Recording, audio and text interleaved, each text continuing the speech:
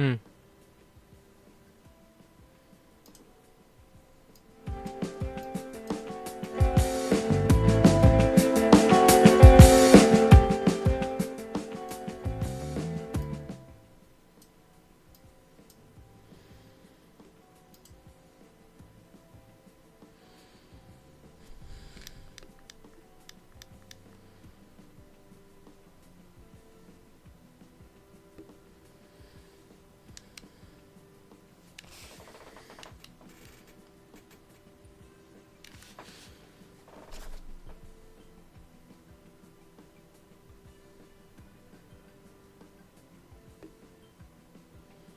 All right.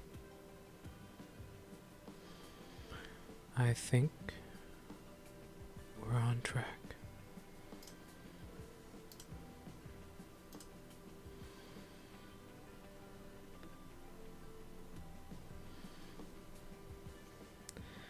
Only a few more minutes before the show actually starts. Oh, I believe everything is done. Oh, yes, indeed. Everything seems like it's done.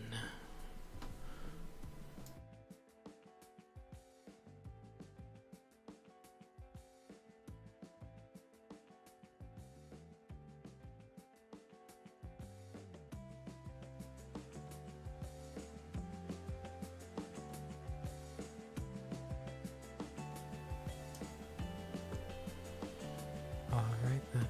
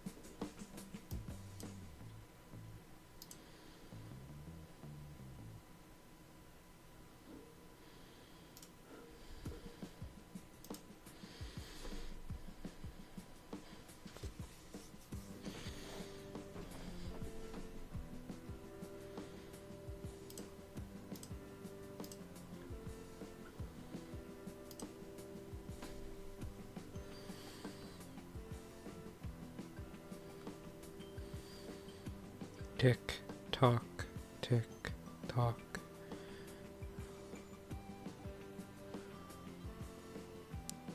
Three more minutes left.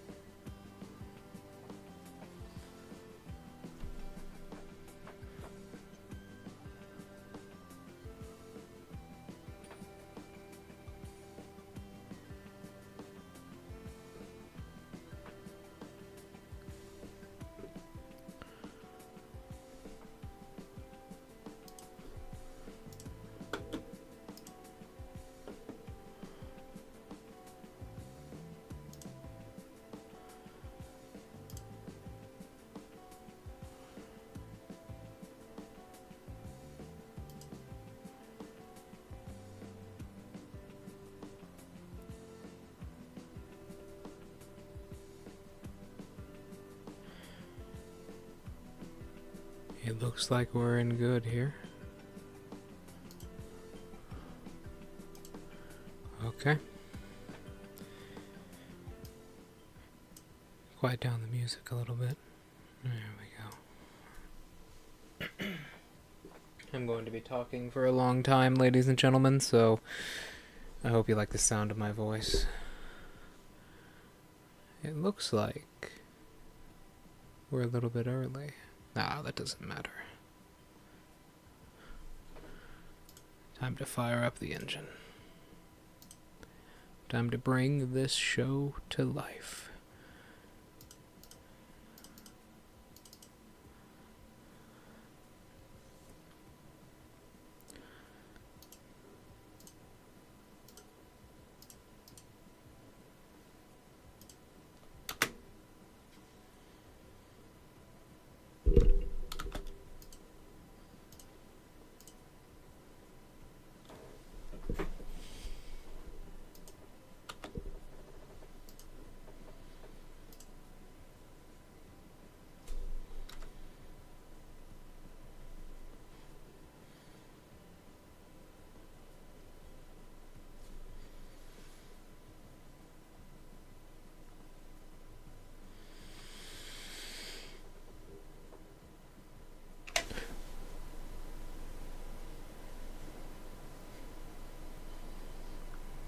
And we're live.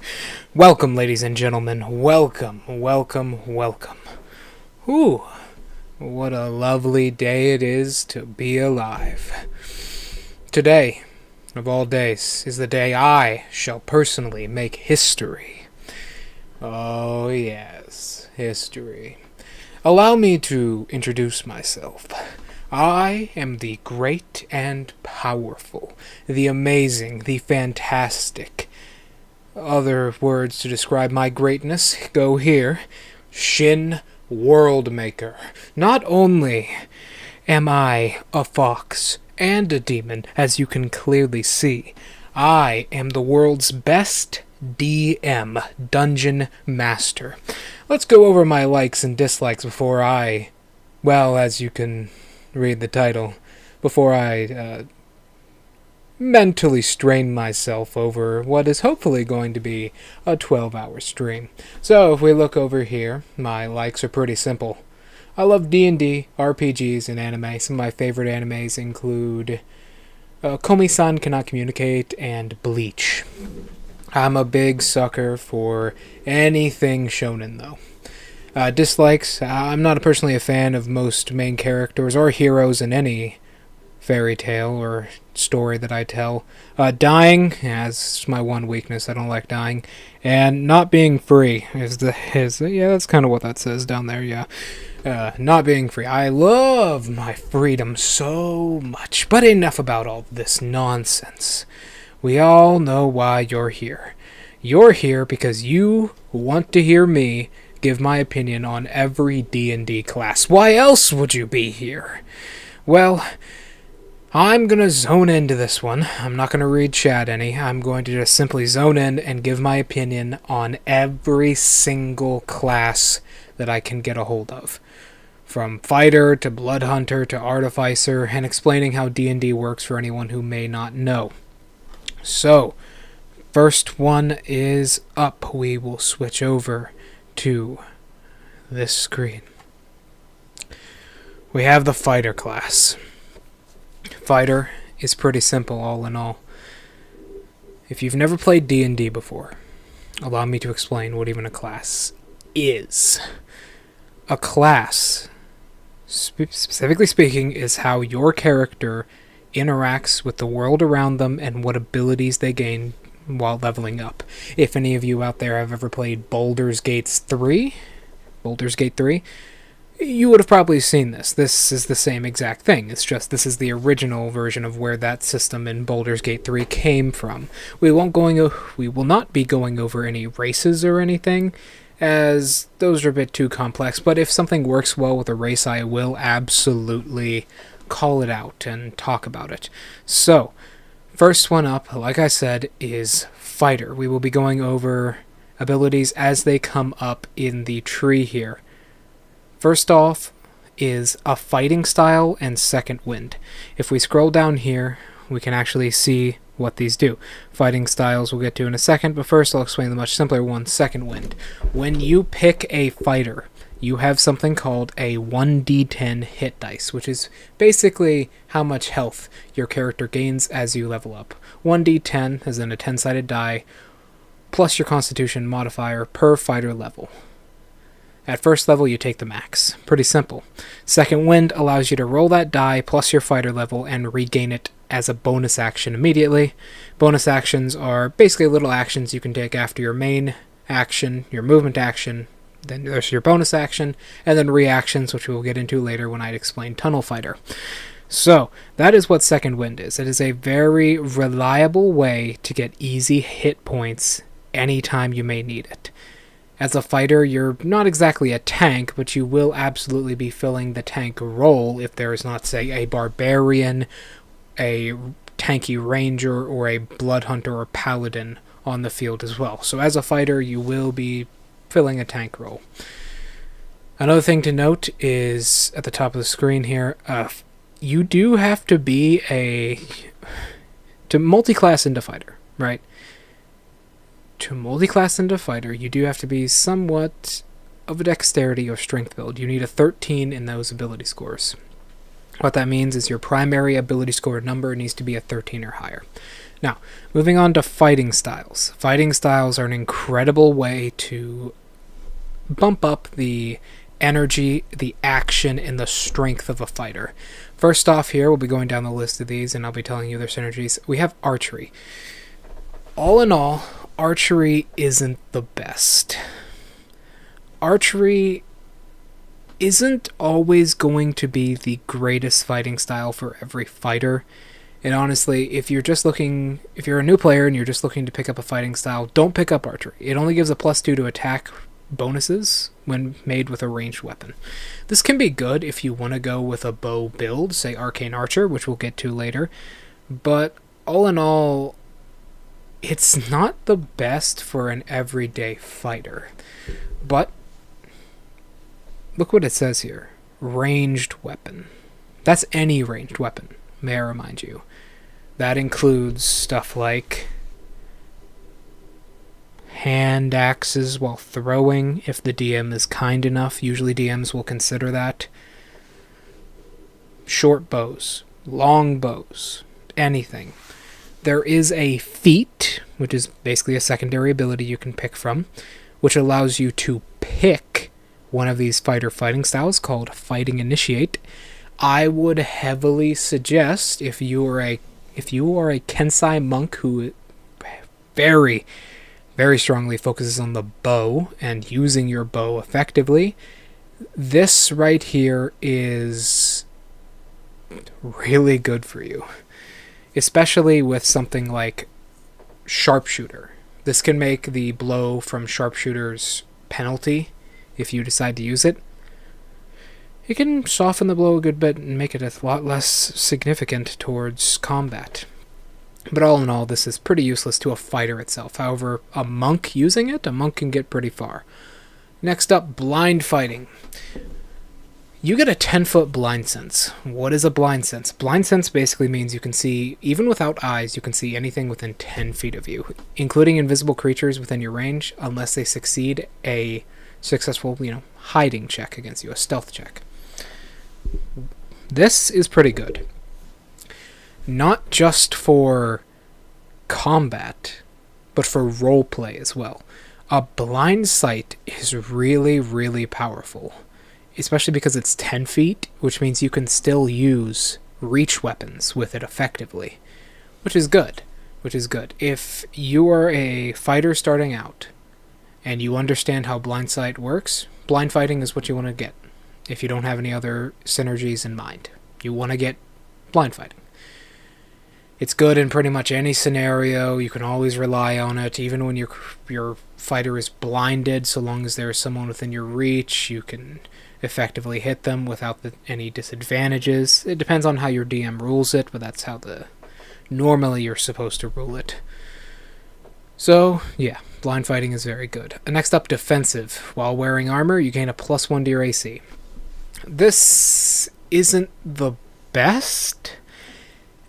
There are plenty other fighting styles which can give you more of a benefit than that, right? It's not the best, but it is effective. That's the thing. It gives you a 1 AC, +1.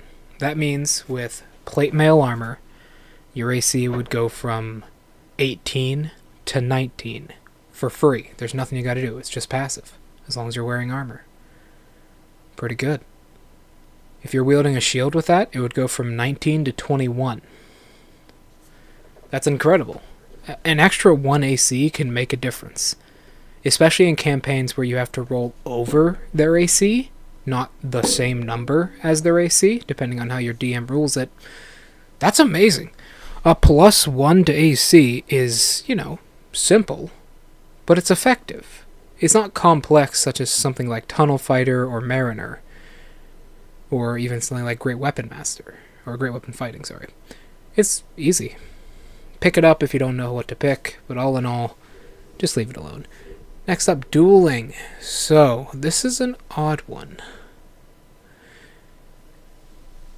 It's not very good by itself. It's a +2 bonus damage when making rolls. And keep in mind, This isn't like two-handed weapons. Some DMs may classify you being able to use two-handed weapons with this, but normally it is one hand, as in you can't wield anything in the other hand, which is wasteful.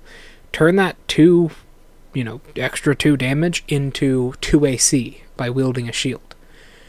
Or use dual wielding, 2-weapon fighting, and turn that into another attack. Dueling is pretty useless on its own, but for something like a Hexblade Warlock, it can be good. Especially with Hexblade's Curse, you can turn a +2 into a +4 with a critical, and then if you have a +5 to Charisma, that becomes a 9, and then that 9 becomes even higher when you actually crit, so it goes from, 7 to 9 to even higher. But all in all, as a fighter itself, this is not very good. Now, there is a feat which somewhat combos with this, Defensive Duelist, and that can be good, but Blade Master is basically a better version of Defensive Duelist, so that's what you really want to pick. Plus, there are very few weapons which you gain the full benefits of for just wielding with one hand. Long swords, nope. Something like a maul, no. Any very good weapons don't really work. Now, you could have an oversized weapon with this, but all in all, it's just not worth it. It's only +2 damage. However, it is effective at all times, so long as that condition is met. Next up, Great Weapon Fighting. This one is very important. It basically means you stop rolling bad. You can re-roll your damage as long as you're wielding the weapon with 2 hands, which, keep in mind, you can technically wield any weapon with 2 hands, right? There's no rule stating you can't do that. Even a dagger you can do that with. However, its other properties do only apply to weapons that have 2-handed or versatile, right? So, all in all, if you want to be a fighter with a massive weapon, or you're using oversized weapon rules, Great Weapon Fighting and Great Weapon Master are absolutely for you. If we go over to Monk actually has an ability where they can make any weapon their Monk weapon. It's an optional rule. So as a Monk, you also may want to pick this up if you need to. It's not always the best idea, but it can be really, really good. There is an issue. Its properties mostly only apply to weapons that have 2-handed or versatile. Only a few weapons even have versatile. There are a good few weapons that have 2-handed, but usually they have the heavy property as well, which means you're dedicating yourself in your entirety. Your full build is dedicated to 2-handing weapons. Now, if you have a great weapon, like an oversized weapon, a large weapon, or a huge or gigantic weapon, yeah, absolutely, this can be effective. But even still, you have to dedicate a class, a feat, or a race to getting oversized weapons. It's not the best, but it can come in handy if you want to do consistent damage. Interception. Interception is a very weird one. It can be very good, right? You can reduce the damage by 1d10 plus your proficiency bonus of any attack against a creature within 5 feet of you, as so long as it's not on you, I believe. Yeah, when a creature you can see hits a target other than you. Now, you have to be wielding a shield or simple or martial weapon to use this reaction, so not good for unarmed monks, but all in all, this just isn't very good.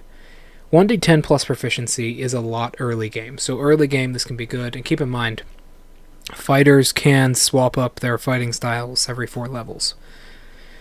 So this can be good early game interception, but all in all, there's feats and class abilities that combo with it, but 1d10 is not enough to justify a full reaction when something like Tunnel Fighter or Polearm Master can get you an attack or multiple attacks.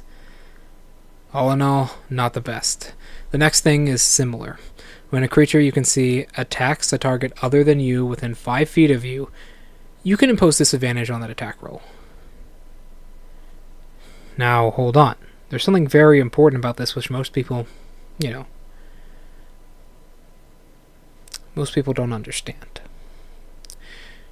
When a creature you can see attacks a target other than you that is within 5 feet of you, what does that mean? That's very weirdly worded. It's worded very oddly.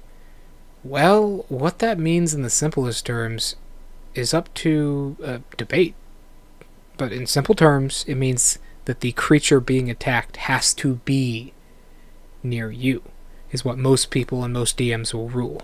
You can use this to give disadvantage on ranged attack rolls. You must be wielding a shield, which sucks. No two-handed weapons. And it is a reaction, and it's only a disadvantage on one attack roll. One.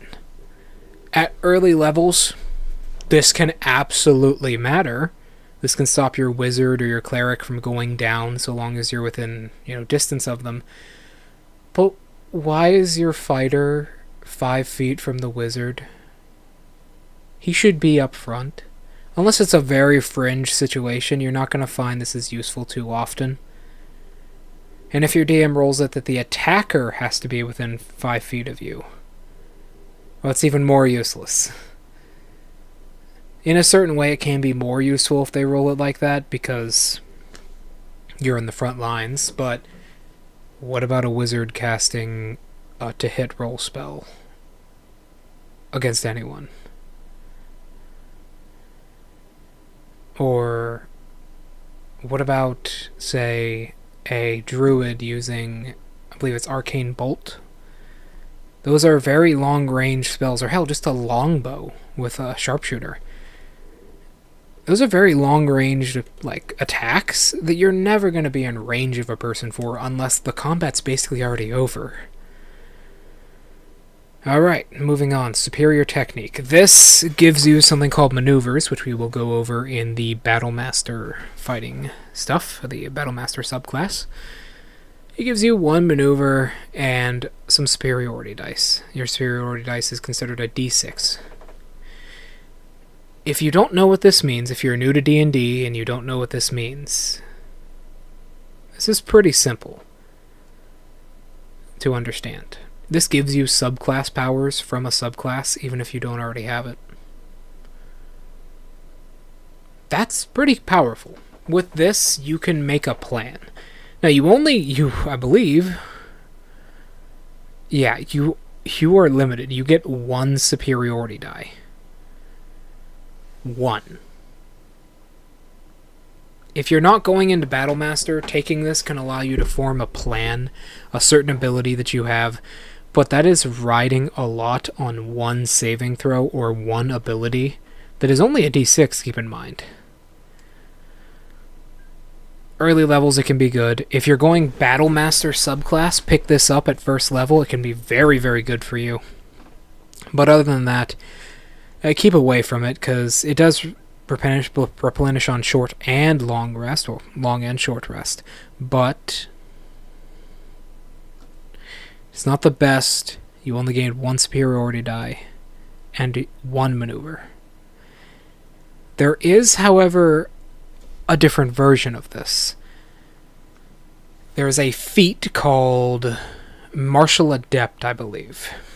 Martial Adept is pretty simple. It is this, but better. If you are a Battlemaster, if you take this and Martial Adept, you are set. You have so many superiority die and so many maneuvers that you can basically encounter any situation, and it's amazing. It's good. Another thing is, if you are a fighter who does not have a lot of good skills, or you are low on intelligence or charisma, picking this up can be good because you can roll that d6 on persuasion and checks and such. It can be very good. Throne weapon fighting. Throne weapon fighting is odd. It's a very odd fighting style. Now, personally, I haven't seen too many people use it, I've seen about 3 people use it total over my entire, 11 years of DMing. But it can be useful. So what this does, especially if your DM rules this as a ranged weapon with Archer, it can be pretty good, because there is a feat which allows you to get a fighting style, and if your DM will allow you to have 2, absolutely pick this up. So what this does, you can draw a weapon that has the thrown property as part of the attack. Normally in D&D you have to draw weapons as part of a movement action or a main action depending on your DM. This just allows you to ignore that and basically allows you to throw weapons as part of an attack. In addition, with a ranged weapon attack, when you make an attack with a ranged weapon that has the throwing property, you gain a +2 bonus to the damage roll. This with Archer, if the DM allows it to be considered a ranged weapon, it can be pretty good. 2 + 2. I know I said 2 damage is not great with dueling up here, but on a thrown weapon you at least have a lot of versatility, because not only can you get up close and swing, but you can also shift to throwing them, and it allows you to be very versatile in combat. All in all, this is good if you want to start throwing stuff and just make a throwing build. Keep in mind, there's no requirement for this. There's no martial or simple weapon requirements, so you can absolutely make a throwing build with daggers if you really wanted to, so long as it has a throwing property. This does have synergy with a feat. I believe it is Thrown Weapon Master. This has a lot of synergy with that feat, especially with something like hand axes. Can be very good. Dual wielding hand axes with that feat and this fighting style can absolutely make a difference. All in all, though, you might want to pick something else. It's not the best, but it can make a difference. +2 damage isn't a whole lot, though. But it allows you to actually make a build around it, so it's kind of required if you want to do that. Next up, 2-weapon fighting. When you engage 2-weapon fighting, you can add your ability score to the damage of the second attack. What does that mean?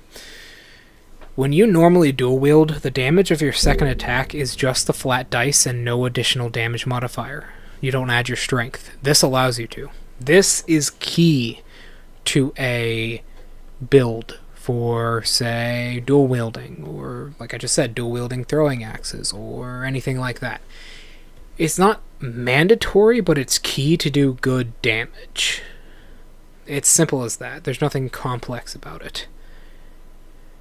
What's complex about this feat, other than... it's very hard to describe this feat. There's nothing complex about it, but you can make it complex with a build.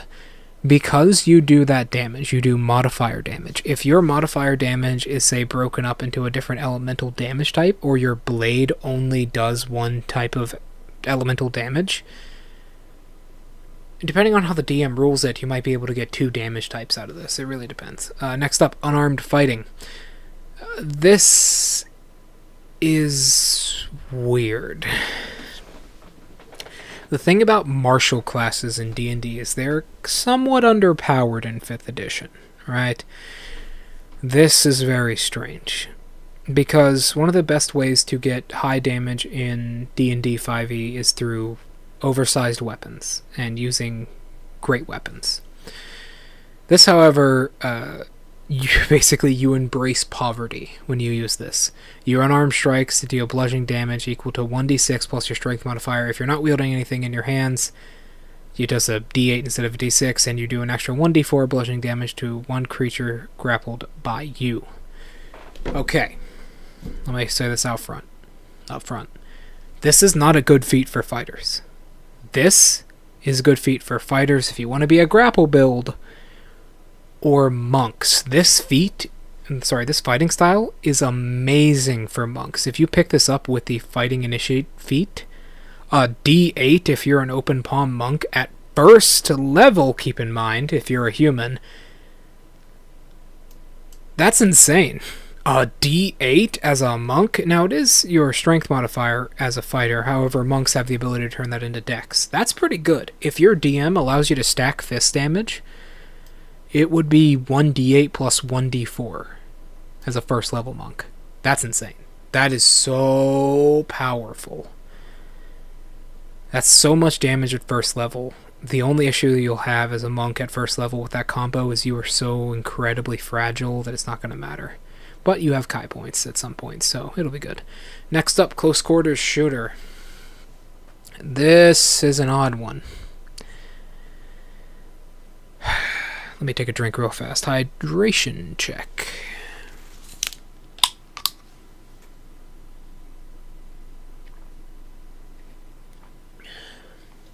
This is an odd one. This is a very strange fighting style. So, basically what this does is this eliminates the disadvantage for making ranged attack rolls within, you know, a radius of you, 5 feet. Usually a DM will probably waive that rule anyways, but it takes that away.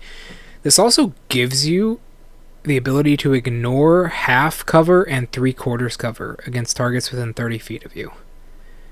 And you have a +1 bonus to attack rolls on ranged attacks. This is a very confusing part of the ability. You have a +1 bonus to attack rolls on ranged attacks. Many people believe that to be against creatures within 30 feet of you. There is a period right there. That's just it. It just gives you a bonus. If you take Fighting Initiate and you're a fighter and you pick Close Quarter Shooter and Archer, you get a +3. Now that changes things. If you combo this with Archer, and you're an Arcane Archer or a Samurai with a bow, that can be pretty good. And you pick up Sharpshooter at 4th level, hey, there you go. You have a bow build that is insanely powerful. Out the gate, you're doing a lot of attacks and doing a lot of damage. I would personally suggest Arcane Archer or maybe Cavalier with a bow, but yeah, that is pretty powerful. This is a good feat for ranged builds or a monk who would really like to stop getting ambushed and rush down with a bow. But there's some bad parts of it. First of all, it's only a +1. It ignores something which most DMs ignore anyways. But it does give you a sharpshooter benefit. 3/4 and half cover. Only within targets 30 feet of you.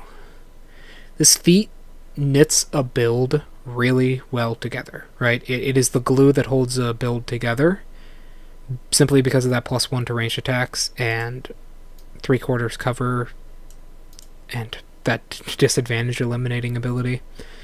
But all in all, without this feat, your ranged weapon build isn't going to be bad. It's not going to fall apart, but it's not going to be held together quite as tight. Alright, Mariner. This is probably one of the best fighting styles. As long as you're not wearing heavy armor or using a shield, you gain a swim and climbing speed equal to your normal movement speed as well as a +1 to armor class. If you are a monk, forget everything I said before. Pick this up. Pick this up as a monk. You are insanely powerful. You get a +1 bonus to your armor class.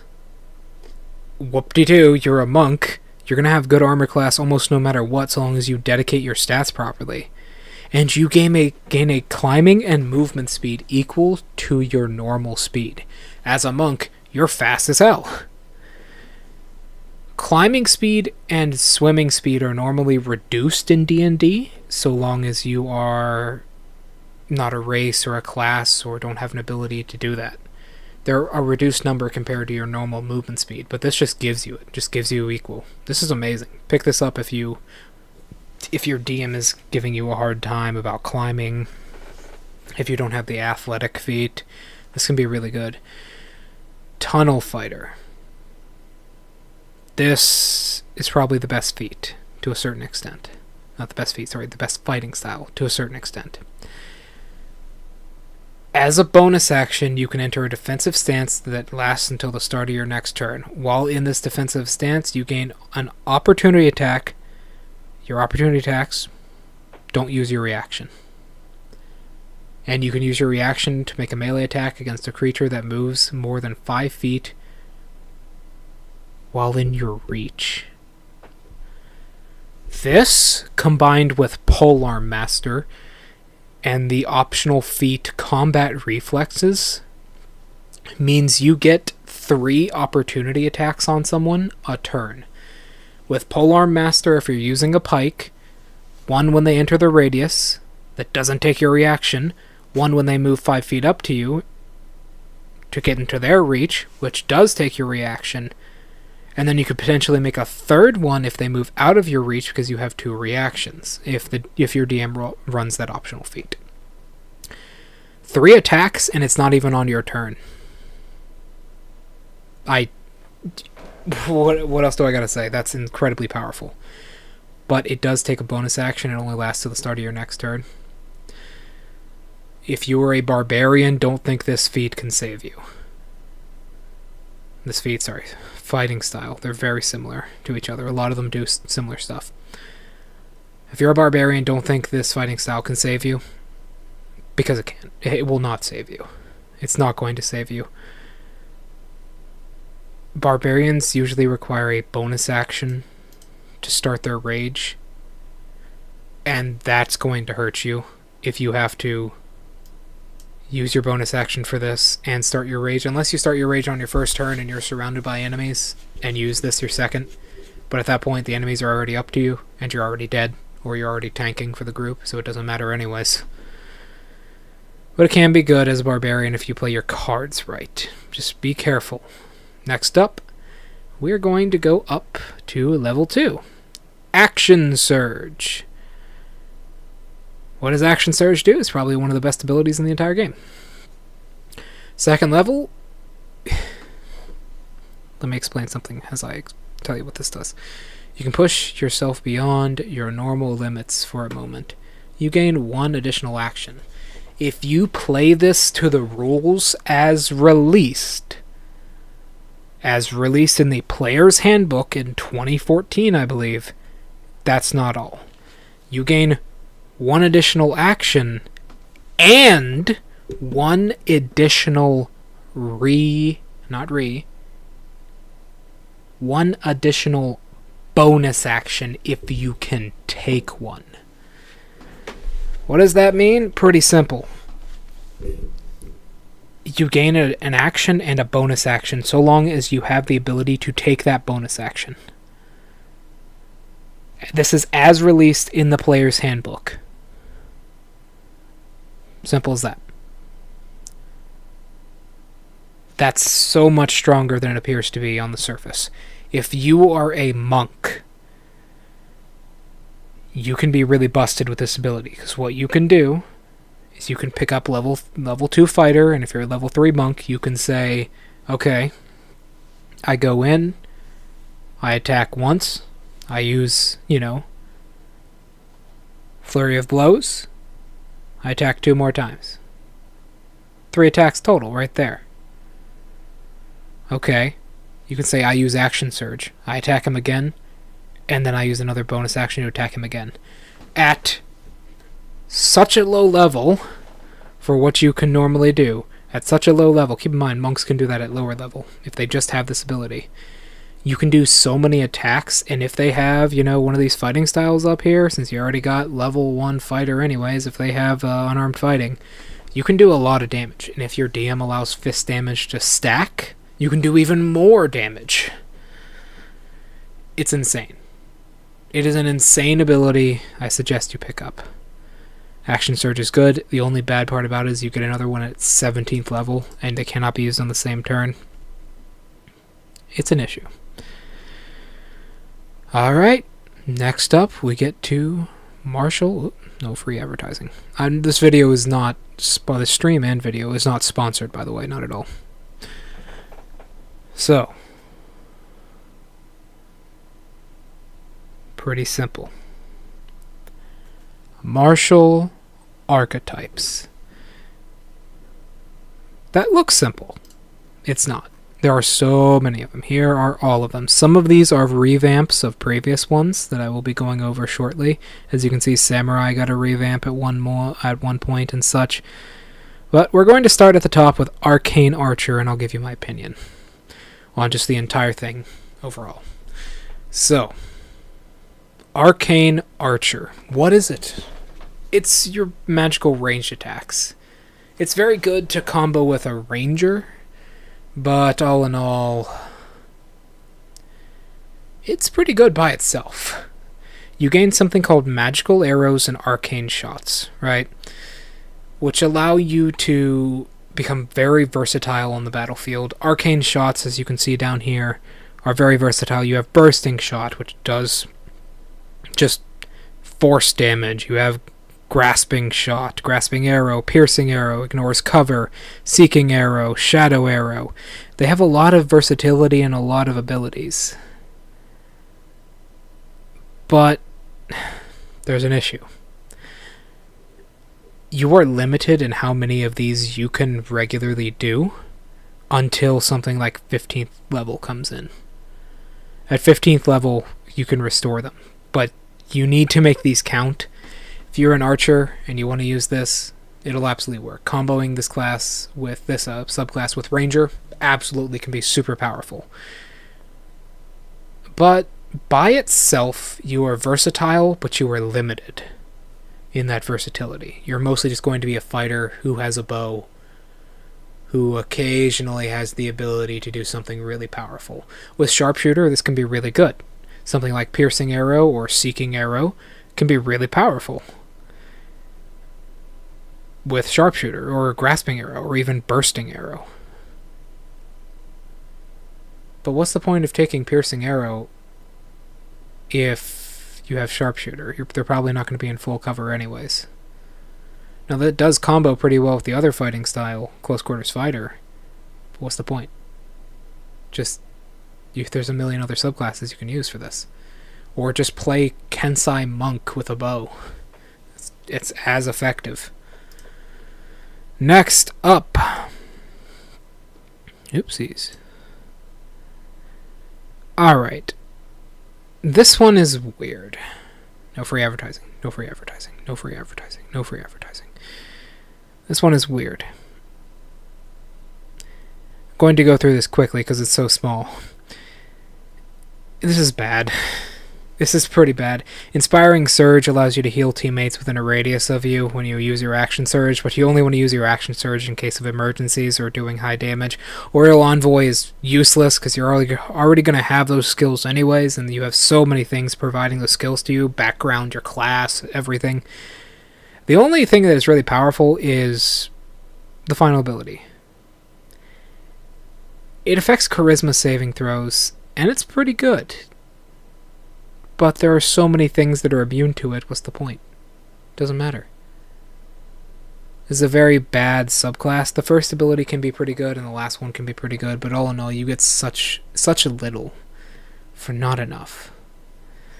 Not enough. You get not enough for something you need to rely on as a fighter. Alright, now we get to one of the most complex ones. Battle Master. Battle Master gives you an ability called Maneuvers. Maneuvers are your bread and butter as a Battle Master. You can even combo a feat and a fighting style to get more of these things. First they start out as a D8, and then they go to a D12 at later levels, and you get something called Know Your Enemy, which allows you to tell an enemy's strength, dex, con, armor class, current hit points, total levels, and fighter levels, if any. Which is pretty good. You need to study them for a minute, though. Student of War can also be pretty good if you're in a very roleplay heavy campaign. 1 Artisan's Tool of your choice, that's pretty good. Improve combat superiority, once again, that can be pretty good. And Relentless can be pretty good as well. It allows you to restore your superiority die. But Fighter is very complex. At least Battlemaster is. These are all the maneuvers. I won't be going over all of them, but I'll be going over the ones that matter the most for a good build, and the synergy some of them have. Ambush you pretty much always want to pick up because you can add it to your initiative as well as your stealth.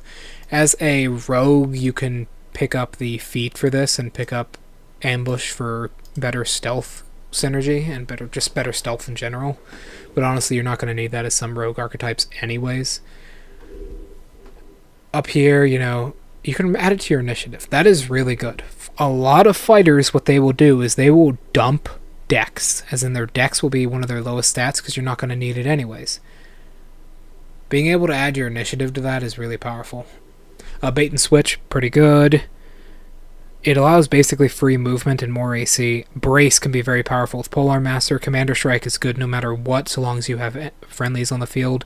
Commanding Presence is basically you have good charisma no matter what. It allows you to add a D8, keep in mind, initially, and a D12 later on to Intimidation, Performance, Perception.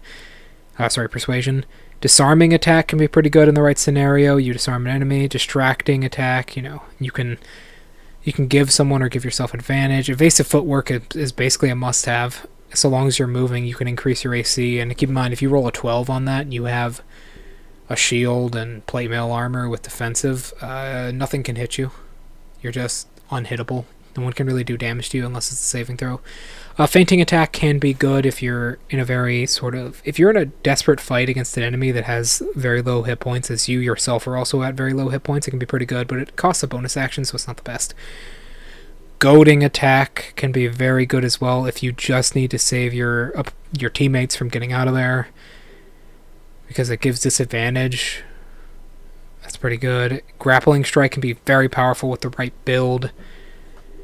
But if you don't have good strength and you're a dex fighter, not the best. Lunging attack can be very powerful with Polearm Master. But it's only 5 feet, but you do extra damage with it. Maneuvering attack can be very good. It's basically free movement. Menacing attack isn't very powerful, but it can be good if you're not fighting something that is immune to fear. Parry is very powerful and allows you to reduce damage. This is very good if you're just fighting one-on-one. Precision attack is very good with Great Weapon Master. It allows you to kind of abuse its ability to add damage. Pushing attack can be very powerful if you're a monk Away the Kensai monk who combos this with your other abilities. Quick toss can be pretty good if you're a throwing build, where you just need a little bit of damage in there and you're not sure what to do with your bonus action, but it does cost a bonus action. So there's a lot better things you can use with a bonus action. Rally is good for healing, just in general. Some DMs will even allow you to choose multiple opponents with this, or multiple different friendlies with this. Repose is really good if you have a high AC, so if you use like evasive footwork and repose together, it's pretty powerful. Sweeping attack can be really good for setting up cleaves if your DM uses the optional cleaving rules. Tactical assessment can be pretty good as well, because you basically just have good intelligence at that point, and somewhat good wisdom on insight. Usually a lot of DMs will allow you to tell someone's lying with insight, so it's pretty good. Trip attack can be pretty powerful. Knocking an enemy prone can be very strong, especially with Cavalier's version of trip attack, so all in all, they're pretty good. That is Battle Master. Next up is Cavalier, the initial version of Cavalier. It's not the best. Let me take a sip of water real quick.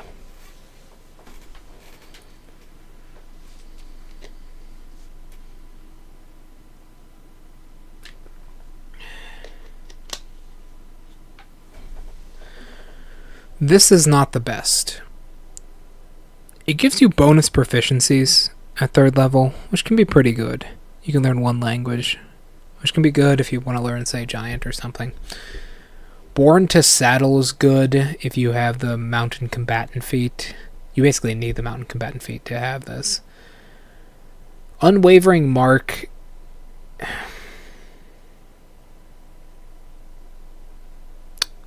Unwavering Mark fills the same role that something like Goading Attack does. All in all, it's not the best, but it does allow you to use your bonus action in a creative way and gives you more damage. So I'd say if you want to be on horseback, this is pretty good. Warding Maneuver is very odd. It allows you to use your reaction in a very clever way with a melee weapon or shield. But there are other things which can allow you to reduce damage and basically defend yourself, so it's not the best. Once again, Cavalier has an issue where everything it has is mediocre. This is one of the reasons they reworked it. Everything it has initially is mediocre compared to other things you can get at early level. But later on, some of these 10th level, like 10th, 15th, and 18th level abilities can be pretty powerful. Hold the Line is really good. It's based on opportunity attacks. If you have Polearm Master and you're wielding a pike, that can be really good. But then again, you can just pick up Sentinel. This can be very good if you're on horseback, because it is proficiency plus your strength modifier,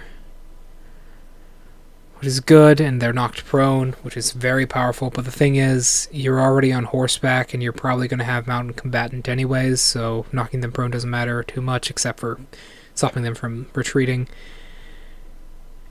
And Vigilant Defender is okay. You can basically use your reaction... How do I say this?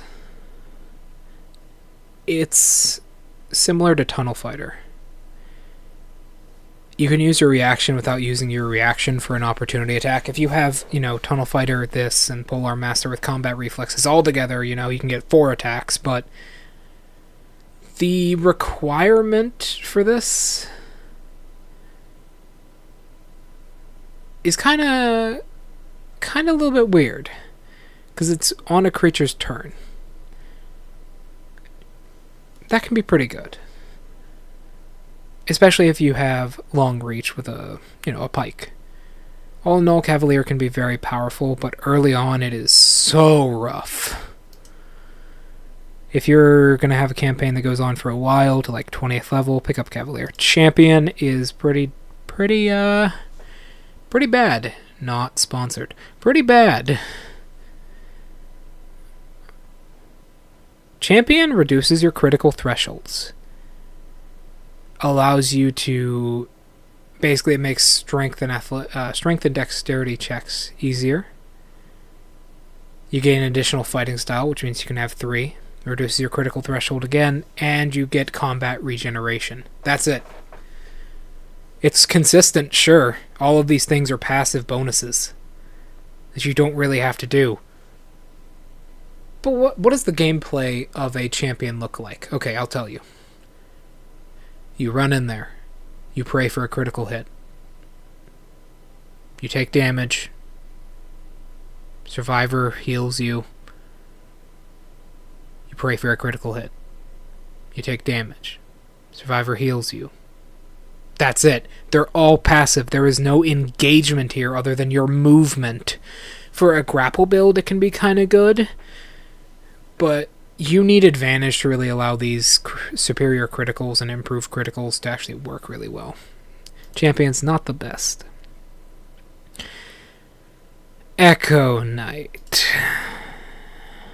As you can see, Echo Knight is somewhat long. Echo Knight basically allows you to be in multiple places at once. It allows you to teleport as a bonus action to your echoes. You have a really good ability to kind of... Your movement and your ability to echo avatar and your ability to kind of see places you're not quite in yet is very powerful. I would say besides something like Samurai or something like Knight, this is the subclass that gets the most attacks the most often. You just blow through attacks with this subclass, and you can make attacks really, really, really fucking well. Pardon my French. You can make attacks really well with this, right? Super well. You can blow through people with this. You can give yourself, depending on how the DM rules this, of course, you can give yourself the flanking rules and also take opportunity attacks. This can be pretty good, especially with Tunnel Fighter. That can be pretty good. If you haven't used your bonus action already, that is. That can be pretty powerful. 7th level ability is also pretty good. But what you really want is Legion of One. It requires a bonus action, so it doesn't have too much synergy with Monk or Tunnel Fighter. But it is insanely powerful. Sorry about that. It is insanely powerful if you just want to do good damage and have good survivability on the field. Legion of One is very good. It also allows, some of these allow you to scout really well and move through. It allows you to move through combat pretty well. It's a very, very versatile, very, very slick subclass. So pick this up if you really want to do that. It also allows you to kind of flank enemies, and if your opponent is flanked, you can get advantage. And if your DM allows you to do that, if your DM allows you to make that, oh yeah, pick this up. This is really powerful. Other than that, what are the weaknesses of it? It doesn't give you any other potential damage other than the occasional like 2d6 and good movement. That's it. You get attacks. You get a lot of good attacks. But that's it. You don't get any other like bonus to your damage. You don't get any maneuvers which do more damage. A lot of the stuff restores on short rest, which can be pretty good. But other than that, it's not the best. You don't get any extra damage. You don't get any cool abilities other than the ability to just be annoying.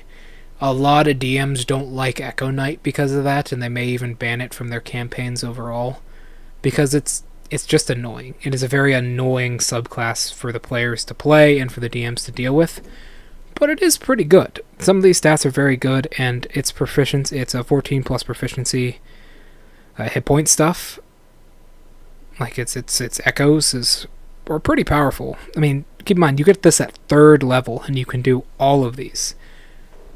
Some of these even take different actions, like a reaction and a bonus action, which means they're versatile enough to take multiple different kinds of actions and allow you to respond in most situations. That's a good word to describe this. You can respond to anything, but your damage is low compared to other subclasses. Alright, next moving on. Eldritch Knight. Eldritch Knight is... well, as you can see. Eldritch Knight is a spell subclass for... well... it's a spell subclass for... fighter. It is very powerful. It can be very good. But the issue is your stats. If you roll well on your stats and ability scores, totally. Pick this up. Pick this shit up. It's so good. If you have high intelligence, high charisma, or not high charisma, high intelligence, high con, and high strength, totally. Pick this stuff up. It is so powerful. It is so powerful. But if you don't have this... oh, hold on, give me one moment. My apologies.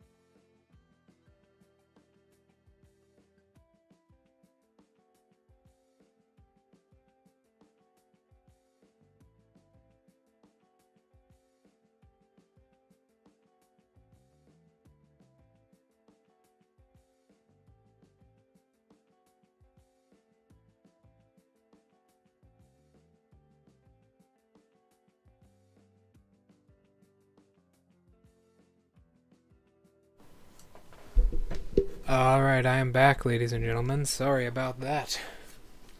Thank you to the amazing people on screen right now for giving me the assets to make my vroid model properly.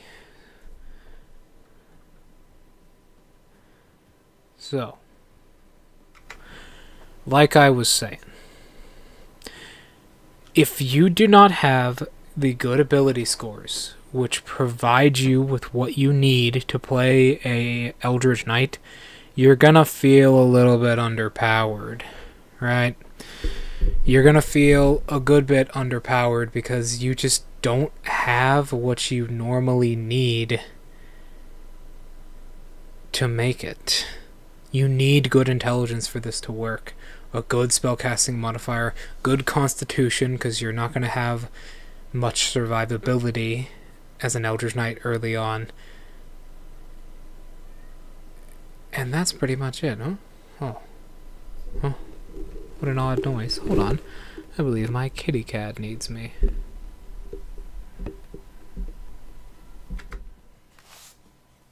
Give me 1 second.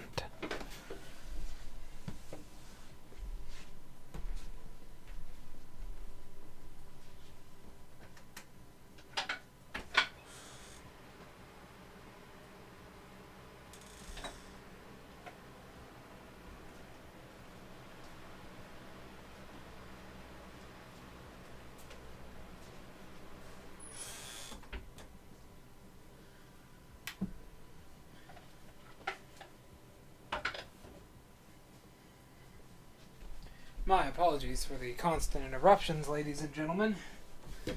But I'm back now. Sorry, my adorable kitty cat needed my assistance. Who doesn't love cats? Hopefully he doesn't cause a bit of a ruckus, huh?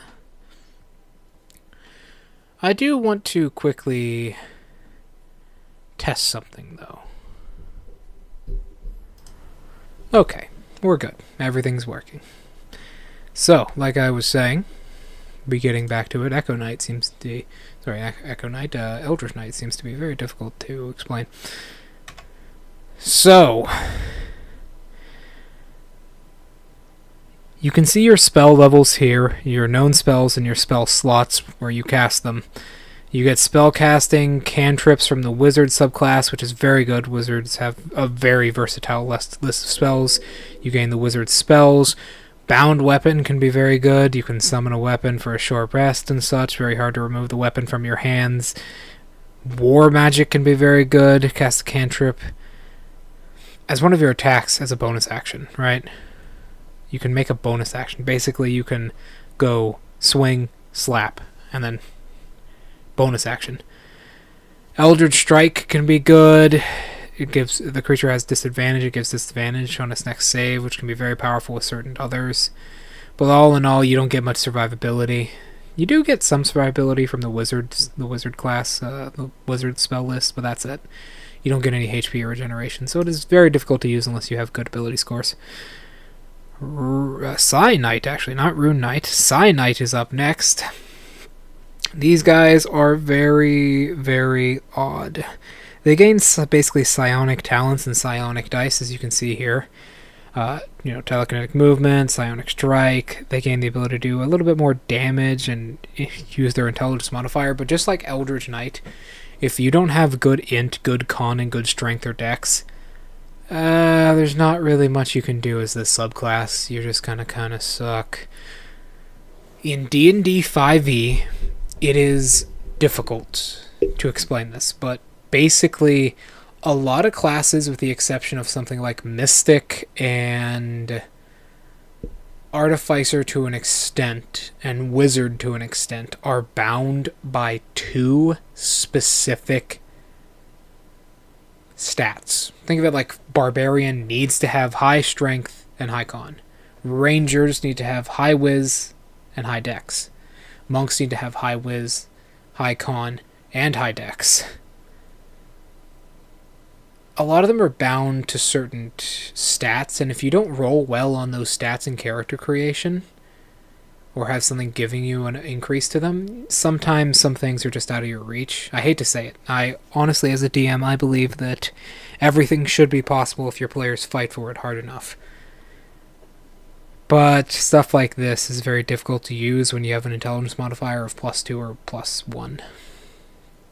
But it does give you some bonus action utilities, extra damage, telekinetic thrust, it does give you some defense and some survivability, and then telekinetic master is somewhat overpowered. Spellcasting is intelligence. You can cast telekinesis, that's pretty good. And it does give you some more stuff to do with a bonus action.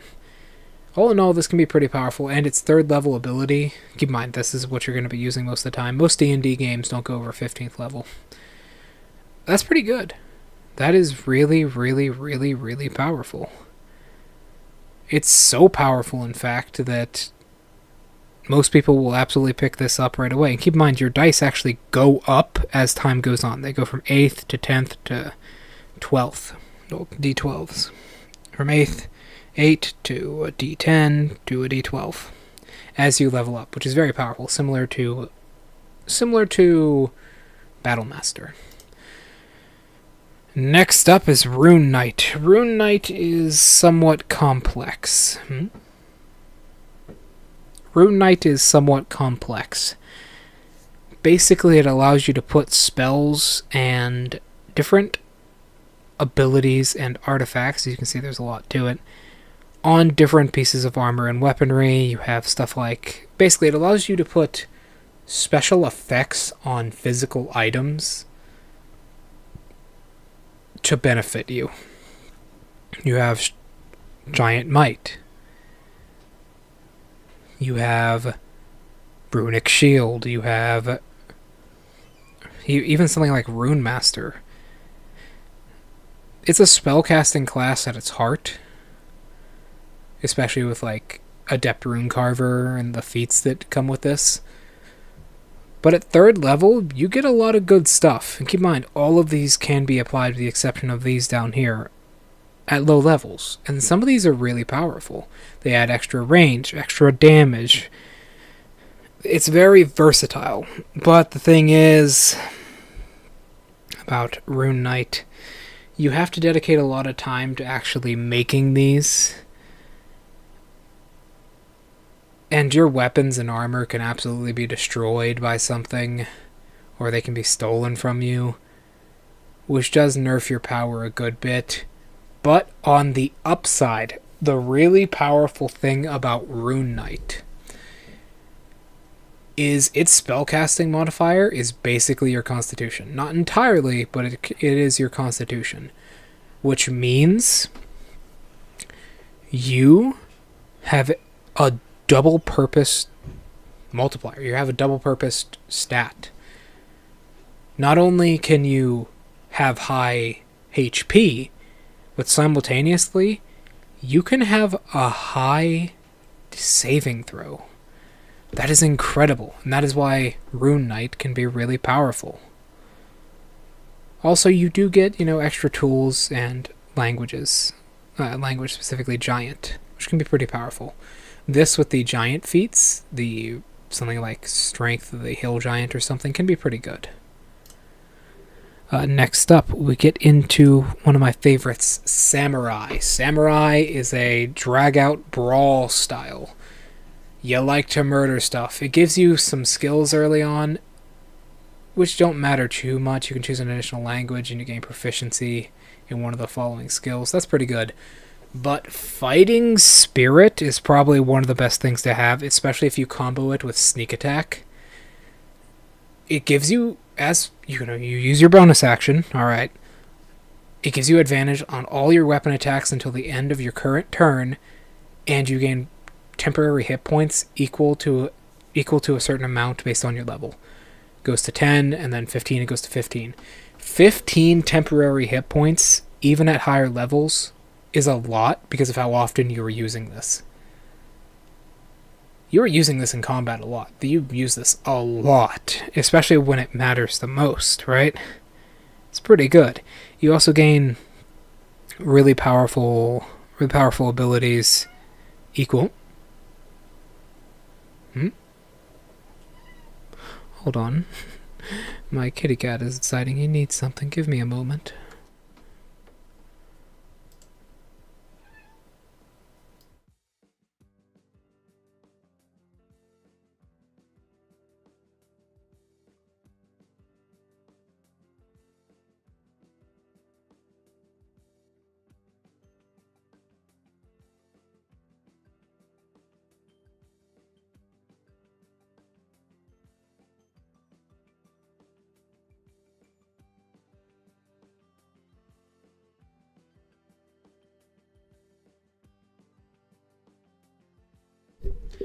Sorry, there we go. So, back to it.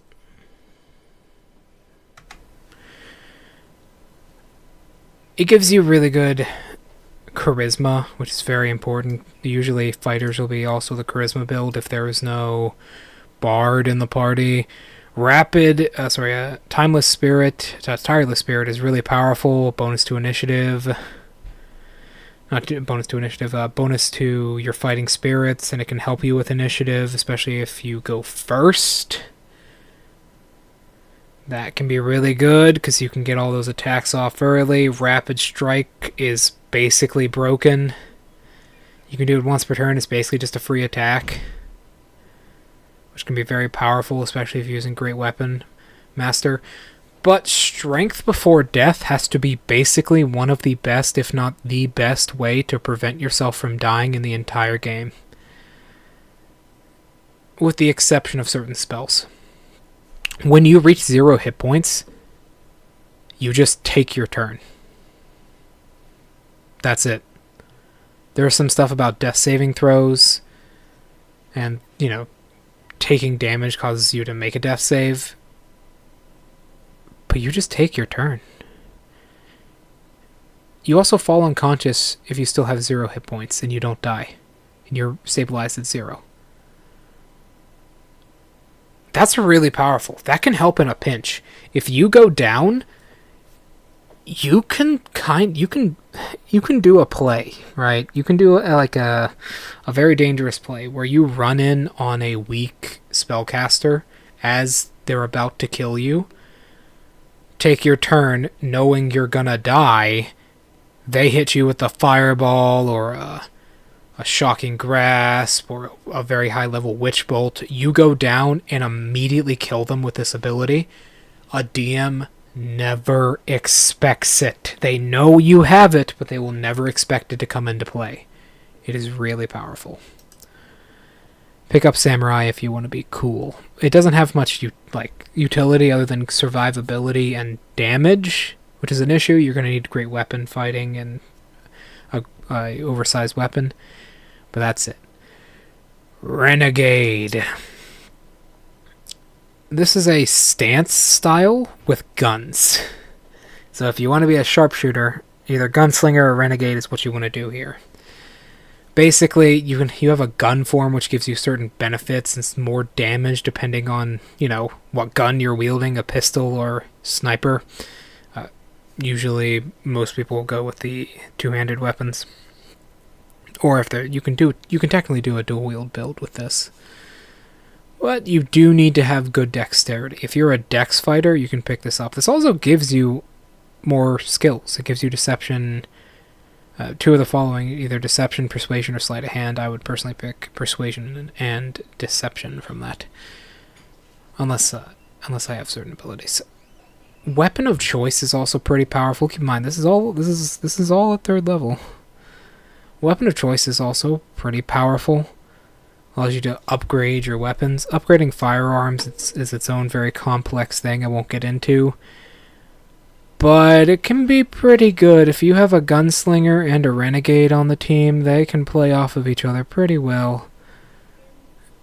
As you can see here, level 5, sniper form, all that stuff. You can even have net shots and such. A cunning shot, it's very good for upgrades. It also includes, keep in mind, this ignores resistances and immunities. That's pretty powerful. Grin and Grin and Barrett is really good as well. It gives you a bonus to AC and a movement speed. That's pretty good for, like, if you're a renegade, say a renegade wood elf, that can be pretty good. Especially if you put levels into monk. Right gun for the job can be very powerful. It does, keep in mind, this does both renegade and gunslinger absolutely take preparation. Absolutely take preparation. You need to prepare. But if you do prepare, hey, that's pretty powerful. You can have a lot of good damage from this. These forms give you good damage. 40-10 at later levels, 60-10 at later levels. That's pretty powerful stuff. Light 'em Up is somewhat mediocre compared to the forms, but it can be pretty good. It's not as versatile as everything else is, though, especially the upgrades. But it does replenish on short rest, which is pretty powerful, and it does give you another option at the very least. It isn't very good because its range is limited, and it can consume your bonus action, so keep that in mind. Gunslinger is much of the same way. You have firearm proficiency. You can make guns. There is a very popular DnD live stream show called Critical Role, which kind of popularized Gunslinger. If you want to be like that, you can. You get grit, you get adept marksman, you get different abilities you can use. Trick shots, which are kind of like maneuvers. There are a few of these. Violent shots, probably one of the better ones, which allow you to control combat. This is much more versatile than Renegade is. Renegade just it has versatility, but it just does damage. Gunslinger, however, allows you to control the battlefield with your guns. A gunsmith, firearm properties and such. Adept marksman can be pretty good. Quick draw can also be pretty good as well. It allows you to add your proficiency bonus to your initiative. Pick that with the ambush maneuver to just go first every time. Rapid repair can be pretty good because your guns can fall apart with this. Lightning reload. You can reload as a bonus action, which can be pretty powerful. It is a very difficult thing to work out because you do need to upgrade and smith your firearms, but it can be pretty powerful. And then I won't be going over these because these two are basically the same thing with a couple differences. You have conjure arrows. There are more arrows and you have deadly arrows now, which is pretty powerful. I won't be going over the reversions of everything, but I'll basically be summing it up. This one gives you a bit more... It takes away some of your versatility for a bit more damage, and this one takes away versatility and damage, as you can see, but it does give you certain unique benefits to itself. But all in all, just take the original if your DM will allow you to pick between them. Brute is pretty useless. Brute gives you more damage on every attack. Simple as that. D10, easy as that. It just gives you damage. Not on every attack, there is a qualifier, but it just gives you more damage of the weapons type. Brutish durability gives you survivability. Additional fighting style, hey, that's pretty powerful. You know, devastating critical. If you combine this with a barbarian, it's at 15th level though, so you're never going to get that with a barbarian build. Survivor, hit point regen. This is useless though. It's all passive with the exception of one thing. It is all passive. You have no gameplay here. You have no game plan. It's pretty bad. The extra damage is nice, sure, especially at third level being a D4. That can be pretty powerful in an unarmed build, especially if your DM allows you to stack unarmed and you're just going 3 levels into fighter anyways. You know, you gain 3 levels into fighter, get this with unarmed fighting style, good movement, and you get pick up monk 2d4 plus 1d8. That's pretty powerful. But there's so many better things you can do with this. It's not very good. It can give you good damage and good survivability, but there are so many things this can do instead. Cavalier has been revamped basically to be a different form of... Battle Master with unique trip attacks and such and warding maneuvers. Not the best, however. However, we get to Knight. Knight is really good. Let me take a sip of water real quick.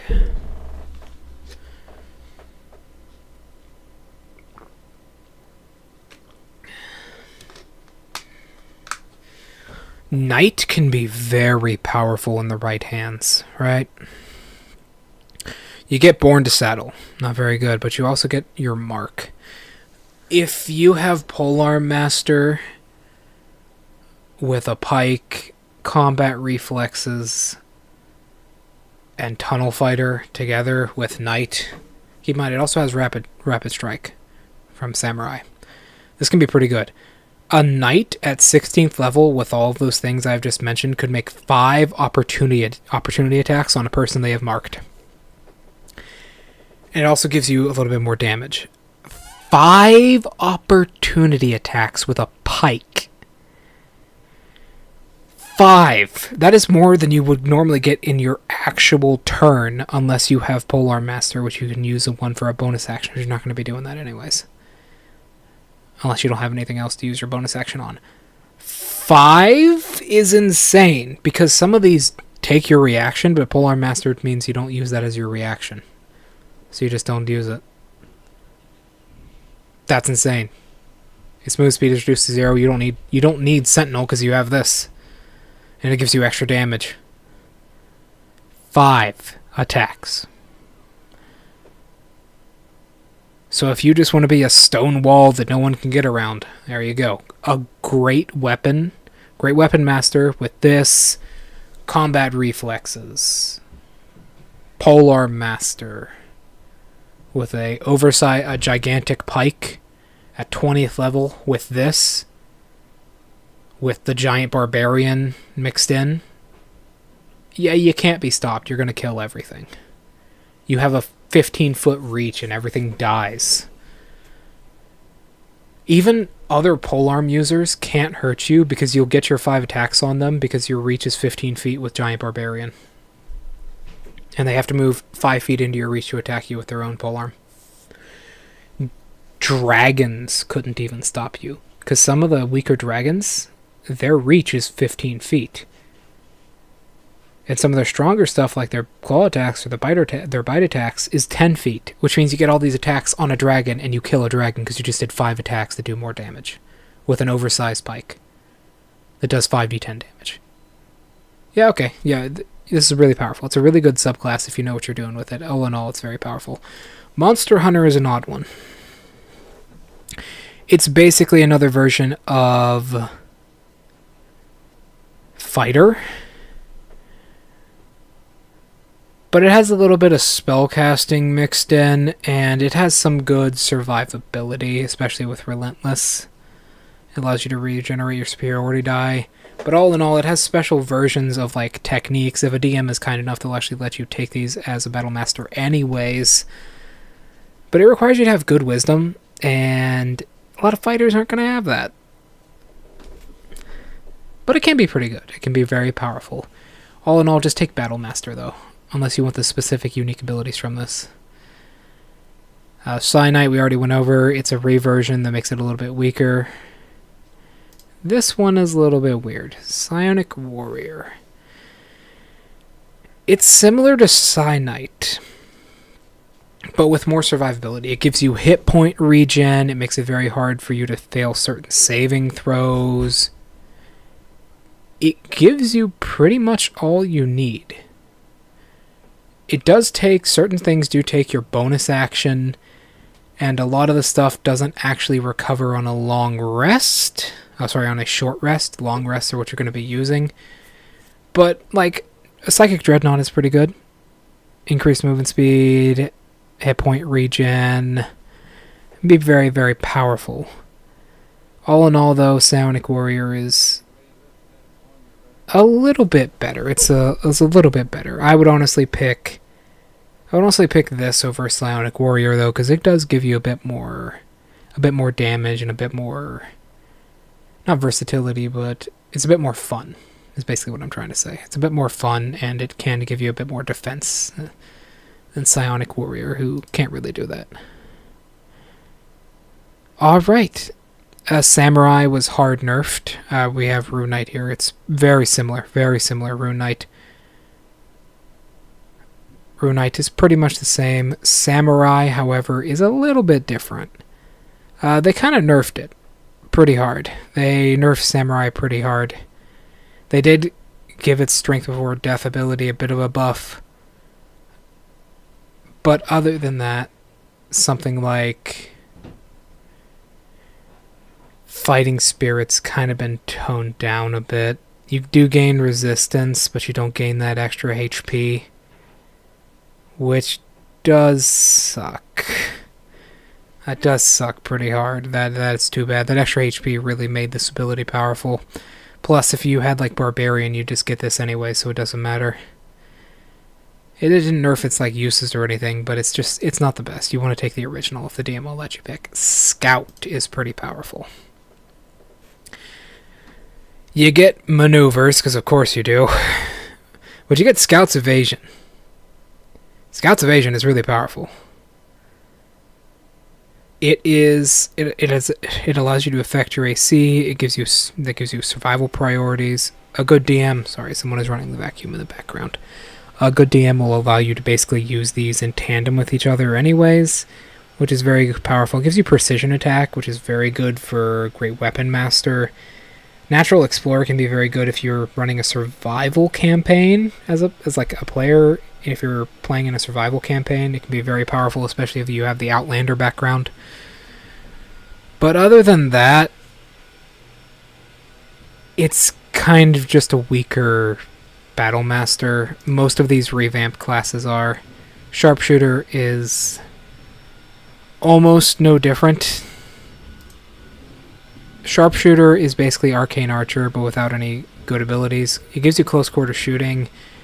It gives you Careful Eye and good damage, but honestly, a lot of the stuff can be achieved by one feat called Sharpshooter. So there's no real point. Snapshot is pretty powerful, though. Snapshot is pretty good. But that's it. Don't pick up these. As my suggestion would be Arcane Archer can be good. Battle Master is very powerful. Champion, if you're just memeing around, Champion can be pretty funny. Rune Knight is very powerful. Renegade is very good. Samurai is probably one of the stronger DPS ones. Eldritch Knight if you have good stats. And Psionic Warrior if you just kind of want to have a lot of fun and have good survivability. Next up, you gain additional attacks as a fighter, and then Indomitable at 9th level, allowing you to basically just pass a saving throw. You can re-roll the saving throw, which in most cases will mean you pass. It does come back on a long rest, though. So, that is it for Fighter. Let me take a drink of water, and we will go to Barbarian next.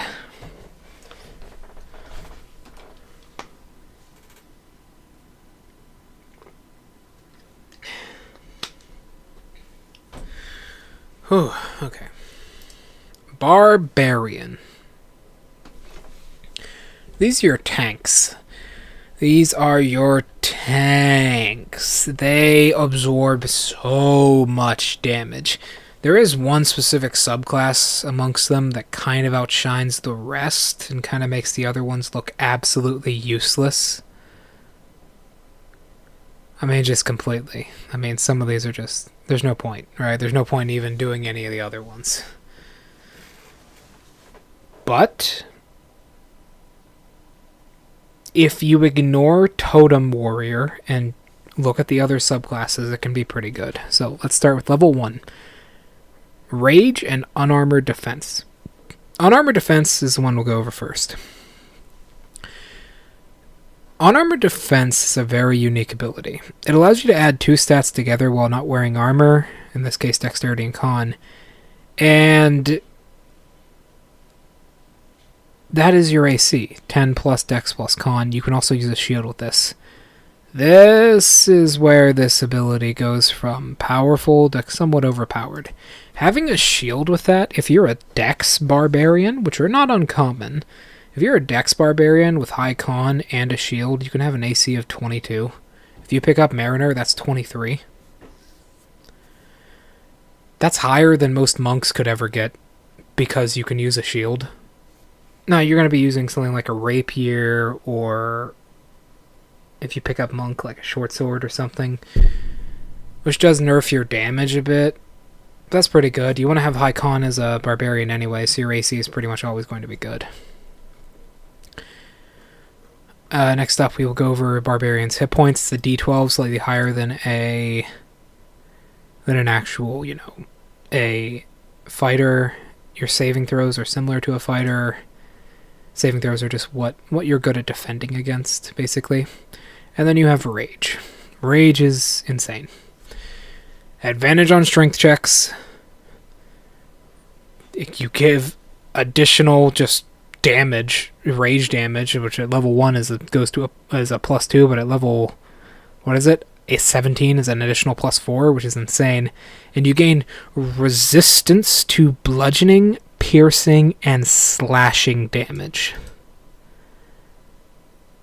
This is why barbarians are the tanks. Resistance means you take half damage. Early game, half damage from that, which, keep in mind, is going to be most damage types you're going to encounter early game, is so powerful. It's so strong. You're never going to be able to get around that. Alright, next up we have Reckless Attack. Reckless Attack is pretty simple. It allows you to make an attack roll at advantage. In exchange, enemies have advantage on attack rolls against you. Danger Sense is pretty simple. It basically gives you... It basically gives you... It gives you a bonus to dexterity saving throws. It gives you advantage against them, such as spells and traps. And it also gives you a bonus, like a benefit of you cannot be blinded, deafened, or incapacitated. Not you cannot be, but it gives you a reason not to be. Most of the time, most players will not care if they are deafened or blinded, right? And it gives you an initiative. It affects your mental state, right? You have a immunity to these stats, which most characters will not care about being blinded or deafened, but it can make a difference. But you have Reckless Attack, so it doesn't matter too much. It can be very powerful. You cannot be blinded, deafened, or incapacitated. Once again, you can be, right up here. To gain this benefit, right? You can be.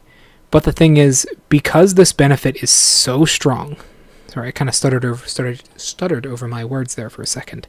Because this benefit is so strong, it gives you the initiative never to be blinded or deafened. Most players won't care if they are anyways, because you're going to have something which kind of negates the downside to it anyways, and deafened hardly matters. But it gives you an initiative to avoid being blinded and deafened. Incapacitated doesn't matter too much, because that might happen anyways. But it gives you an initiative, which means you will almost are guaranteed to avoid it if you can. There are very few encounters I've seen most DMs run through that have these effects in them. And because Danger Sense is so powerful, you're going to be careful, and you will have the initiative to avoid it, or Danger Sense will not appear and will not be something you can use. An advantage on dex saves is pretty powerful. So you're basically, what this should say is take out this part right here. To gain this benefit, take out that. Just you cannot be blinded or deafened, because as a good barbarian player, even if you're new, make sure you watch out for this, because Danger Sense won't activate. And Danger Sense is so powerful as a barbarian, it's incredible. Primal Path we will get to later. First, we'll go over Fast Movement. Fast Movement is pretty simple. Your movement speed goes up while not wearing heavy armor. Simple as that. Feral Instinct is next. You gain advantage on initiative rolls. Pretty powerful. You also gain kind of... You gain kind of a pseudo alert where you can use your rage at good times. Pounce is an optional thing, but you can use your bonus action to move up to half your movement speed, which can be pretty powerful. It allows your tank to get to the front line better, but it uses your bonus actions. You pretty much already got to be in rage for that. Brutal Critical is really good. If you combo this with like Champion, it allows you to do more damage with your criticals. It doesn't matter too much, but it can be pretty powerful. Relentless Attack can be pretty good as well. Relentless Rage. Basically, it allows you to survive things you were not intended to. So long as you pass that con save, you drop to 1 hit point. That's really good. That is really, really powerful, and gives you survivability as a tank you need. After the first time, however, it is increased by 5 until you take a short or long rest. But it does replenish on a short rest, so that's pretty well. But do keep in mind, it starts at 10. Which basically means you have 2 free sturdies from Pokemon. You have 2 free sturdy uses from Pokemon you can use, because a DC 20 for a high-level Barbarian at level 11 especially, for a con save, you're not gonna fail that. Most Barbarians will never fail DC 20s like that unless they roll below a 9.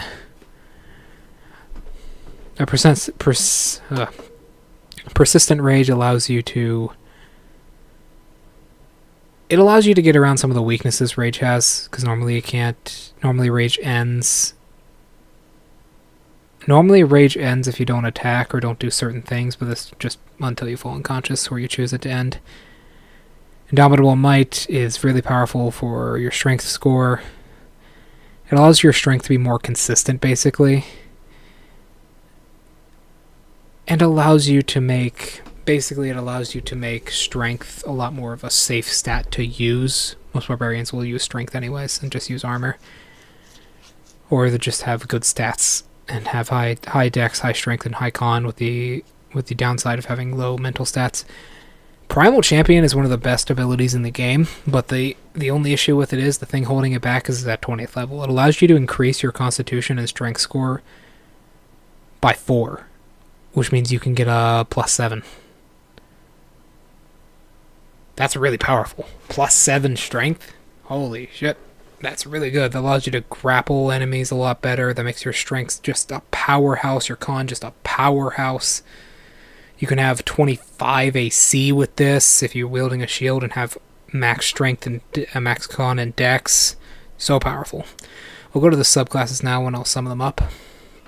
As you can see, Barbarian doesn't have quite as many subclasses. It's not as consistent, basically. First of all is Ancestral Guardian. This is not the best. It's very short, as you can see. Basically,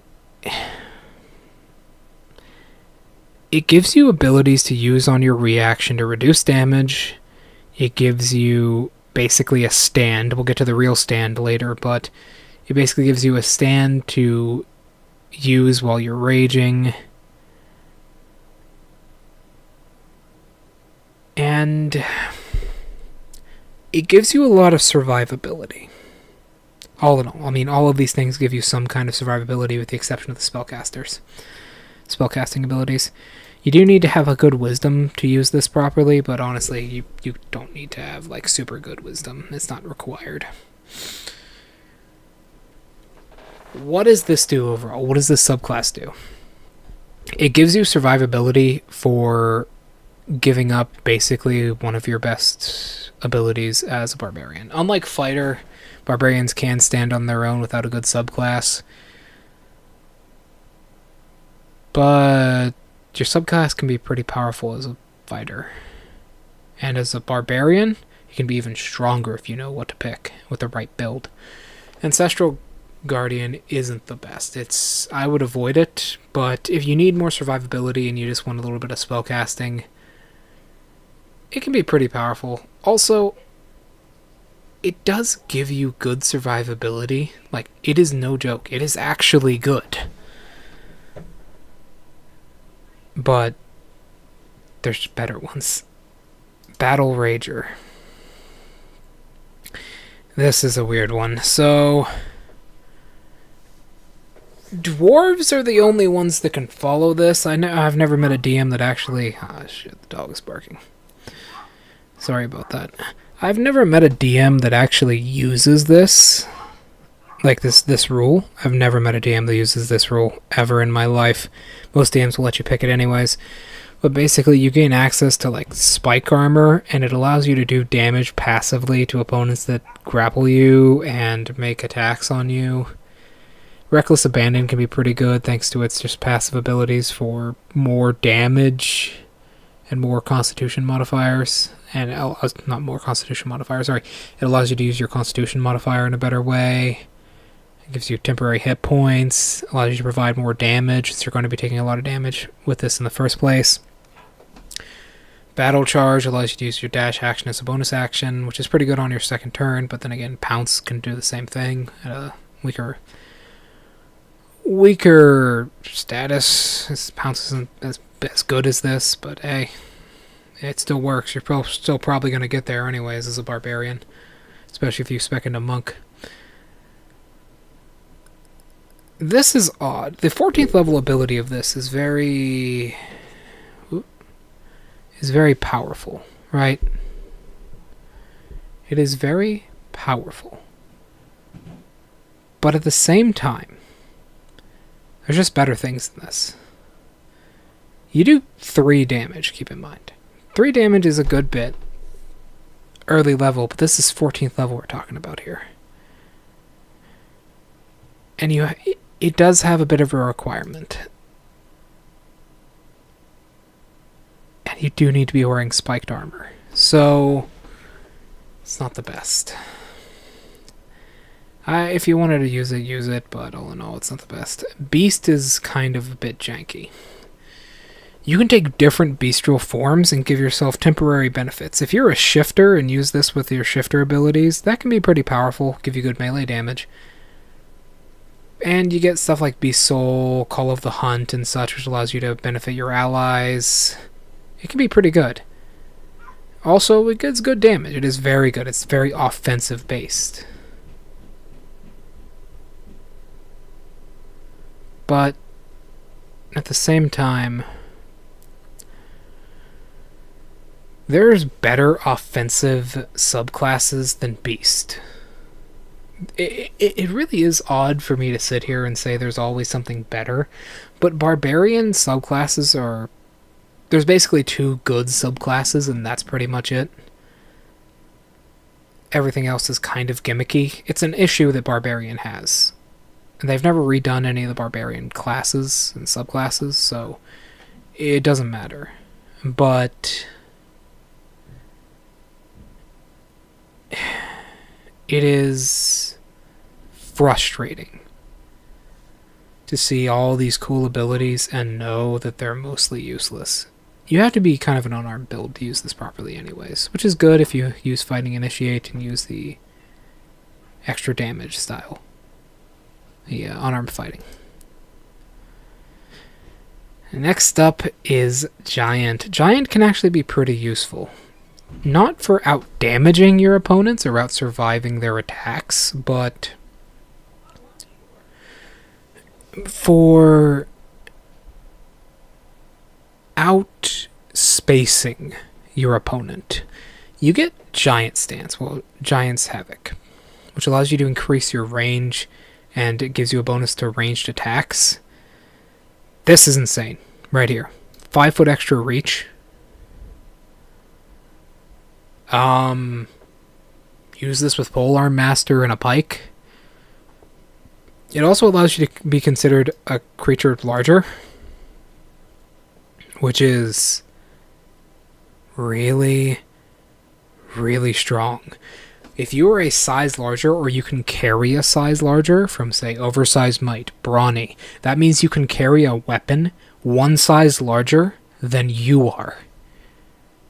If you have brawny, oversized might in this subclass, you can carry gigantic weapons while you're in rage and suffer no penalty from it. A gigantic pike does an insane amount of damage. A gigantic greatsword does 10d6 damage. It's insane. It would be insanely powerful. It does give you a little bit more damage down here with elemental damage, a d6. Mighty Impale can be very good for a pike or something. It also takes your advantage of your range. This down here, however, is insane. You want range? You get more range, another 5 feet. You can outrange dragons with this. And your Elemental Cleave does an additional 1d6 damage. You also grow another size, which means you don't need that feat. That's insane. An extra 5 feet. You can outrange a dragon. It's not at 20th level, but at 14th, which is good. The thing is, you can outrange so many abilities and so many creatures with this. Stop them dead if you have Sentinel, and stab them to death if you have Tunnel Fighter and Polearm Master with a gigantic pike. That's pretty powerful. The issue is, there isn't too much of an issue. It doesn't give you any survivability, which is bad, but you're a barbarian, you have that kind of built in. But you're going to fold faster than most barbarians will. It's offensive entirely. It's kind of outshined by some of the other subclasses, but it's pretty powerful. Especially with some of the giant abilities. Storm Herald. This allows you to basically use certain elements to your advantage. It gives you a lot of versatility, a little bit of survivability, and a little bit of damage for certain elemental types. As you can see, you do stuff like lightning damage, you increase your damage, and you gain temporary hit points. Keep in mind, all this is at 3rd level. For your Storm Aura, that's pretty powerful. Storm Soul is also pretty good, and it basically increases the abilities you get from it. And Raging Storm is even better. Basically, you have 3 stances you can switch into, and each of them is pretty good. A Shielding Storm gives you a bit more survivability. But all in all, Totem Warrior is just all around better than this. Once again, it's outshined by Totem Warrior. And then we get to just that. Totem Warrior. This right here. This one ability breaks the game. While raging, you have resistance to all damage except for psychic damage. That needs to be nerfed. I know some DMs that specifically changed this. This one tiny ability, this one tiny block of text, completely changes what a barbarian would normally pick. This gives you so much survivability. And keep in mind, it gets better at later levels. Where they can now, with this ability, they can lift oversized objects. And wield oversized weapons. And it gets even better. Some of these other ones, like Eagle, Elk, Tiger, and Wolf, can be pretty powerful as well. You can knock creatures down, you can knock them prone. But it doesn't matter, because Bear just makes you immortal. This is the closest you'll have to immortality, because it's literally against everything. You take half damage from everything. Unless you're fighting a wizard with Magic Adept, which would, some DMs do that. Or you're fighting a Mind Flayer. Yeah, it doesn't matter. You're immortal. You're not going to die. It's very unlikely that you're going to die from anything while using this. You also get Beast Sense and Speak with Animals, which is pretty powerful. Very good for detecting stuff. All in all, you basically have stances you can switch into. This is why it shadows Storm Herald because of this. Because you have different stances you can switch into, and all of them are very strong. If you've ever played Baldur's Gate 3, you will know how strong Totem Warrior is. Wild magic is a joke. And that's not me being mean or anything, it's just a joke. Wild magic is... How do I say this? Let me take a swig of water real quick.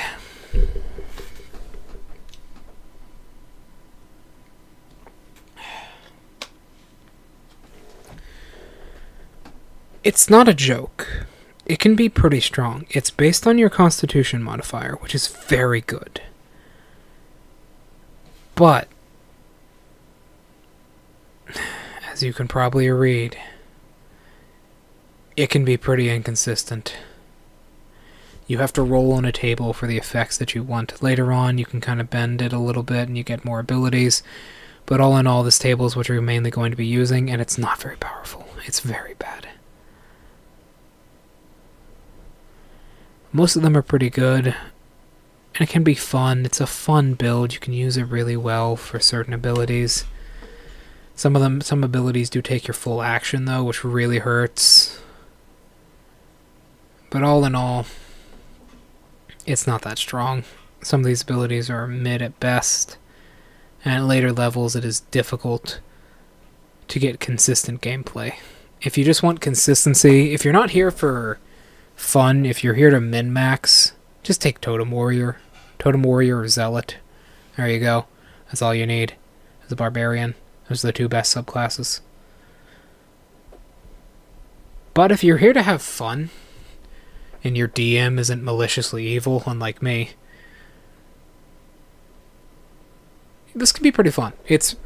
Having like a random chart you roll on and playing off of what you get, especially since some of these things can heal you, some of them can shoot lightning, do radiant damage, normally damage types that, you know, as a barbarian you wouldn't get, especially radiant. It can be pretty fun. It's an adaptive playstyle, and you also get more than just that. You get magical awareness, which can be very good. But it's not very useful. Now we get to the other incredibly overpowered one. Zealot.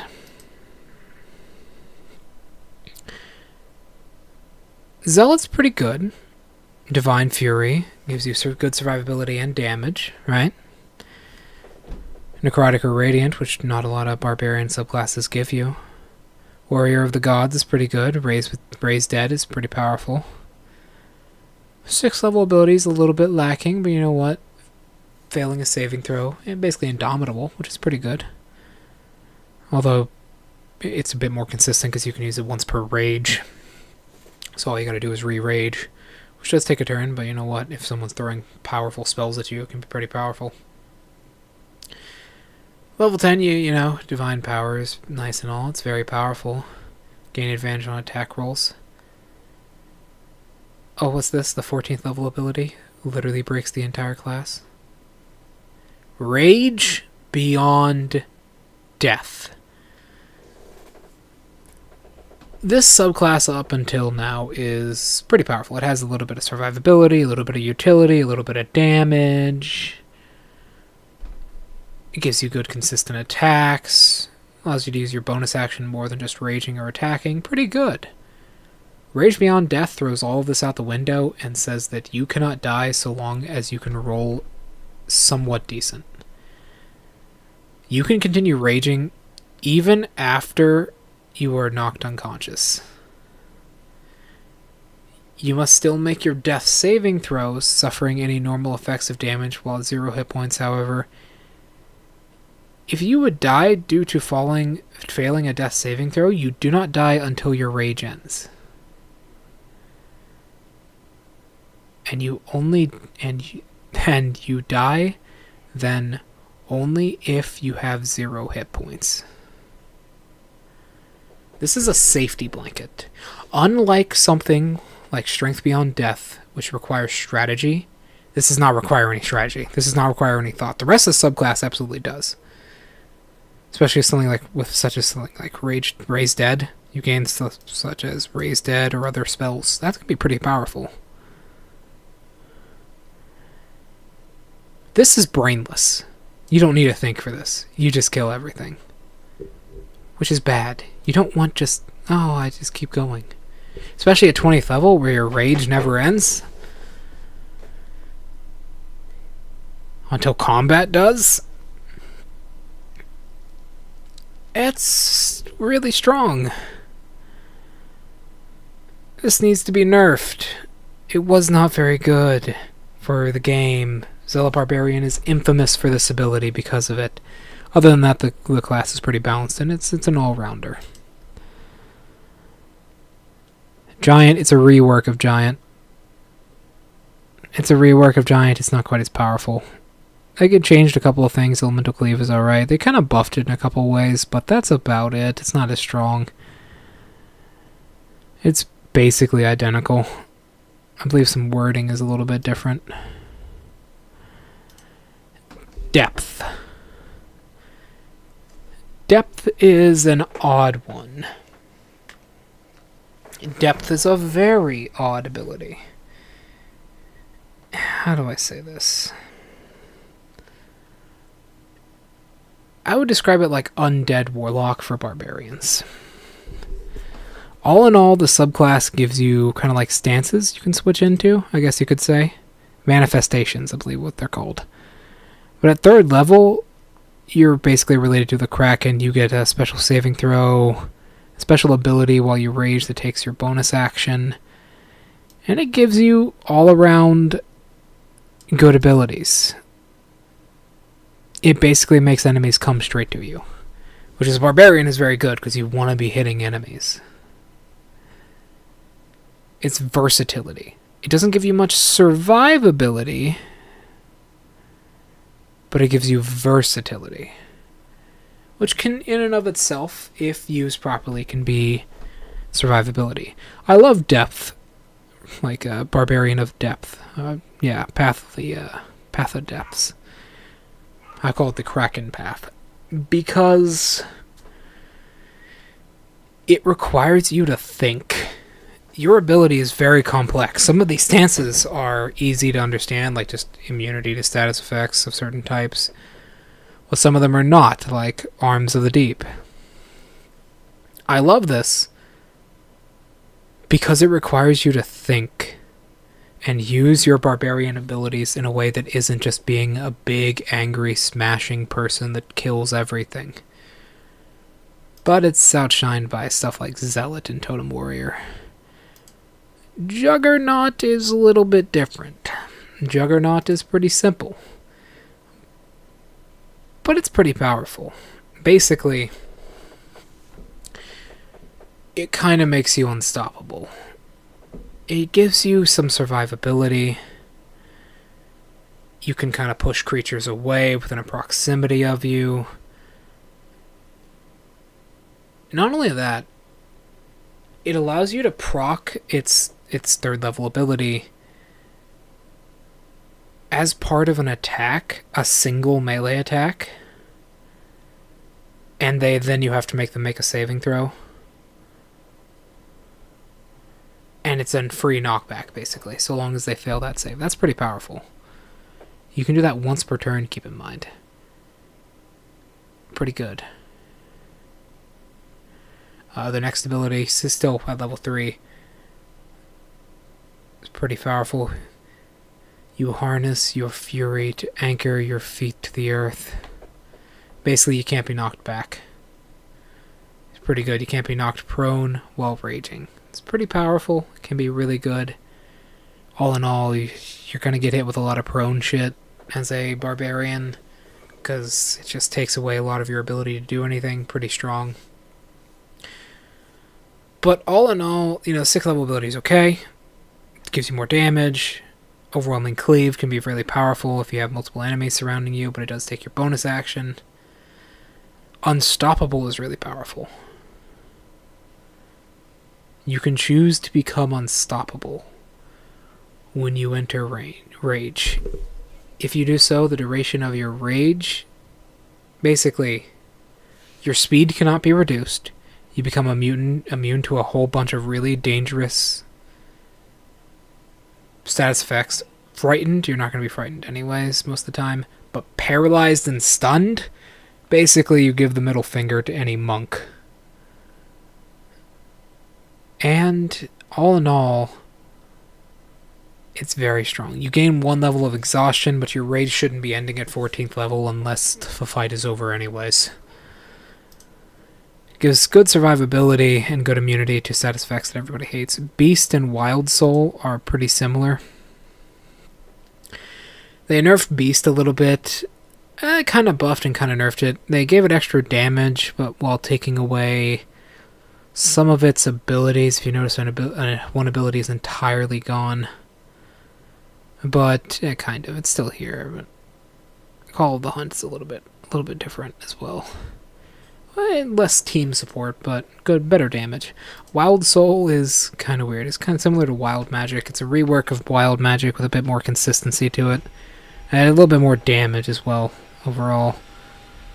Arcane Rebuke can be very powerful, and Chaotic Fury is very good.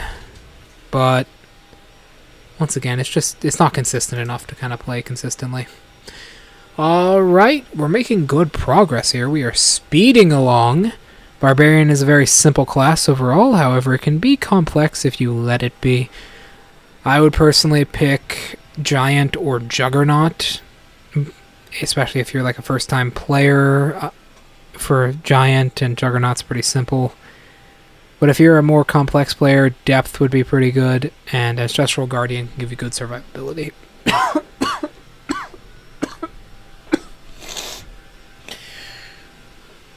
Whew, okay. I'll be right back, folks, and we will continue on with the Rogue subclass. Well, the Rogue classes and subclasses.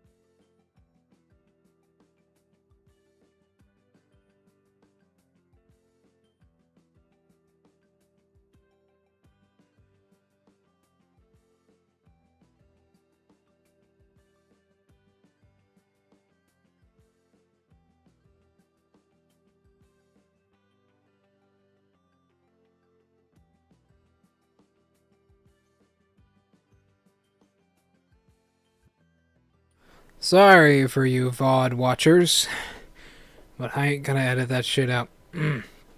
I've got a very busy day tomorrow organizing stuff for the future of the channel, so you're gonna have to live with it. For now, at least. Alright.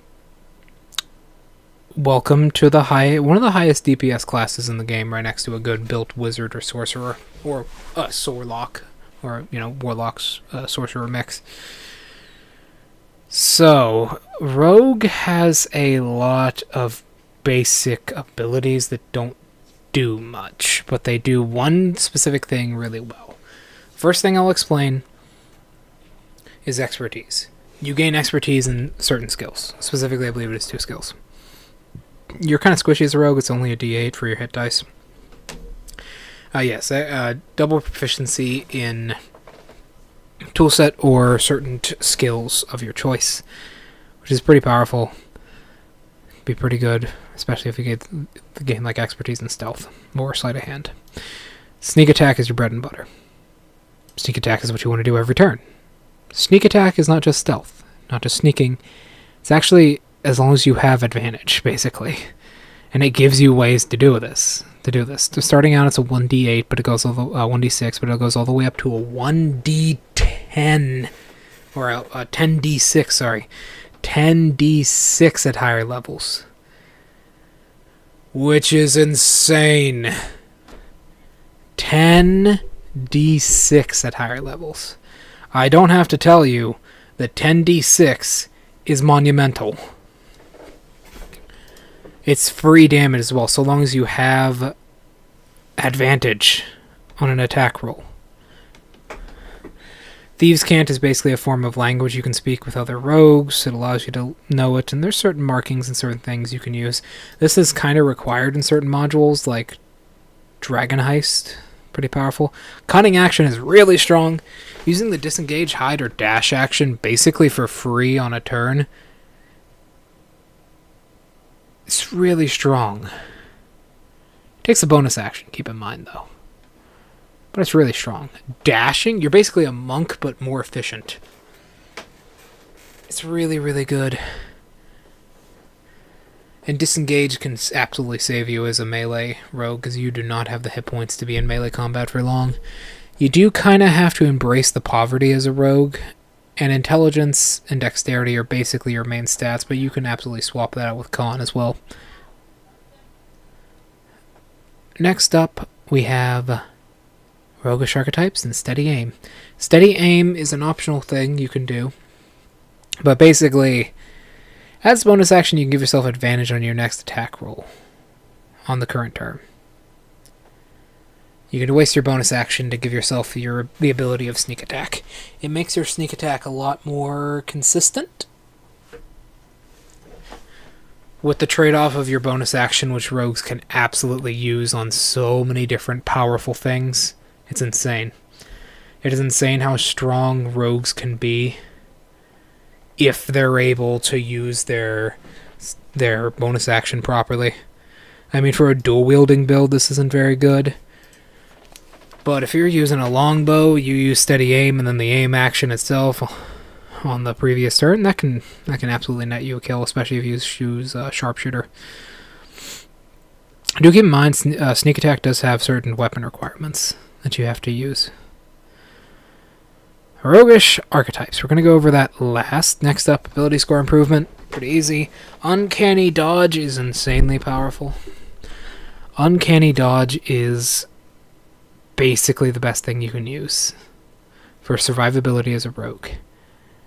You can use your reaction to have the attack's damage against you. That you have to see the attacker, so it doesn't work against most high damage stuff like other sneak attacks. But that's pretty strong. That is so powerful. Having damage is really strong. It's basically like having resistance. Some DMs will even let you stack this with resistance, allowing you to quarter the damage that you were taking overall. Next up, you get evasion, which allows you to take half damage on dexterity saves and no damage if you pass. Reliable talent, always good. Basically allows you to add your proficiency modifier. It's really good. It allows you to use your proficiency modifier in a really good way, and allows you to basically just stop rolling bad so long as you choose the skill properly. Most people use stealth or athletics. Blind sense, I've already told you what this does. 10-foot blind sense, you can see invisible creatures and hidden walkways within that area, which is pretty powerful, similar to blind fighting. Slippery Mind is somewhat useless. You gain advantage in wisdom saving throws, but you get it so late you might have that anyways from a feat or a magical item. So at this point it's kind of useless. At 6th level this would have been better, at 5th level this would have been better, but it's still good. Still a good ability overall. Next up, the 18th level ability. You basically negate a person's ability to have advantage against you, which is good. You really hard nerf any other rogues fighting you, samurai have a hard time, even just like other classes, just other stuff, like it's very difficult for a beholder to kind of pin you down now with his minions, stuff like that. Stroke of Luck is pretty powerful as well. It allows you to basically say I take a nat 20 sometimes, but it's very inconsistent.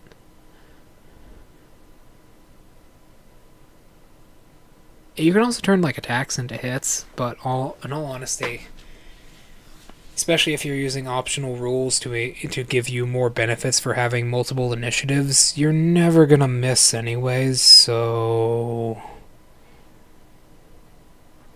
what's the point? It comes in so late at 20th level, you're never gonna need this unless something has really gone wrong. We'll get into the roguish archetypes now. Arcane Trickster is your spellcasting one. Pretty simple. It gives you wizard stuff, similar to Eldritch Knight. You need good intelligence. Unlike other classes, Rogue doesn't actually need too much. Rogue doesn't need too much... What's the word? Constitution. It doesn't need too much health. Rogues are evasive enough and they have enough survivability to kind of make this work and kind of dump their con for their int and such and their spellcasting modifiers. It is your intelligence, as you can see down here. But you get a very powerful version of Mage Hand, which can be very good, especially if you're clever with its usage. Magical Ambush can be very powerful. Versatile Trickster can be very good. Your Mage Hand gets a lot more power and it's a bonus action. And then Spell Thief can be very good if you're fighting another spellcaster, or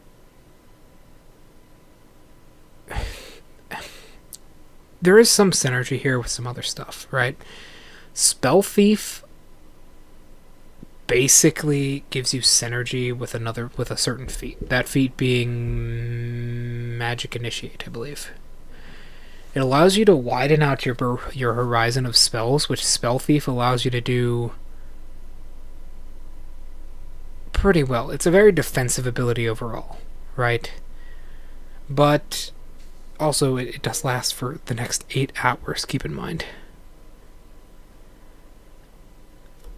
But it's a very defensive ability overall. It has to be activated through a defensive reaction. And with this and Magic Initiate, you can have a lot of spells. You don't have very many spells to begin with. Your spell slots only go up to 4th level, unlike Eldritch Knight, which I believe goes up to 5th level. But you have a lot of them. 13 spells known. And your Mage Hand is really, really, really good. So there we go. Next up is Assassin. Assassin is pretty strong. It can do a lot. Assassin is mainly focused on both roleplay and damage. Assassin gains abilities that you wouldn't normally get. It kind of smoothens out your overall abilities as a rogue. Assassinate complements your overall abilities and allows you to do more consistent damage. Allows you to gain advantage on creatures that haven't taken their turn yet in combat. So something like Ambush with this. If you took Martial Adept with Ambush with this, you're usually going to go first, especially if you take Alert with that. It allows you to make your sneak attacks a lot more consistent, and Advantage is just good to have anyways. That means you can use something like Sharpshooter really effectively. The next two are not the greatest. The level 9 and level 13th ability kind of complement each other. They're supposed to allow you to basically impersonate a person really, really, really well. It does cost a little bit of money, 25 gold pieces, but you can mimic a person's speech and basically their handwriting and what they look like with a deception roll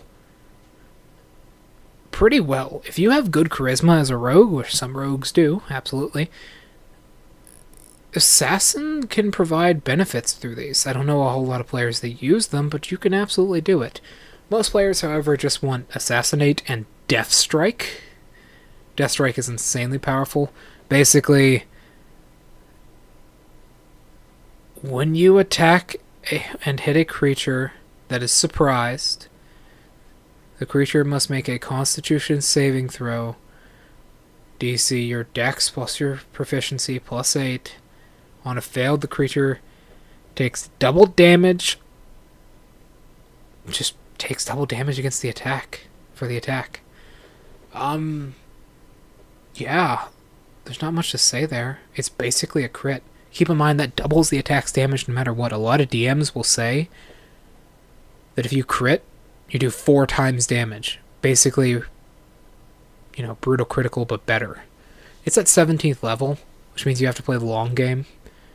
But it gives you really good consistent damage as a rogue. It's really good. If you just don't care about survivability, because you have good survivability from your base class anyways, and you just want damage, this is for you. Inquisitive. Inquisitive is basically a little bit of a stronger version of Battlemaster's Know Your Enemy ability. It gives you stuff like a Steady Eye and Eye for Weakness, which allow you to exploit... It gives you good damage and allow you to exploit an enemy's specific weaknesses, and as well as learn stuff about their character sheet as well. It also gives you...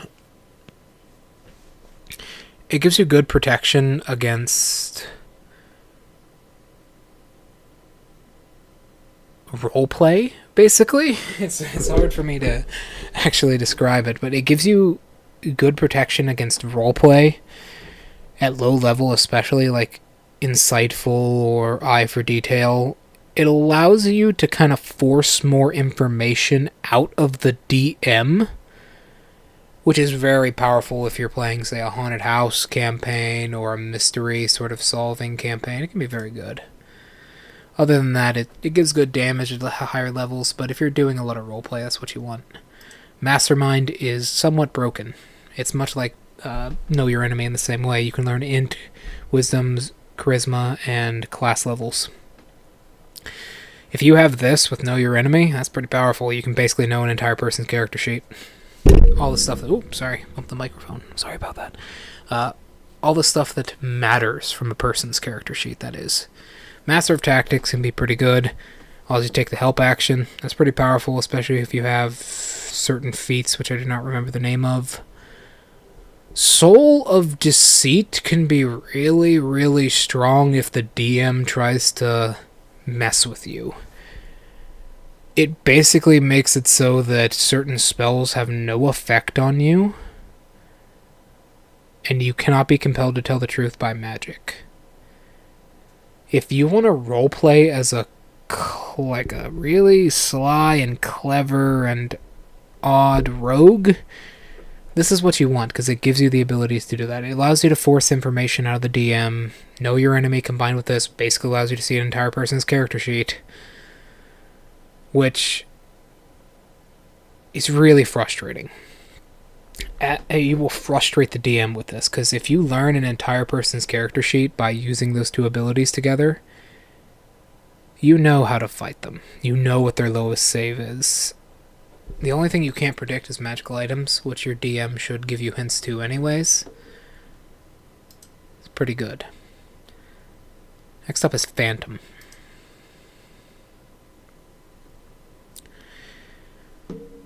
Phantom is weird. Phantom is a... That's actually hard to say. Phantom is an information gathering ability first and foremost. As you can see, there's not a whole lot of things that add, like, damage. There are things that help you with saving throws, but early on, it's information gathering the most. It helps you with, like, stealth attacks. It also is as one of the only things that allows you to round up, because normally in D&D, no matter what the number is, you always round down regardless.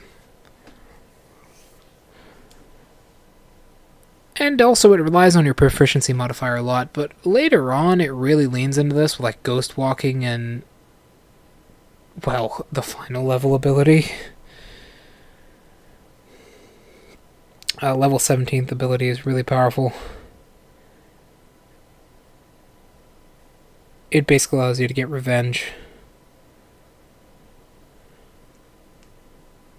It is pretty powerful. Ghost Walk itself is also pretty strong. It allows you to do kind of reconnaissance, bonus action. You can potentially take damage from doing it, but it's kind of pass. It's like pass through stone, basically. So you can also like draw in the spirits of the dead and such. So it's pretty good. Next up is Scout. 2 subclasses called Scout, yes. You get stuff. This one is very strange. It doesn't give you a whole lot. I wouldn't personally recommend this subclass. It gives you a lot of stuff that you can already get through a feat anyways. If you don't have good ability scores, just never use this. But if you have good ability scores, I suppose there's a reason to use it. You can just get a lot of stuff from, like, say, Mariner, or a backstory, or like a background, sorry. So overall, this isn't the best. But you can mark targets with Ambush Master, which can make, other rogues. A scout in a team of rogues can be very important. You also have advantage on your initiative rolls, which is very good, very powerful. And Sudden Strike can be pretty powerful as well, especially if you're with other rogues. It does take a bonus action, but the thing is, its main purpose is to benefit from your sneak attack. And the thing is, most of your attacks are just going to have the ability to sneak attack anyways. As a rogue, you always want to be sneak attacking on a really big, powerful attack first thing on your turn, and then trying to, say, hide or dash away with your bonus action. It's not the best. Soul Knife. Soul Knife is the psychic variant of it. Whew, give me one moment. Whew, let me take a sip of water.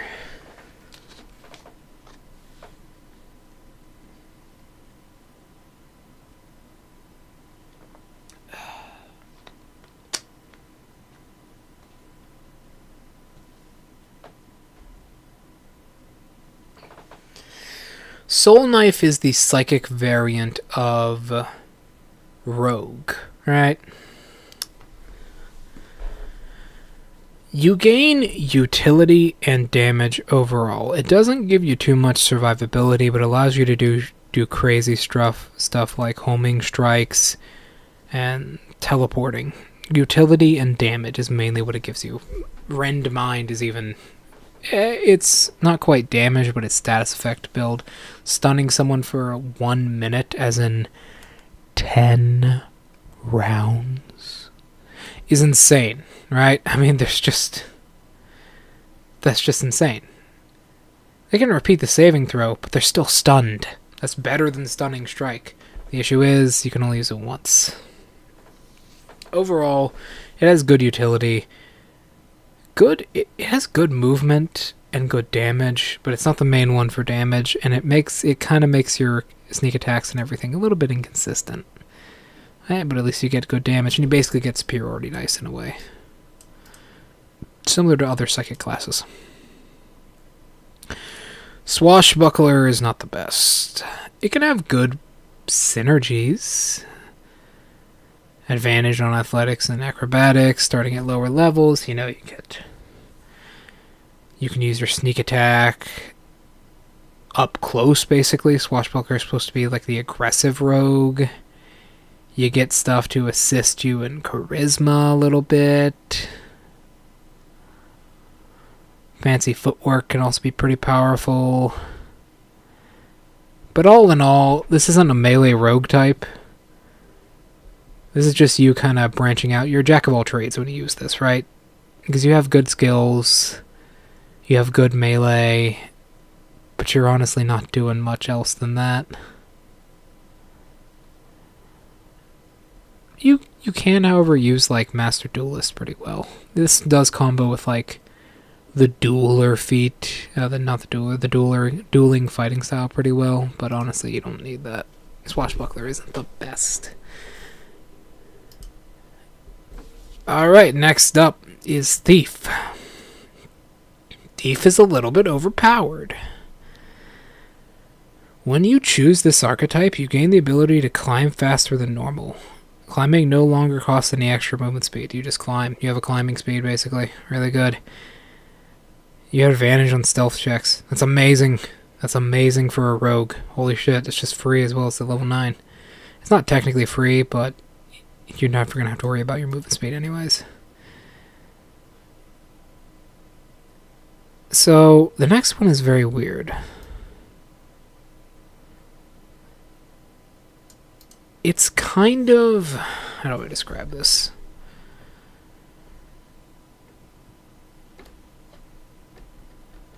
It allows you to be a lot more versatile.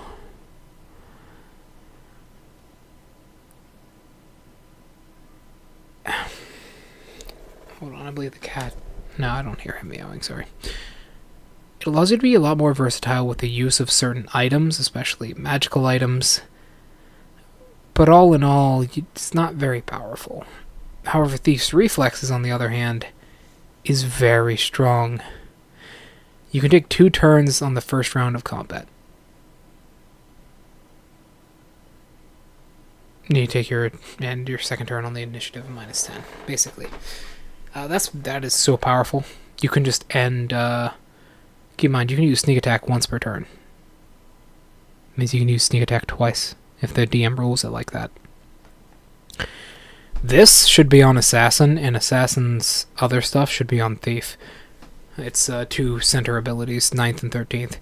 Because that is so powerful, you would think it wasn't meant for what is basically a roleplay class. Just focusing heavily on stealth and magical items. That is such a powerful ability. It's insane. And it's on Thief of all things. Next up is Wild Magic Card. Or what is Wild Card? So basically, it's kind of like Wild Magic Barbarian. You draw cards, and these cards have special effects. You also gain stuff like playing card chess pieces. A little bit of additional damage here and there. Some of these are pretty powerful. Wild Ace can be pretty strong. Like this. It can be pretty good. Keep in mind, Wild Ace... it can basically allow you to... Wild Ace used in the right situation can basically allow you to kill any creature. If you put yourself in a good situation and you draw a 4 or a 3, very powerful. Keep in mind, you roll your sneak attack damage and add it to your Razor Card's damage. Razor Card is something you get up... where is it? Yeah, Razor Card is something you get there. It is very powerful. I believe Razor Cards is also down here. It goes into a little bit more. Razor Card is very powerful. It's basically, I believe it's a throwing attack. A lot of DMs consider it a ranged attack, though. But I do not believe it says you can't do like an attack with it, right? Shifting Odds is pretty powerful. Allows you to do a little bit more damage. This whole subclass is kind of damage orientated, but it can give you good utility. Joker Wild is pretty good for escaping bad situations. Also, it allows you to kind of combo with these abilities up here pretty well. All in all, it also gives you a bit more damage. All in all, this is a very aggressive playstyle, but it relies on you rolling a die to be consistent, and that's not always the best. Alright, it's very hard to explain some of these.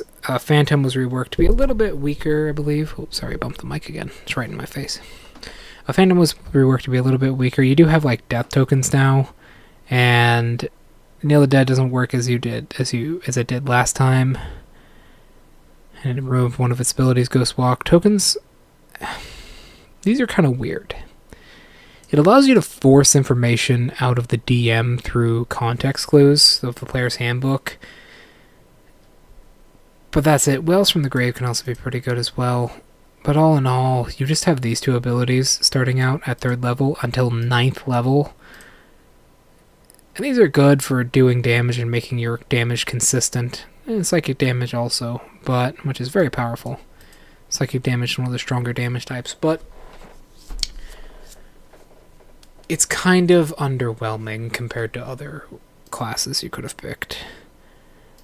Revived, however, is completely information-based. Audience with Death is insanely powerful. It basically allows you to gather information really well. It also allows you to basically be the bodyguard for the group, as you don't need to eat, drink, or breathe, which is really strong. It gives you a little bit of consistency in your ranged spell attacks, which is good. This does use your sneak attack for the turn, keep in mind. Connect with the dead is going to be pretty good as well. Once again, information gathering. Audience with Dead is just insanely powerful. Audience with Death is insanely powerful. It's just overpowered for information gathering to a certain point. It does require you to kind of do some very, very odd things to activate it.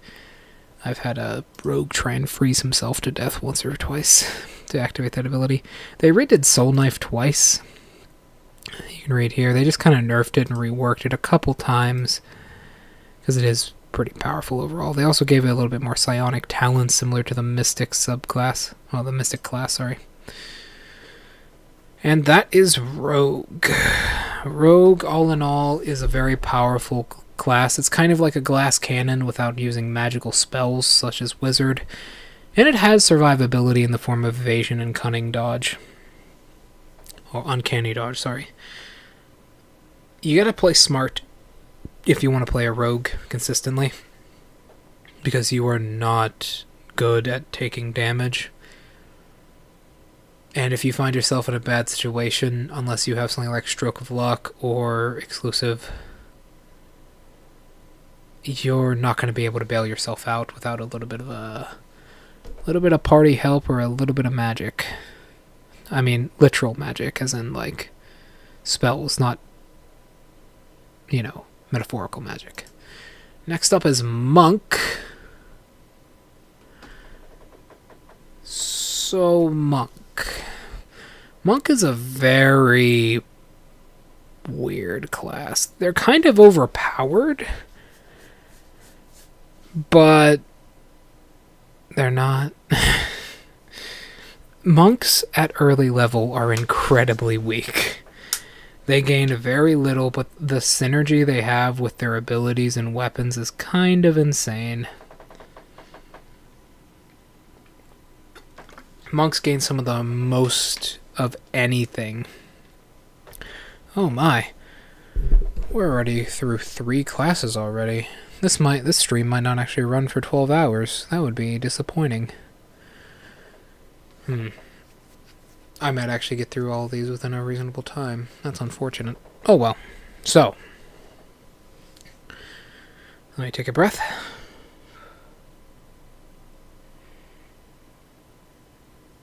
So,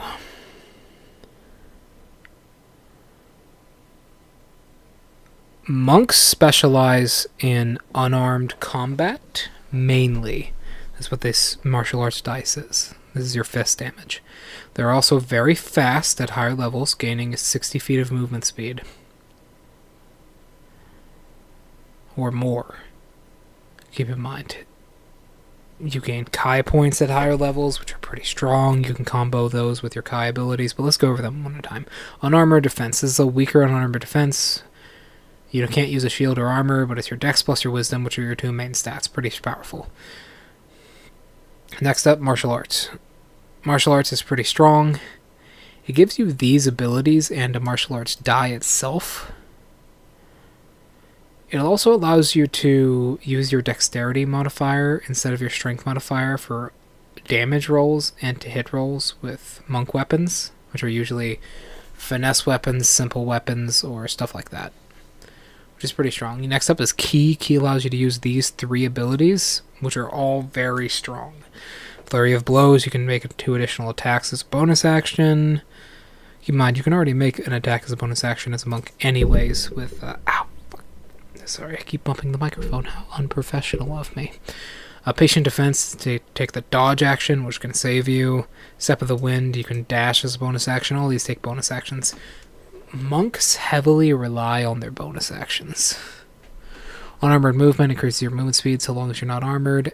This allows you to choose monk weapons you must be proficient with. Certain backgrounds can really help you with that, or certain races.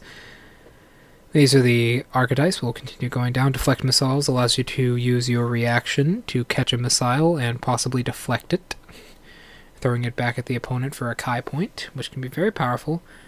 Kai-fueled attacks is another optional one, which allows you to...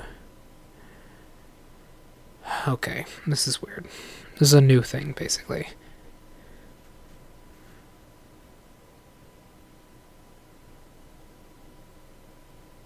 It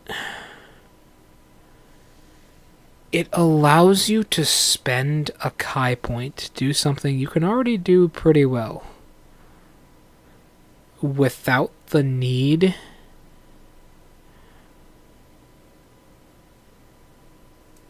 it's hard to say. Without the need of other unique abilities, it allows you to make more attacks and allows you to make your attacks at times you wouldn't be able to normally, which is good. It also allows you to make good few attacks. But at the same time, you've already kind of got that covered. A Slow Fall is what's up next. It allows you to reduce your falling damage. Quick Healing can be pretty powerful. Allows you to roll your martial arts die and get that number equal to it and plus your proficiency in hit points. Extra Attack is pretty powerful, obviously. Stunning Strike is broken. They nerf Stunning Strike later on in 1 DnD by making it a once per turn thing. Here it's not. You just take a Kai point. If they fail, they're stunned until your next turn.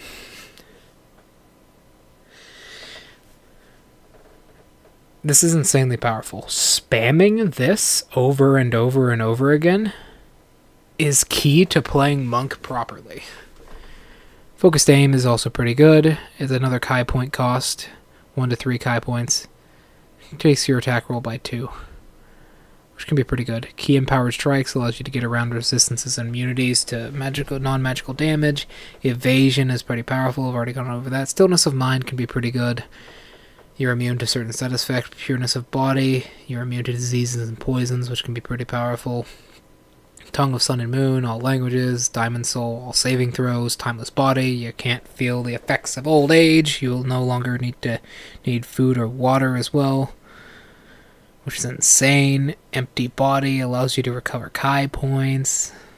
Perfect Self allows you to recover Kai point. Empty Body allows you to basically... How do I say this? It allows you to make yourself really resistant and tanky, similar to Totem Barbarian, but it costs a lot of Kai points to do, so most of the time people don't use it. We'll go over the subclasses now. As you can see, there are a good few of them.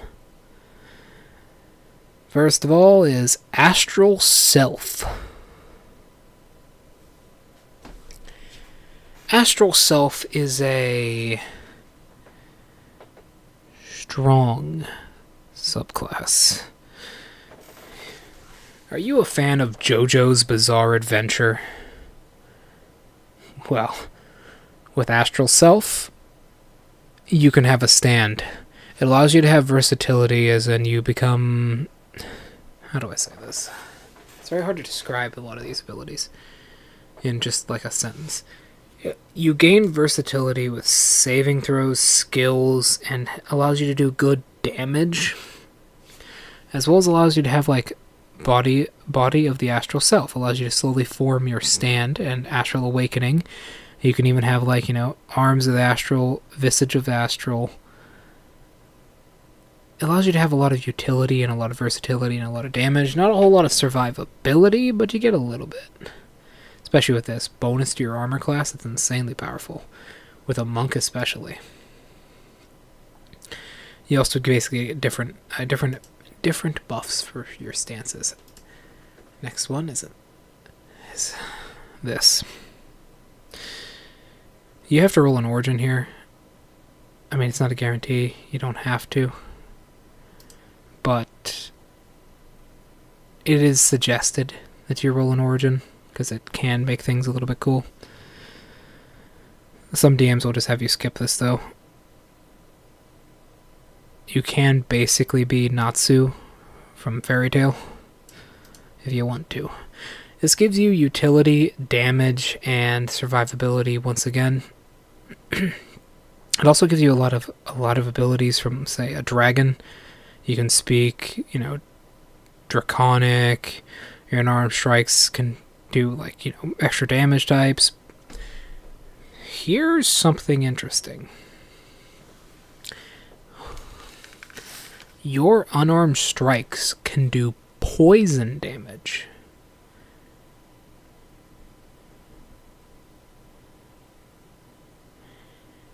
As far as I know, this is one of the only ways to get consistent poison damage on a target that is not through a poison itself. That can be really strong. That by itself can be an insanely strong ability. If you want to use it like that, that is. If you don't have to, right? You don't have to use it like that. But if you want to use this ability to do good poison damage to an opponent that, say, has vulnerability to it, or has a lot of resistances to it, you can do that pretty well. Breath of the Dragon allows you to do, more saving throws and do more damage. The damage is increased as you level up as well, keep in mind, with your martial art die. You get, wings here. Step of the Wind allows you to do grow draconic wings, basically allowing you to get a small flight speed. It's equal to your walking speed, keep in mind. Aspect of the Worm, that gives you good resistances to elemental damage, which is always good. And then the final ability is kind of mid.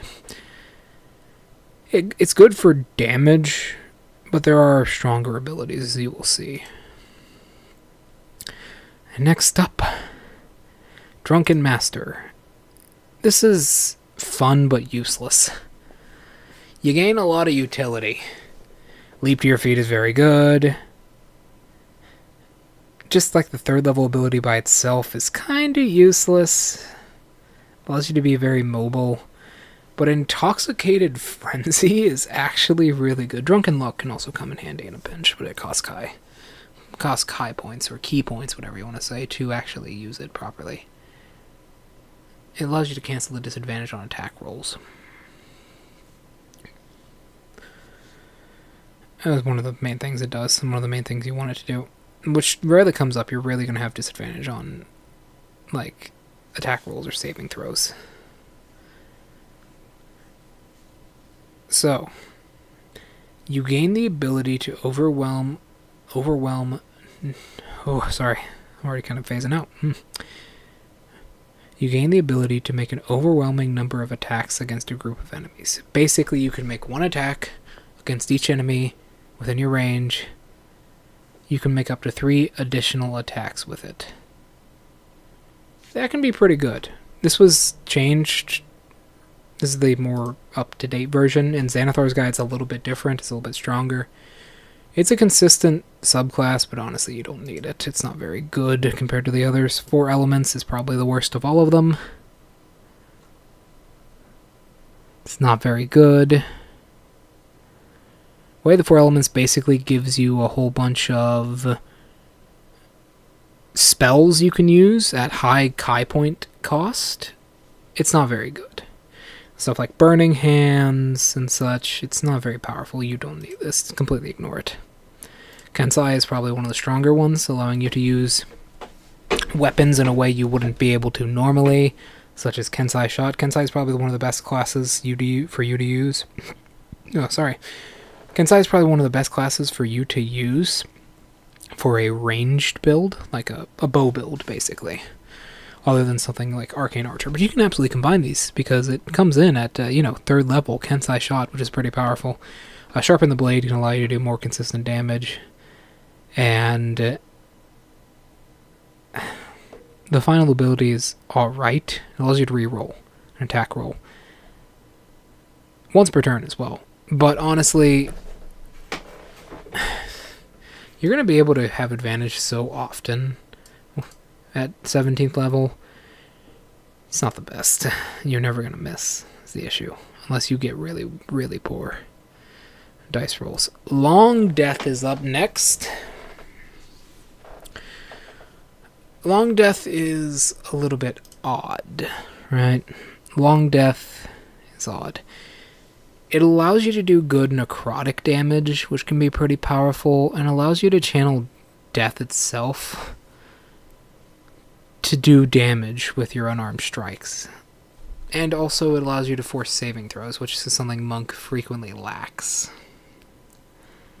So it's pretty powerful.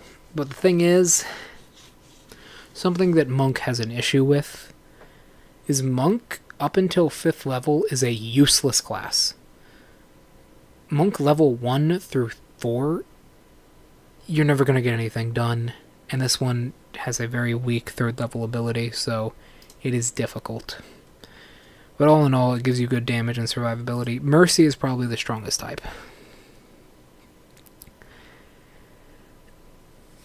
It gives you Hands of Healing and Hands of Harm, which is basically a good way to do like a crit Fisher build.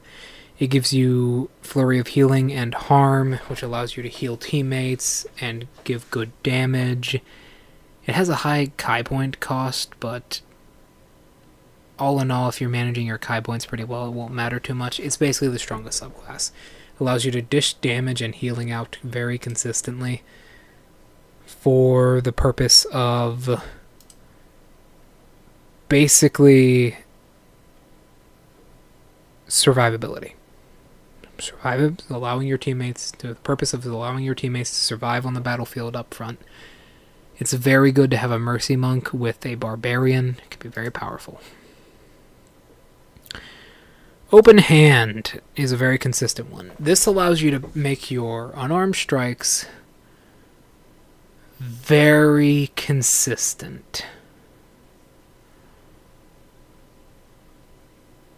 You can do different things and force different saving throws and status effects with your unarmed strikes. If you use this with pushing attack, you can throw someone 30 feet away, which is very powerful.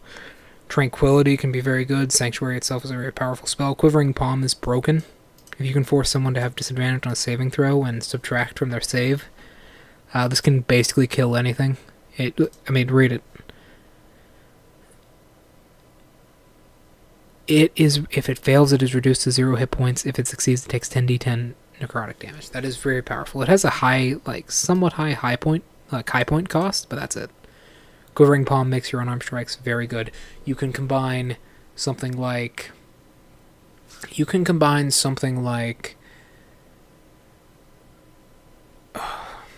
Tavern Brawler with a long tooth. Yeah, Tavern Brawler with a long tooth. Shifter with the unarmed fighting style and have 3d4 plus 1d8 unarmed damage if your DM allows you to stack unarmed damage, and this will make it so consistent that it's pretty much the only thing you need. It is lacking, though. It is lacking on survivability. It's mostly damage and consistency. Shadow is useless. Shadow is a rogue without sneak attack. So, useless. With a rogue, you always want to be using your sneak attack every single turn in combat, no matter what, regardless. It's just, you want to do it. This allows you to get information really well and have basically free invisibility and free spells for the cost of Kai points, which is not technically free, but your Kai points are a lot more expendable in a spell slot. At lower level, I have to clarify. But all in all, you're basically left useless at low level. Until you reach level 5 or 6, until you reach level 5 and then 6, you're useless. You have cantrips, sure, but all of these spells are kind of bad, with the exception of like Pass Without Trace and Silence. Unless you're very clever, Shadow Monk's never going to work for you. It does have its uses, though. Every subclass does. But honestly, what you should pick instead is the... No, not this one either. Sun Soul is also very bad. It gives you inconsistent damage, and low damage at that. It's at higher levels. It gives you the ability to cast Burning Hand, similar to 4 elements. It isn't very good. Sun Shield gives you good survivability, but as a bonus action, which means you're using one of your resources for damage, and it's not very good at all. Radiant Bolt seems good for low levels, especially because it's 3rd level. It's a very powerful ability for 3rd level. It gives you a lot of range, but all in all, it's just a D4. It's not very good at all. Cobalt Soul, it's alright. I haven't had much experience with it. And hardly any at all, actually. It is hard to describe Cobalt Soul. If you're reading this here, it allows you to make saving throws. It has low Chi point cost for most things you have here. It allows you to force information out the DM as well. But all in all, its abilities heavily rely on roleplay in a lot of occasions. It does give some combat abilities, though, but all in all, you rely on roleplay. Although its 3rd level ability is pretty good. It is pretty good. You can force information out of the DM, which is always a good thing. Living Weapon is kind of weird. It basically has little stances you can switch to, which is good. It's a very powerful 3rd level ability, so early game it's always going to be good. It allows you to have a natural weapon, which means it's very difficult for you to be unarmed. But you could just take Kensai if you wanted to. It's a really cool subclass, don't get me wrong. Sorry, don't get me wrong. My name's not Wong. Don't get me wrong.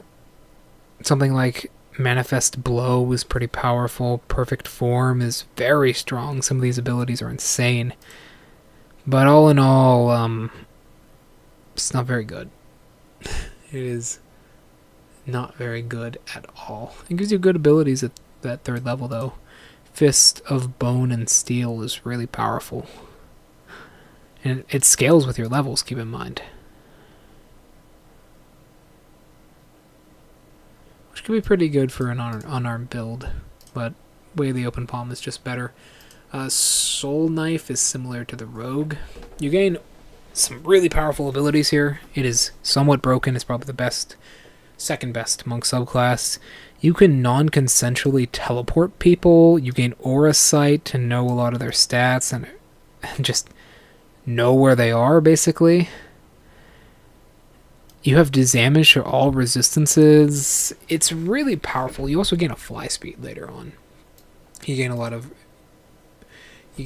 of abilities that allow you to skirt around pre-existing really hard rules that you might have to face as a player, and you gain so many of them it doesn't matter. If you're fighting near a volcano and you're at 17th level, Soul Knife, you can just teleport somebody into the volcano. It doesn't matter. You're gonna kill everyone.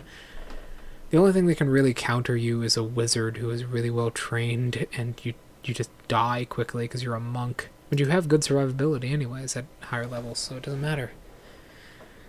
They kind of nerfed this one and reworked it to be a bit more consistent. And as you can see, they did remove a couple abilities, but they did kind of buff a couple things here and there. They also reworked Astral Self. I would call this one more of a buff, but it is a nerf. They did nerf a lot of it, which is unfortunate, but a lot of it's still the same. They did the same thing for Kensai and Mercy. Mercy has basically been kind of gutted of a lot of its cooler abilities. And finally, Tranquility. Tranquility monks are healers up front at early level, but they can also... There's a team supporter, but they can also support themselves in combat with different abilities. Some of these do take bonus actions, which is unfortunate, but a lot of them line up for your attacks anyways, and you gain proficiency in a lot of skills, so it can be pretty good. Alright, done with Monk. What time is it? It's 7:53. I'll be right back.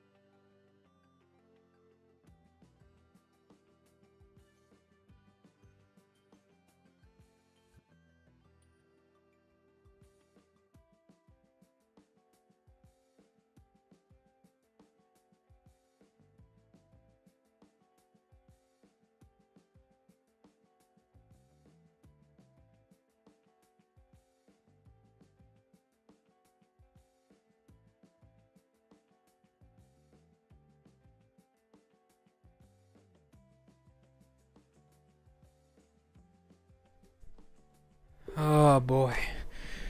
Dogs and people, man. Well, we better get back to work. This wiki isn't gonna read itself. There ain't no rest for the wicked. So, ladies and gentlemen, that has been Monk. Next up is a class nobody plays. Ranger. Well, I say that. Some people play it. Wow, we've already done 4 classes. We only have, 8 more to go.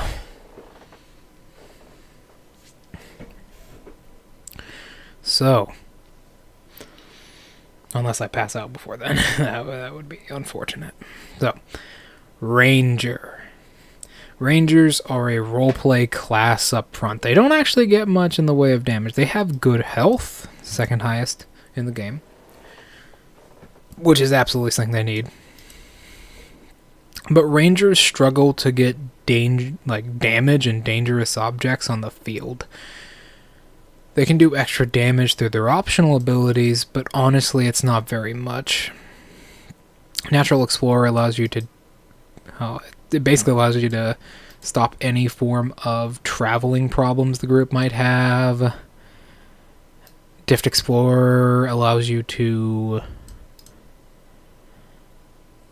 It allows you to do a lot of stuff in the wild, and also gives you a good few buffs to your speed, and allows you to choose languages and such. You're a roleplay class. You can also choose a fighting style at 2nd level. Most DMs will allow you to pick from the entire list, but honestly, just pick archery, because a lot of your subclasses are based on that, or close quarters shooter, or mariner. Mariner's pretty good for a ranger. Rangers do get spellcasting later on, but there aren't too many good spells they get. They get a lot of unique spells, I'll say that much. Rangers get unique spells. You get Primal Awareness at 3rd level, which is very powerful. These are your subclasses, we'll go over them. As far as I'm aware, Fey Wanderer and Fey Wanderer Advanced are pretty similar. You get Martial Versatility, which allows you to change your fighting styles. Landstrider, which gives you good... Most of the stuff Rangers get from leveling just gives them good stuff to use in roleplay. You become so oppressive in roleplay when it comes to tracking. You gain Feral Sense, which can be pretty powerful.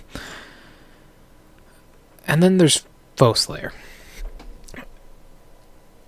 It gives you up to a +5 to an attack. See, when I say that it is extremely difficult for anyone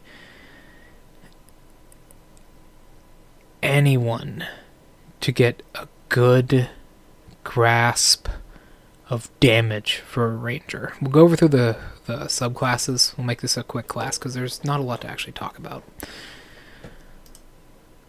Beastmaster. You like summons, kid? It allows you to make a lot of summoned creatures, as you can see. But overall, your summons are going to die pretty quickly. Some of them have good hit points. Like, over here, they scale with your level, which is pretty powerful.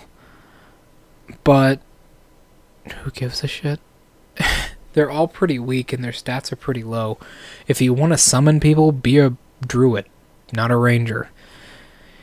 It does give you good companions, though, and it can help you with roleplay, such as, a Beast of the Sea can help out a lot for exploring shipwrecks and such. Share Spell is a little bit odd. When you cast a target, it basically allows you to cast spells on your beasts simultaneously, which is pretty good. But if you want to be a summoner, just be a druid. It's that easy. Just be a druid. Some of these things have good speeds, like a 60-foot flying speed, which is insanely fast. But just be a druid. That's it. Okay, next up. Fey Wanderer, which is probably one of their stronger subclasses. You get additional spells. Misty Step is a must-have here. It's so good. as well as Fey Gifts, which is pretty powerful. Everybody loves elves, or hates them, depending on your opinion. I personally, as a fox myself, as a fox, not an elf, I personally like elves. Their little pointed ears and their constant yammering about something or other. Although I know certain people do not like elves. I find them comedic, especially them snow elves. Always so cold. Get it? Anyways, enough about that. This is a... I hate repeating myself. This is a utility subclass. You gain summons. Ranger is a really bad combination between... Ranger is a bad combination between a... Ranger is a bad combination between fighter and a druid. It is the worst of both worlds, but this subclass actually brings something to the table. Misty Wanderer is really good for 15th level ability and allows you to have a lot of good mobility. Fey Reinforcement gives you a lot of good a lot of good summons, and they're not terrible. Summon Fey is actually really strong. Its stats are really good. It's pretty powerful. It's pretty good, equal to your proficiency bonus. That's pretty high at that level. I believe it's a +3, or +4-ish. That'd be pretty good. So all in all, a very good subclass. It gives you really good spells as well as Mislead, Misty Step, Dimensional Door. Those are all really powerful. Gloomstalker sucks. Kind of. Shadowy Dodge is a really underwhelming 15th level ability. Yeah, it requires the opponent not to have advantage on you to work properly. Which some opponents are going to definitely have advantage, especially if they're a rogue or the DM just puts them in a good position. Or you're being flanked. Or you're being flanked. Dread Ambusher is pretty powerful. Is it increased your movement speed? But then again, and a little bit increased to your damage. A lot of damage you will find from rogues are just passive damage that you get from an attack landing. You also get spells, which is pretty powerful, but none of them are particularly strong. Disguise Self can be pretty good. Greater Invisibility can come in handy. Seeming is good, but someone else is going to have it. Most spellcasters will just pick up Seeming anyways. Because of what I believe, yeah, bards and sorcerers and wizards can have it. Bards are pretty common. Sorcerers are even more common. So someone is going to have Seeming. You don't really need it, but if you want to save someone the hassle, you get it anyways here. So you don't need to choose. Next up, Horizon Walker. Misty Step, always good. Haste, incredible. Banishment, incredible. All of these spells are incredibly powerful. Unfortunately, it's a utility subclass, so you don't get much damage.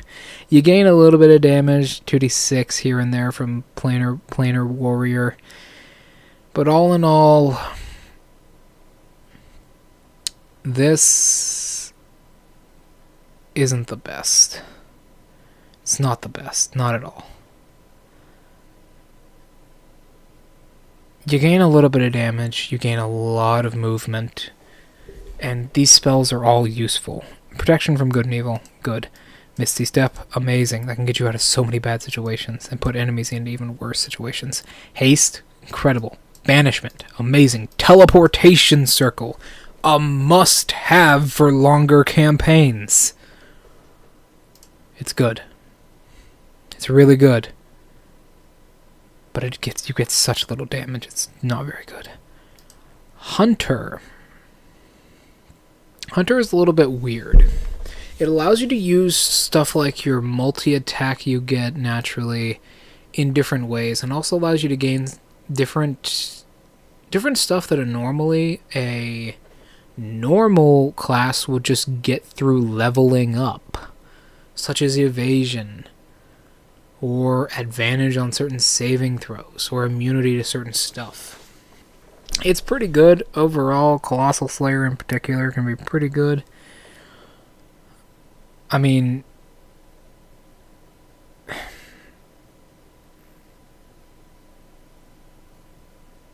it just is more damage. It's just passively more damage, which is something Rangers get all the fucking time. And it's unfortunate that what they did to this class. Multi-attack defense is also pretty good. That can be very powerful. Defensive tactics. Keep in mind, these are pretty much passive. Opportunity attacks against you are made with disadvantage. Multi-attack defense is the best one there. Keep in mind, this is also passive. Just volley. Volley is probably the best. Superior Hunter's defense. Evasion is incredibly powerful. The only issue with this is you gain one of the following of your choice. Why? Why not just make this one of the following and just give them all the rest? Not sponsored. Not sponsored. Just give them all the rest. What's the fucking point? What is the point of stopping them from having these? They're already so underpowered, and some of these things could go well with each other. What is the point in stopping someone from having both evasion and uncanny dodge at the same time when their class doesn't give them either of them, and they gain no abilities like that, no defensive abilities from their class other than maybe favored enemy? Like that, when a rogue does the same thing, has less health, yes, but does the same thing better and gets both of those things and more. This is a very odd subclass. I do not like it. Monster Slayer. It's very similar to Hunter. So, it has some utility. It has a lot of utility. The spells you actually get here aren't too bad. Protection from Good and Evil is good. Zone of Truth is good. Magic Circle can be powerful. Banishment is insanely powerful, and Hold Monster is okay.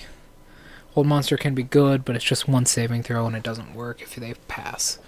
So all in all, it's a risk. It is a risk. But you do gain good damage. Slayer's Prey is pretty good. A little bit of additional damage. Supernatural defense is pretty powerful. Good survivability. Magic User's Nemesis is a little bit weird. You're not gonna use that too often. But it can be good if you're fighting like an elf or something, or a really tricky elf. Slayer's Counter isn't that powerful. Yeah, it's very reactive. This is a very reactive instead of proactive subclass. Swarm Keeper is really weird. It's more summoning, kind of. You get Mage Hand, and you get the ability of like Mighty Swarm and such, which allows you to summon up swarms of insects. The stuff you get isn't the best. You do get more spells than normal, though. You get Fairy Fire and Mage Hand, which are good. Web is alright. Gaseous Form can be useful. Arcane Eye is really good. But the last one, Insect Plague, is kind of useless with what you're doing already. I mean, it can be good. It's a 5th level conjuration spell, as you can see here. It has a somewhat limited range, but it's a concentration up to 10 minutes, which can be pretty powerful. It has 4d10 piercing damage, but honestly, you're already doing a lot of stuff like that anyways. What's the point? It's a summoning class up front, as you can see up here. But not quite summoning. It is passive damage, though, basically. Which is good. And it can force enemies to make saves, which is powerful. Drake Warden is the token dragon-related subclass that every class needs, apparently. And just like Ranger subclass itself, it sucks. Well, the Ranger class itself, it sucks. Somewhat. Once again, proceeding to be a combination between Fighter and Druid without having any of the good stuff from either of them, You get Draconic Gift, which gives you Thaumaturgy. Pretty useful spell. You can also speak Draconic, which seems to be an incredibly common ability, and I would not be surprised if it was the language that was handed out the most right next to Common. Or maybe Elvish. You can magically summon a Drake. It's another summoning subclass. It has alright stats, as you can see here. Its stats are pretty good. That low charisma can really hinder it, but its strength is pretty powerful, and it gains a lot of health depending on your stats here. It has a good melee modifier, good proficiency modifier. You know, equal to yours. You're pretty powerful. It gives certain abilities later on, and gives you certain abilities later on. Drake's Breath, Perfected Bond, pretty powerful. Grows to size is larger, it takes less damage, with reflective resistance, pretty powerful. Just play a druid. Just use Wild Shape. It's that easy. If you want to be effective, which is assuming why you're here watching this video, or you just love my voice, or love me. I love me quite a bit. But just play druid. It's that easy. Cool? Because druid can do all of this and transform into a dragon themselves. What do you know? But in all honesty, this can be pretty powerful. The Drake gets very powerful later on. But why not just have, like, a few hags following you around? There you go. Alright, so they redid it later on. Giving it a... I don't think the stats change at all. But they did give it a bit more strength later on. No, I'm actually thinking of a different subclass. They did not change this one. My apologies.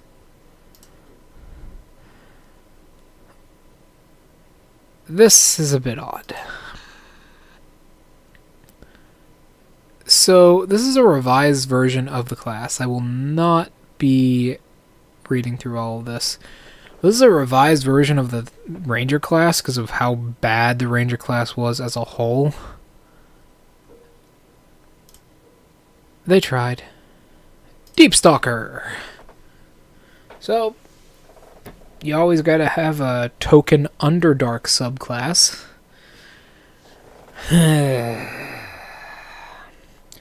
By my mother's 9 tails, this is getting old. By the 9 hells, this is getting old. You can probably guess what I'm about to say. No free advertising. You can probably guess what I'm about to say. This subclass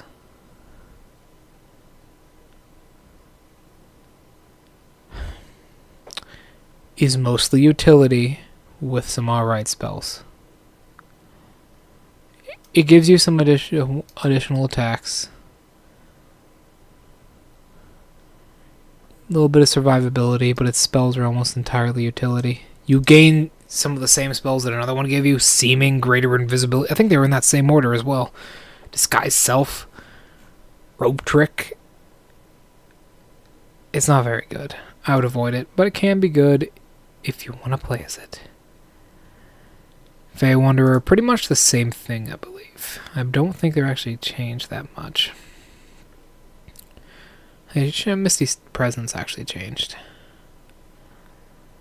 But they're a lot similar. I do believe. Monster Slayer wasn't changed that much. This is an odd one. So once again, you gain spells. Entangle, kind of good. So these are all kind of bad. I mean, what about this? This is a spell I don't really see too often. That's alright, but you gain summons. Play a druid. Just play a druid, bro. Just play a fucking druid. If you want to summon, just play a druid. Don't play a ranger. Play a druid. You gain some survivability, so you can use like oversized weapons. You get that at 3rd level. That's pretty good. So you can use an oversized longbow, which could be good, or an oversized short sword, or a long sword. But all in all, it's not very powerful. And then the revised Swarm Keeper I don't think is any different. You gain Scuttling Eyes, which could be pretty good, and then Storm of Minions, which is pretty powerful in and of itself, but once again, it's on the Ranger class, so it doesn't complement itself at all. Alright, moving on to a homebrew one, which I will briefly go over. It is very complex. As we go on, I'm going to go over less and less of the class and just give my opinion on it and some of the synergies it has as I show you the text, because some of the later ones are pretty complex, and they are hard to explain. Like, if I had to explain to you how an artificer worked, we would be here for a while, because I'm assuming people of all experiences are coming into this stream and talking. Before we move on to the next class, I'm going to take a sip of water, and I'll be right back, and then we move on to Blood Hunter. It is a homebrew class that was made official.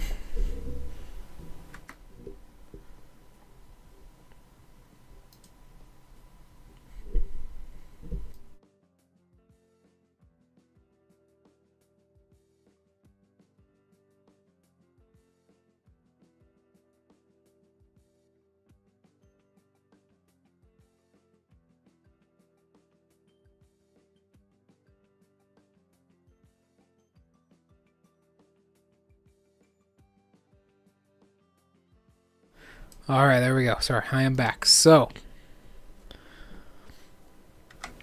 Blood Hunter. Blood Hunter's alright. It is very complex. You do get a fighting style, which is pretty powerful. But all in all, its subclasses are actually detrimental to you a lot of the time. It makes sense. It is a homebrew class originally, by one of the DMs who I believe works for Wizards of the Coast. By the way, I mean, I don't have to say this. If you're already this deep into the stream or this video, you probably already know this, but if you want to assist any of the people who make this, go buy the actual book. Go buy the Player's Handbook. Not sponsored, by the way. But go buy the Player's Handbook. Go and buy all of this really, really cool, important stuff. I personally have all of the books myself. I bought them in bulk at one point when I started to, collect them. I'm really happy with my collection, and I absolutely believe that, this is a really important part of my life as a whole. I may be, a little bit over 100 years old myself, but D&D has changed the way I really look at the world, and I want other people to share in my experiences. You'll see that soon enough. Hopefully everything goes well with the game I have planned, but you'll see. Oh, you'll see. So, enough about that. Hunter's Bane. And, well, Blood. You have 1d10 hit points, second highest. Pretty good.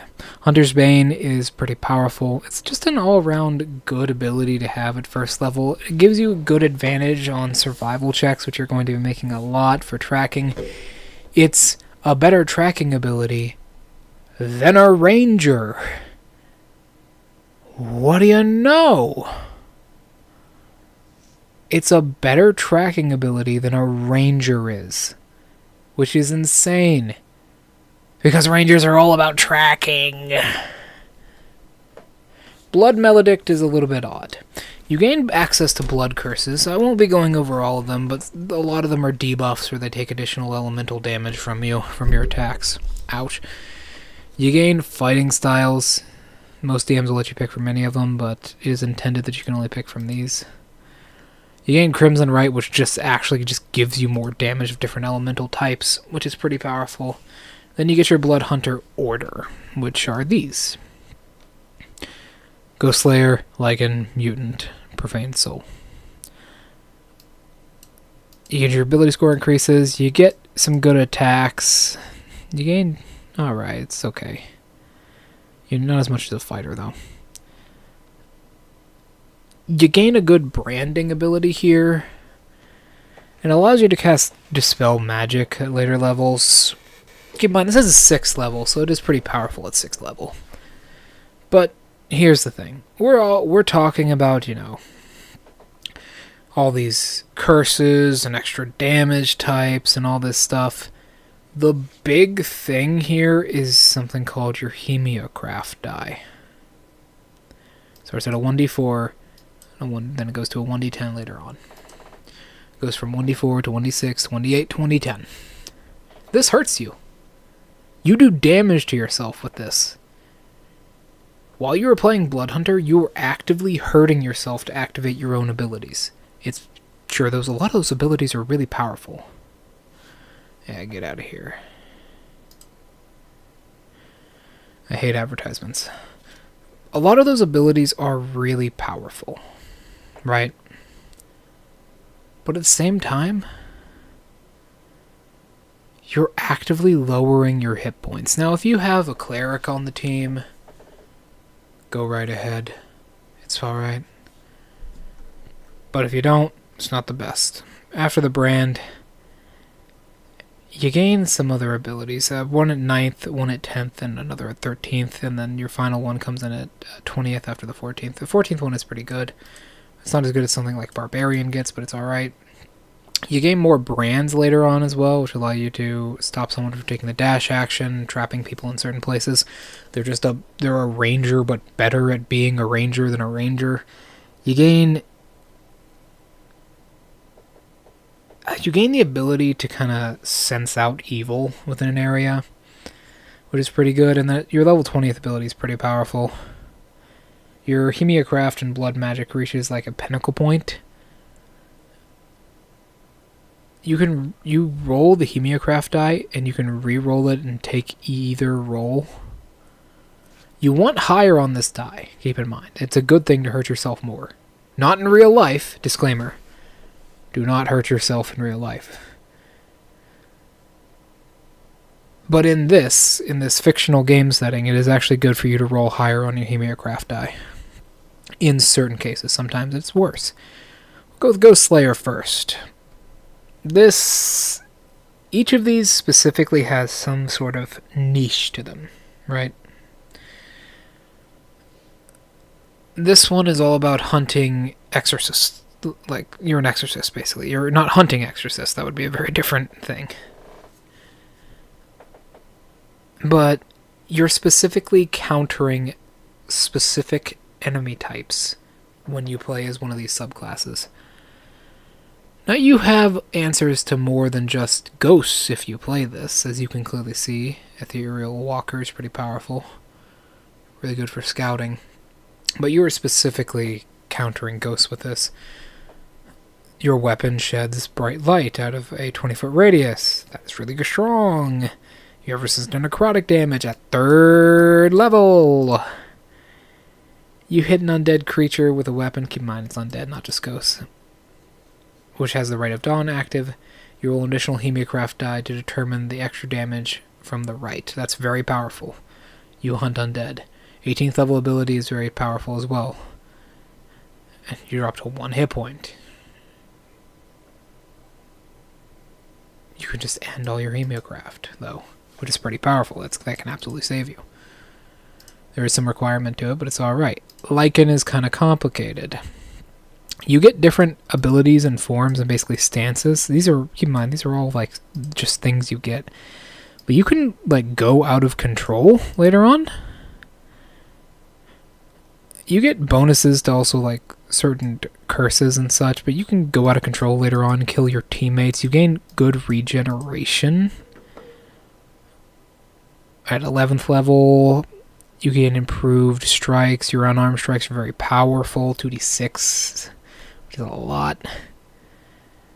Gain extra damage. Bloodlust itself is pretty powerful. You gain frenzy attack, which is pretty strong.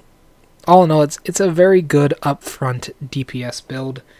And you can absolutely be a tank with Blood Hunter. Right? Hold on, I am bleeding. Give me a second.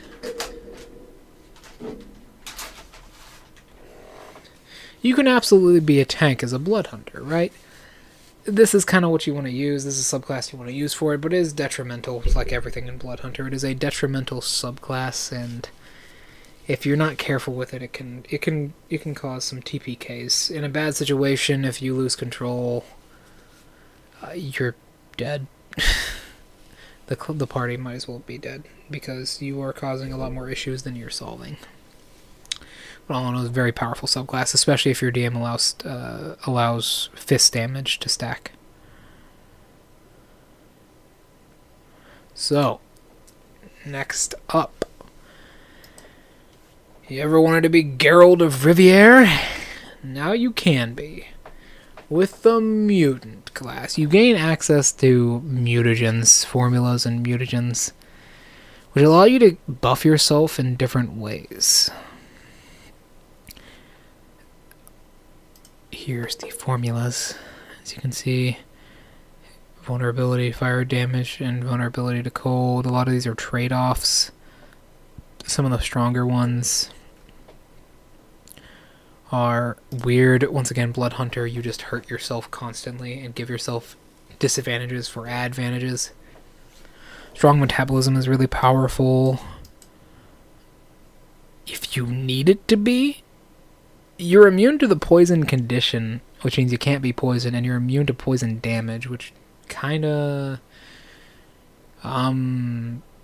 hurts. That hurts a lot of enemies. Certain dragon types, you counter hard. Keep in mind, that's only at 7th level. Keep in mind, the poisoned condition gives you disadvantage on attack rolls in a lot of different forms of DnD, which definitely saves you from a lot of heartache. Especially with Baldur's Gate 3 coming out and it using those potential rules. It saves you from a lot of heartache, so keep that in mind going forwards. You're immune to that condition as well. Not just the damage, which a lot of things which can make you immune to poison don't make you immune to the condition. You gain another brand which allows you to use polymorph. Not allows you to use polymorph. It allows you to counter basically the effects of polymorph. It reveals a foe's true nature, basically, and forces them to be in a form. And then later on, it can pretty heavily affect a campaign if you're able to reveal a vampire or something, or a sprite or something, or a pixie. This also counters some DMs who are very cruel and has a druid summon a pixie to polymorph them into T-Rexes. Next up, you gain more blood curses. Benefits to the blood curse. The blood curse of the... Well, here, I'll just show you. There we go. You gain benefits to a lot of these. This one in particular. You gain benefits and access to them at later levels, and they're pretty powerful. And then you gain abilities from your mutagen itself.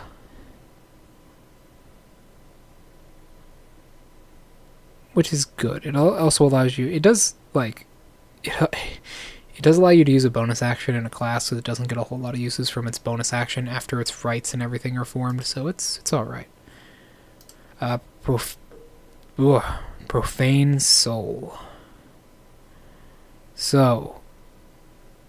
Profane Soul is a little bit weird. You gain patrons, it's kind of like Warlock. You gain pack magic, which is good. Right focuses is also pretty powerful. These are basically like your Crimson Rights, but a bit stronger. And then you gain different spells, depending on your patron. It's pretty good. It's the spellcasting equivalent of Blood Hunter. But there's a downside. You're kind of squishy. You don't gain much survivability. You do gain pack magic, which is good. But other than that, you don't gain any survivability. But you do gain stuff from Warlock, which is pretty cool. We'll be going over Warlock later, because it's a very complex class. And that is all of Blood Hunter. Next up is this. Paladin.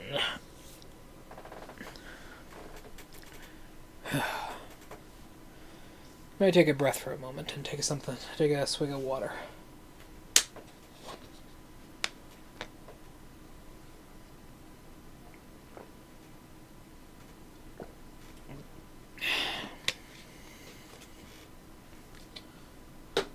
So, let me be upfront with you.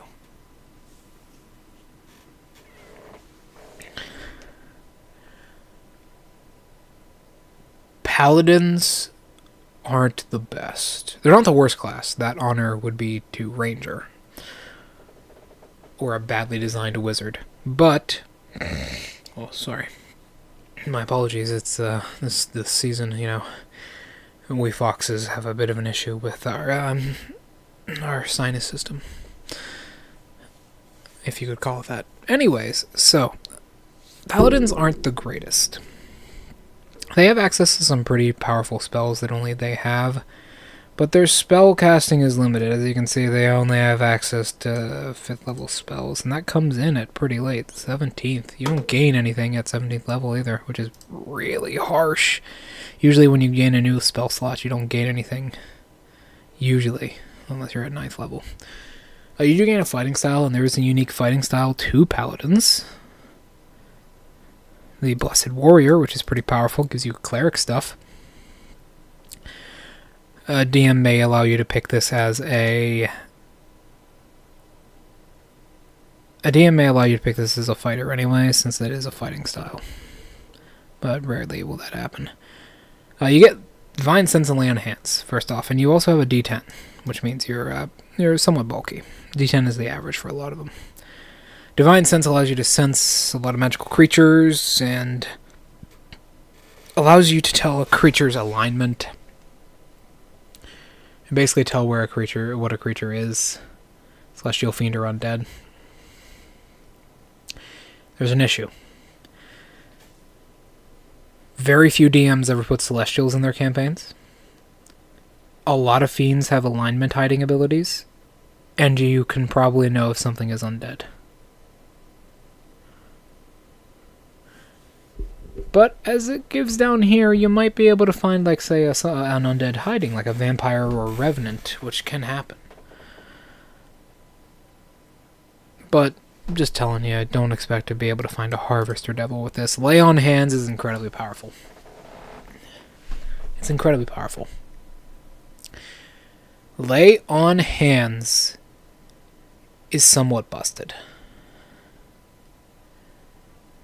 You can cure status effects, and you basically have a pool to heal with, which is insane. It's the best ability from the entire class. Maybe Divine Smite alongside it, but it's hard to say. So, what does Lay on Hands do? Let's start out. You gain a pool of your Paladin level times 5 in healing points, and you can use 5 of those to cure status effects, such as diseases or neutralize any poisons. That's incredibly powerful. That's so good. It takes an action, which is not too good.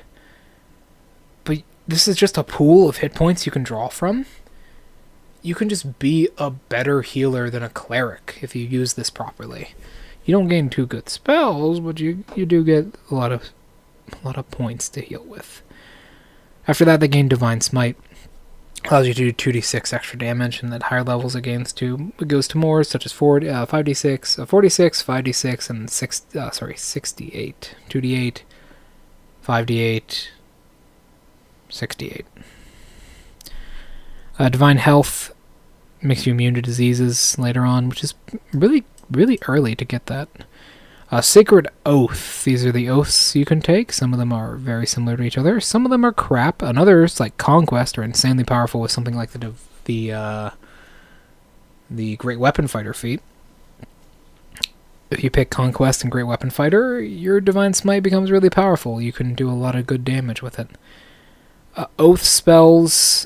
You summon a lot of oaths. In fact, I believe all the oaths actually give spells, which is good. You don't get many of those. Divine Power can be pretty good. It's an optional rule. It does come back on a long rest only, though. Keep in mind. Ability score is martial versatility. Allows you to change your stuff. Aura of Protection is pretty powerful. It's based on your Charisma modifier, and it grants this bonus. Keep in mind, you must be conscious, but it does take a bonus action. You can grant this bonus to saving throws pretty much at any point within any creature within an area of you. They have to be a friendly creature. And you can do this to yourself as well. This is pretty powerful. Aura of Courage. They can't be frightened. Pretty good. You want to stay on the front lines, by the way, as a paladin, or you're not going to be useful. And then Cleansing Touch is also pretty powerful. You can end the effect of a spell or something on yourself or a willing creature. You use this. It's up to your. You can use this free creature. Sorry, you can use this feature up to your charisma modifier, which is pretty powerful. Let's go over all the oaths and such. Oath of the Ancients, first up. These are the spells you get. Some of them are pretty powerful. Misty Step is very good. Plant Growth can be powerful. Commune with Nature is alright. Tree Stride is rarely used. Ice Storm is okay. Speak with Animals is overpowered. Ensnaring Strike is alright. Moonbeam and Misty Step and Plant Growth are the ones you want. And maybe Tree Stride. That's alright. Hold on. Yeah, it's okay. You get your Channel Divinities change up for each of the oaths you've taken. Keep in mind, all oaths have a restriction. If you do not follow these, you have to talk to him. So, we'll get to that later. That's at the end of the list. So, Nature's Wrath here is pretty powerful. A lot of these can do stuff like ensnare or just give you some sort of ability overall. Keep in mind, this is your Channel Divinity, remember. So you only have one. Aura of Warding is pretty powerful. You have resistance to spell damage, which is really strong in something like the Dungeon of the Mad Mage near the final fight. You basically just turn off the final fight's abilities. Well, it's not technically the final fight, but you know what I mean. You fight the Mad Mage himself. Undying Sentinel can be pretty good. You can save yourself, drop yourself to 1 hit point, like a lot of things can. Elder Champion can be pretty powerful as well. You gain a shit ton of abilities. HP regen. Hold on. You can cast a lot of stuff as a bonus action, although you're probably going to be smiting with your bonus action most of the time anyways. You have 100 feet of disadvantage on the saving throw against the target paladin spell. Yeah, Channel Divinity option. As well as Channel Divinity options, which is good to provide disadvantage. It's alright. Conquest. Conquest is pretty powerful. Gives you a lot of damage and a lot of survivability. Let me stretch real quick.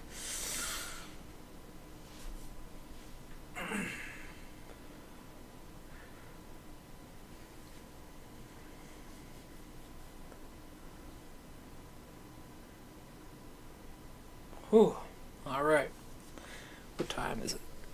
8:42. We're alright. We're alright. We okay. We're okay. So.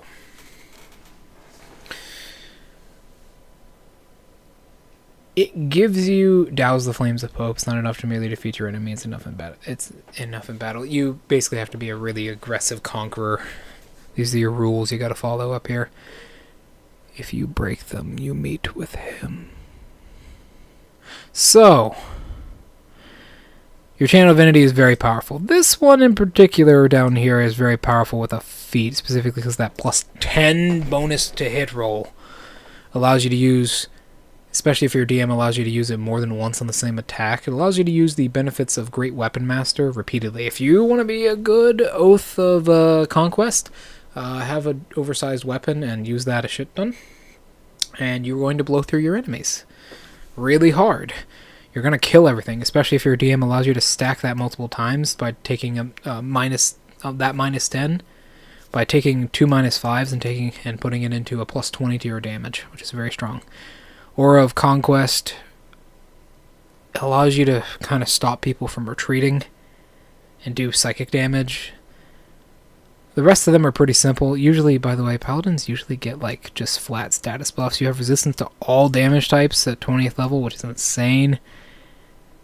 when you take the attack action, you can do one more additional attack as part of the attack action. Pretty good, especially if you're comboing into fighter. And then this. That stacks, by the way. Hexblade with champion, and this means you crit on 17s. Pretty powerful. Scornful Rebuke is okay. It's okay. You do a lot of psychic damage with this one in particular. The spells you get are alright as well. You don't really need this. Command is okay. Hold Person is powerful. Spiritual Weapon's kind of useless to you. Bestow Curse is okay. Fear is kind of useless. Dominate Beast is okay. Stone Skin is useless. Cloud Kill is alright. And Dominate Person is very good. Okay. For the crown. I'm not a monarchist. I've killed a couple kings in my time. Metaphorically, of course. But it's an okay subclass. It's alright. It's okay. It's not the best. It's not the best by any means. But it's an okay subclass that has a lot of potential to it. You gain Command, Compelled to Duel. Warding's okay. Zone of Truth is pretty powerful. Spirit Guides is basically free damage at some point. Banishment's really powerful. Circle of Power is strong, and Gios could come in handy. Gios itself is actually pretty powerful. Yeah, it's this 5th level ability. But your channel divinities in this one aren't the strongest. They give you extra like hit points, and they can help you. It's a very healing orientated one, but it's okay. These two down here are kind of useless overall. You have advantage against 2 of the stronger status effects, so it's pretty powerful, but most DMs won't use that if they don't have to, unless they have some optional rules put in where you can use certain parts of your action. You have resistance. At 20th level, you have resistance to non-magical types of damage, which kind of sucks for a 20th level ability.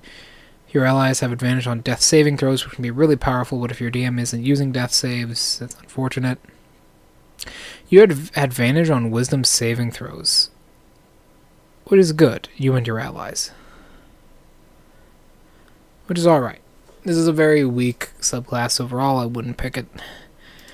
Devotion, although I will say about the crown, it is pretty honest. It is pretty honest and pretty powerful. Alright, devotion is a little bit weird. You have to hold up a lot of...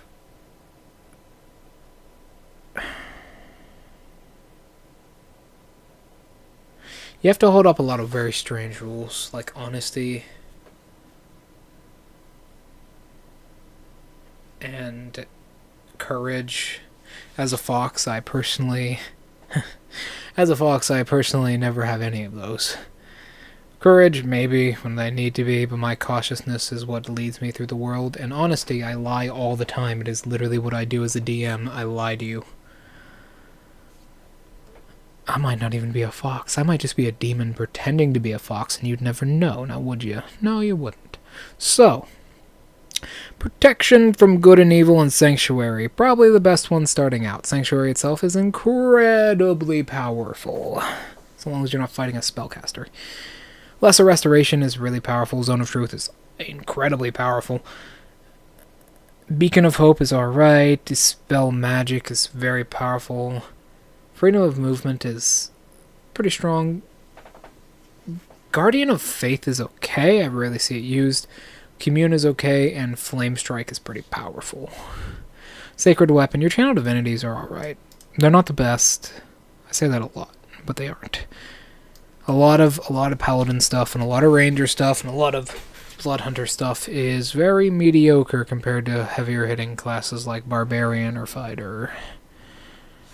But in all honesty, Turn the Unholy is pretty powerful. It lasts for, keep in mind, a minute, so that's pretty, it takes a while, or until it takes damage, but not at that point, you won't need to.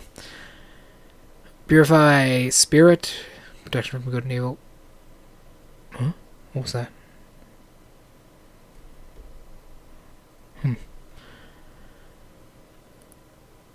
You gain, you give, like, just immunity to Charm, which is alright. Charm can be powerful. You don't get any passive buffs per se, but you do gain an aura effect.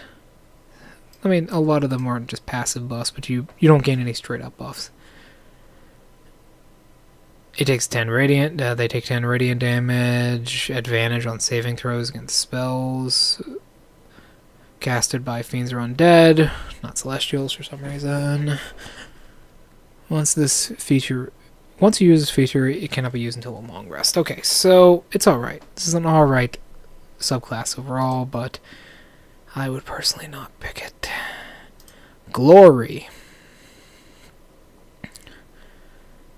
Glory is okay.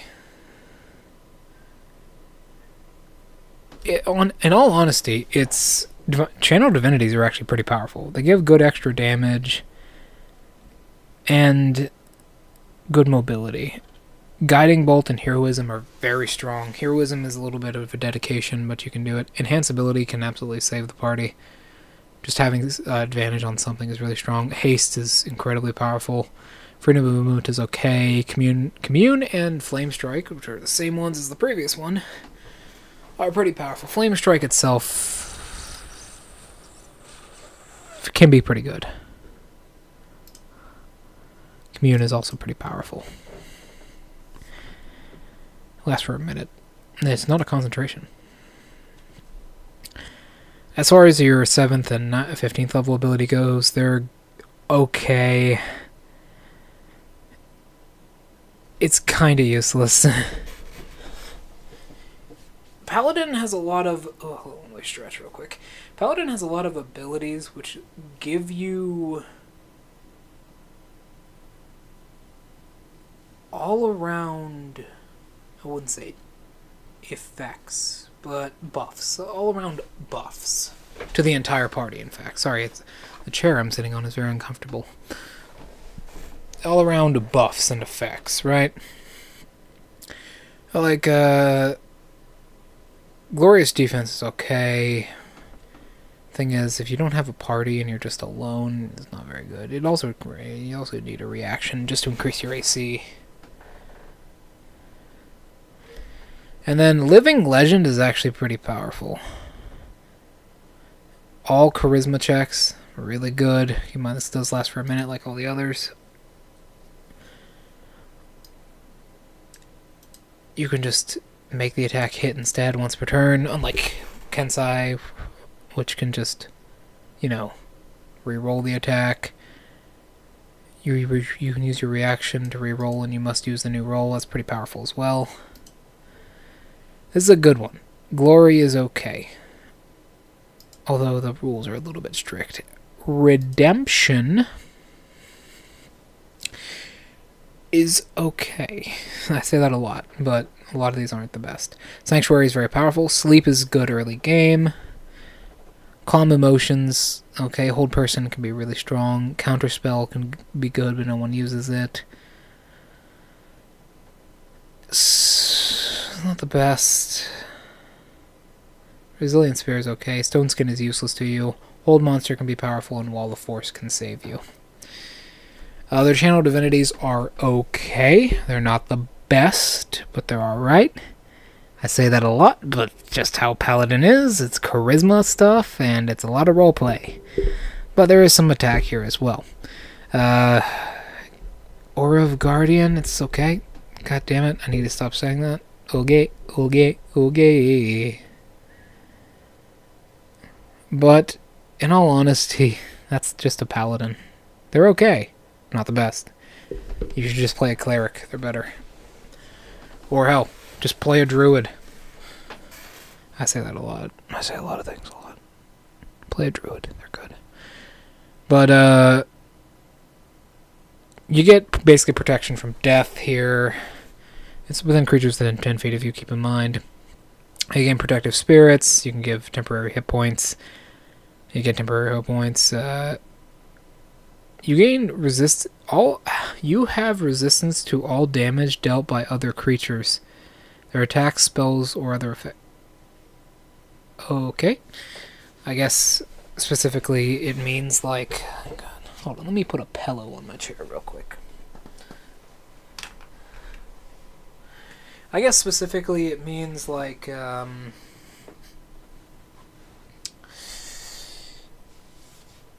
like hazards, like traps and such won't work, but that's a really weird way to put that. Whenever a creature damages you, yeah, a lot of these are defensive. Yeah, equal. Yeah, like I thought. They're very defensive. I didn't remember this one too well. Spells are alright, though. Okay, Vengeance. The lower down on the list we go, the more edgy they get. You gain Bane, which is alright. Hunter's Mark, which is kind of useless. Hold Person is okay. Misty Step is amazing. Haste is pretty powerful. Protection from energy is rare, but it's okay. Banishment is pretty powerful. Dimensional Door is insanely good. Hold Monster is really powerful. And Scry can be strong when combined with other spells. Your channel divinities are pretty weak overall.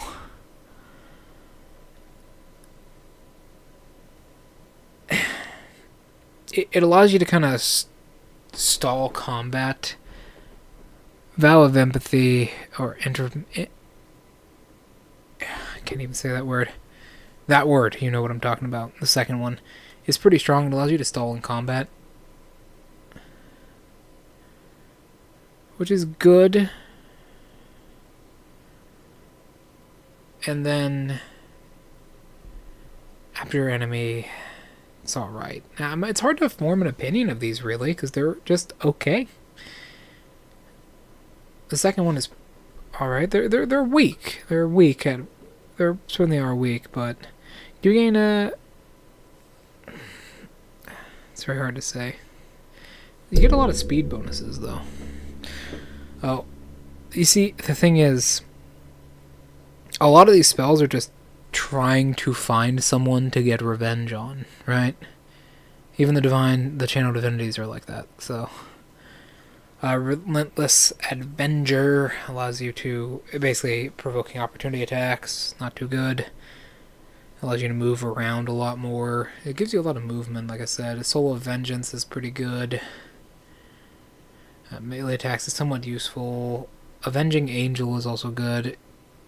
You gain a fly speed, really quick fly speed, 60 feet, keep in mind. Pretty good. You eliminate or...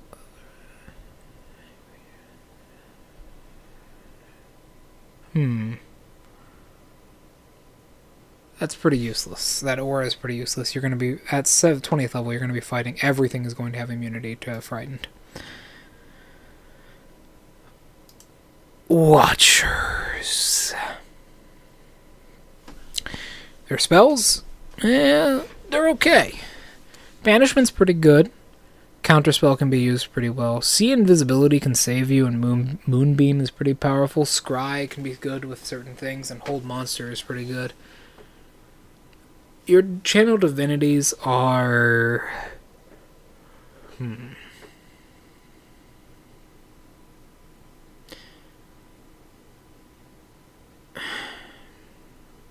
Your channel divinities target specific creatures, basically. They're very, very good counters against very specific things. Like, it's a lot of defensive stuff, and keep in mind, this does require your action at the end of the day as well, remember.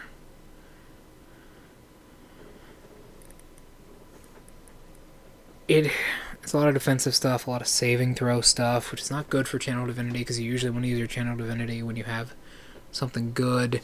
Even down here, it's like primary... It's primary stuff, even it's like level 20 transformation ability. True Sight is really powerful, but it only lasts for a minute. True Sight can save the game, though, I'll say that much. All in all, it's okay. I have to say that a lot about Paladin, though, don't I? You have advantage on attack rolls against certain creatures, though, and this does include Celestials and Elementals, which is rare. But it's okay. It's okay. The third one is kind of strong, though. The Charisma saving throw. Which is... It's good. That one's actually pretty good. Oathbreaker.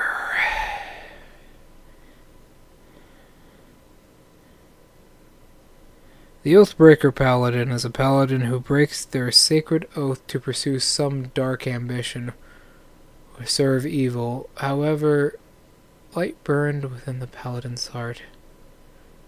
Only darkness remains. That's complete bullshit, by the way. An Oathbreaker paladin can be good. There's nothing saying they can't be. You, as a paladin, you could have broken your oath for a good reason. Or hell, here's an idea for you. Instead of an Oathbreaker paladin as being a paladin who broke their oath, make it a paladin who's dedicated their life to breaking oaths. The vows of marriage, maybe. Someone who tries to rip relationships apart for some reason. Someone who tries to convince a paladin to go to another oath or break their oath because of some moral reason. Instead of being just like someone who messed up and now is evil, be creative with these, is what I'm trying to say.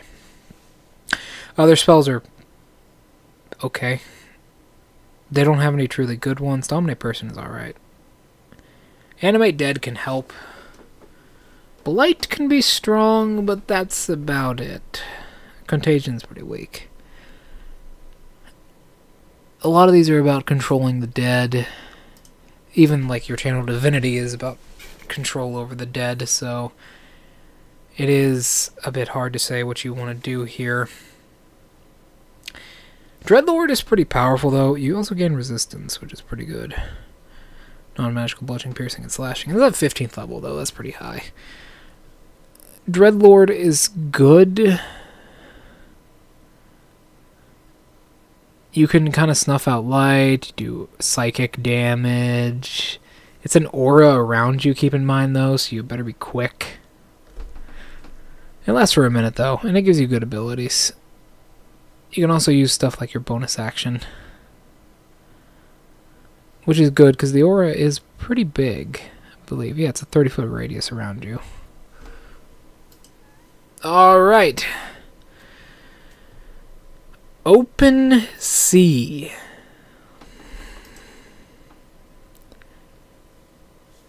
They gain Misty Step, which is pretty good.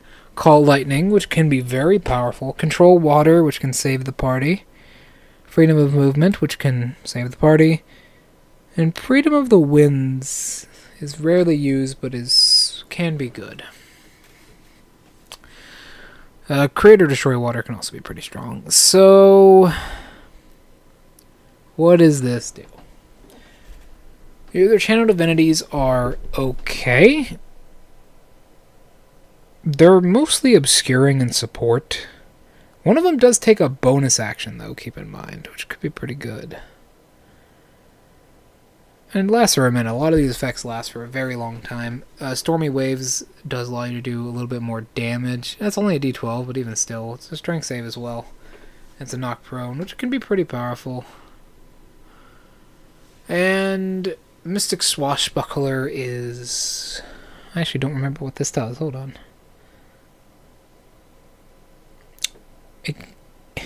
It's kind of countered by Mariner. If you just pick up Mariner and are a rogue, you can do that exact same thing pretty well. I don't know why you would exactly use it.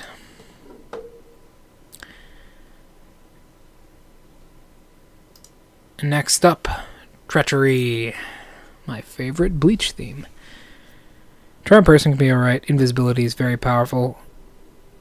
Gaseous Form can help, and Haste is very strong. Greater Invisibility is good, and Dominate Person is, well, Pass Wall is okay. It can help out in dungeons. So, these guys are a bit strange. Treachery is roleplay based, kind of. Roleplay and information gathering based, right? You gain invisibility at 20th level, you do poison damage, you can force information out of the DM and create illusions, which can be pretty good. Blackguard's Escape can be also pretty good. It comes back on a short rest, keep in mind as well, which is very powerful. But all in all, this is just a roleplay one. You just roleplay pretty hard. Aura of Treachery is pretty good. You have advantage against attack rolls against creatures with an ally more than 5 feet from them. It's very good for setting up cleave, so if you multiclass into this and then take sweeping attack, you can set up a cleave pretty well. But other than that, it's not very good. You don't gain a lot of bang for your buck unless you want to roleplay. Redemption is pretty much the same, I believe. With the exception of this, has changed a little bit. Watchers is pretty much the same, I do believe, as well. Yeah, they just removed it a little bit. Are they? Actually, did they? I don't actually recognize any removals. Heroism. Heroism's odd. So, Heroism's channel divinities are just flat buffs, right? Just flat buffs. Like, temporarily being able to crit more often. Combine this with champion, you might have a good build from that damned it subclass. Bonus action, advantage on strength and athletics checks. Pretty good. But there's no damage. Where's the damage? Not anywhere, really. You gain temporary hit points, a lot of survivability here. Living Myth is okay. Charisma, this is a roleplay paladin as well. It's not the best. And that's paladin. It's not a right class. It gains exclusive spells, which are very powerful. The Smites and Fine Steed are really strong, although Fine Steed is not entirely exclusive to paladin. We will now be going to something a little bit different. This will be our first entirely spellcasting class, technically. I'll explain what their spells are good for and their abilities. So, first let's go over this. The next class will be Paladin. Not Paladin, sorry. The next class... Sorry, I had to check my notes here. The next class will be Bard. Bard is an odd class. They are jacks of all trades by nature, and they're one of the almost countless charisma spellcasting classes, even though I personally think Sorcerer should be a Constitution spellcasting class. But whatever. So, now what does it say here?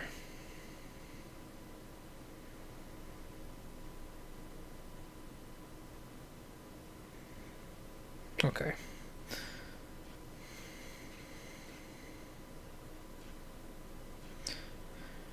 Yeah. Okay. So, next up is Bard. Let's go to it. After this, we only have 6 more classes. Ooh-wee. So, Bard is a jack of all trades. By its nature. It is a spellcasting class that actually does get 9th level spells. Later on, as you can see, get some good 9th level spells. Gets a good amount of cantrips as well, but his cantrips are somewhat unreliable. All in all, however, he gains something very strong. Yeah, okay. A lot of these are very similar. It gains the ability, the only ability I know of from a class that has its own thing on the character sheet. Bardic Inspiration. So, let me take a breath and drink some water real quick.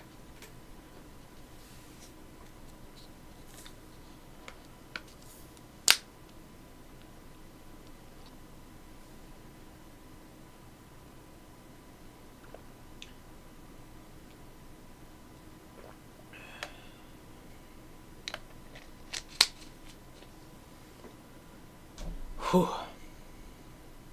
So, Bardic Inspiration allows a bard to basically add a roll or add something to any roll that an ally may have. And this also goes up as they level, right? It's pretty powerful. It only comes back on a long rest. But it's a bard's bread and butter. It's one of the first things I get, and I believe it is the first other than levels. As you can see here, it is pretty powerful. Once within the next 10 minutes, keep in mind. It lasts for 10 minutes. You can keep that on there for 10 minutes, and it's ability checks, attack rolls, saving throws that creature makes. Pretty powerful. Jack of all trades. Well, they did the terming for me. You add half your proficiency bonus rounded down to any ability check that doesn't already include your proficiency bonus. Yeah, I don't gotta say how strong that is. Higher levels, that's pretty busted. You basically have proficiency in every skill. And keep in mind, its ability checks. Yeah, it's pretty strong. That can save you if you get grappled. That little bit of proficiency can absolutely save your life. Keep in mind your proficiency starts out pretty low. But later on, +3 to everything, you basically have proficiency. Like a level 8's proficiency to everything. Or not even a level 8. When do you first get a level 5? Yeah, that's about what I thought. Level 5 proficiency to everything immediately. Yeah, Jack of all trades is pretty good. Song of Rest. This is a bit weird. It's basically, it allows you to in total increase the hit points you get during a short rest. If you're in the midst of a dungeon, this can be pretty strong, but all in all, it's annoying. Literally, you have to play a song. It's annoying.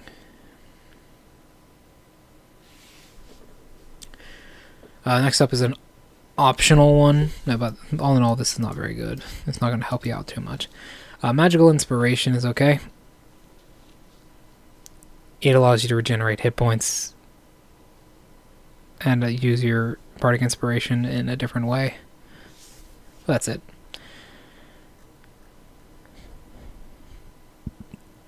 This allows you to kind of use your proficiency bonus a bit more. It allows you to choose expertise in a skill similar to, Rogue, which is pretty powerful. You get it at 3rd level as well, which is pretty early. This can help. Bardic Versatility is pretty strong. You can replace one of your things with another thing, and you can replace one of your cantrips as well, which is pretty strong. Replace one of your skills for the expertise feature, of course. Font of Inspiration. This is an odd one. It allows you to regenerate all your Bardic Inspiration abilities at a short or long rest, which can be strong, short rest, But the thing is, you might not actually, because of how Bardic Inspiration works and how you apply it, there's a good chance you might not even go through all of them, especially if you have an organized team that doesn't need it. You might end up wasting a lot of it anyways. That's why stuff like Magical Inspiration is a thing. Next up at 6th level. Oh, I actually forgot what this one did. Hold on. Yes, it gives you advantage on those. So it gives you advantage against certain status effects. It's within 30 feet, keep in mind, as well. It's a friendly creature, you and friendly creatures. It affects yourself as well, which is good. It doesn't work if you're silenced, though, which can be difficult. Or if they're deafened, I believe. So, it does take an action, I do believe, however. Okay, now. Hold on.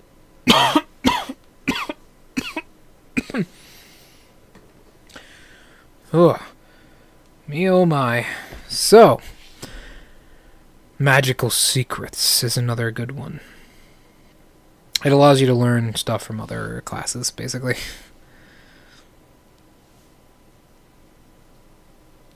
So, it's good. They count as bard spells, so charisma. And you gain your last one, Superior Inspiration. You just regenerate some of your inspiration. It's alright. We're going to go through these quickly because they're pretty much all the same. So, all bard subclasses give you some kind of different way to use your inspiration, or more spells, or something like that. Right? It's pretty good. Hold on, I will be right back, as I do have to wash my hands. I want to make sure my keyboard and everything are clean. I'll be right back. You guys wait here and watch the credits as I go off real quick.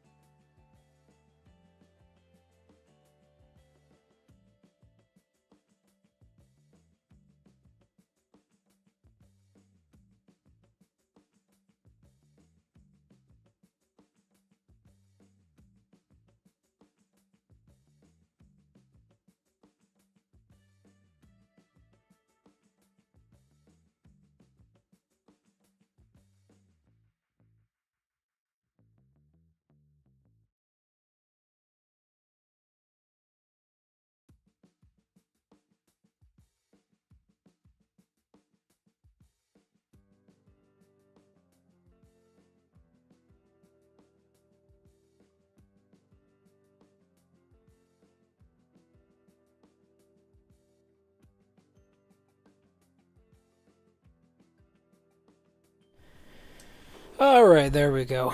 Hopefully we can get this all done before midnight. Maybe. Hard to say. So, we're back at it, ladies and gentlemen. Hopefully my model is working properly. Let me check. Yeah, that's okay. Alright, next up. Performance of creation. So it allows you to use your bardic inspiration in different ways. A lot of the colleges do this, right?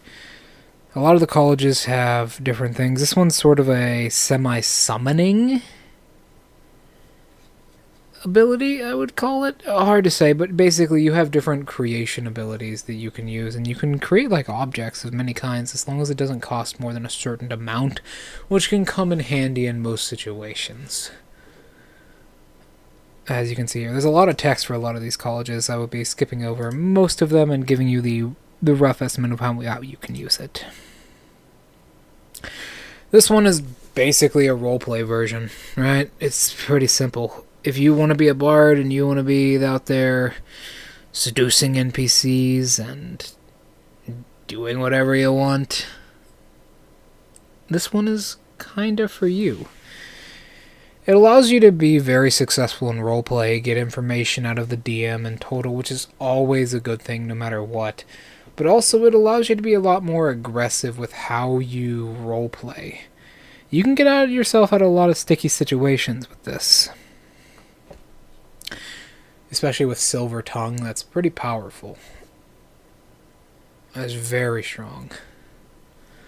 Especially for deception and not performance, persuasion. The final ability, however, is a little bit underwhelming. Overall, it's not the best. It has a range of 60 feet, keep in mind, and it's a way to use your Bardic Inspiration die.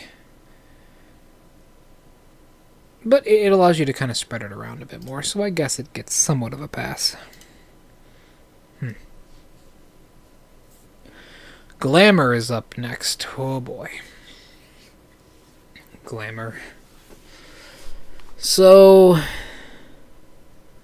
you gain a way to use your inspiration. Keep in mind, both of these are at 3rd level, which is very good. A lot of ability from 3rd level. You get sort of a control. You get a lot of battlefield control. You gain command. You gain a lot of abilities to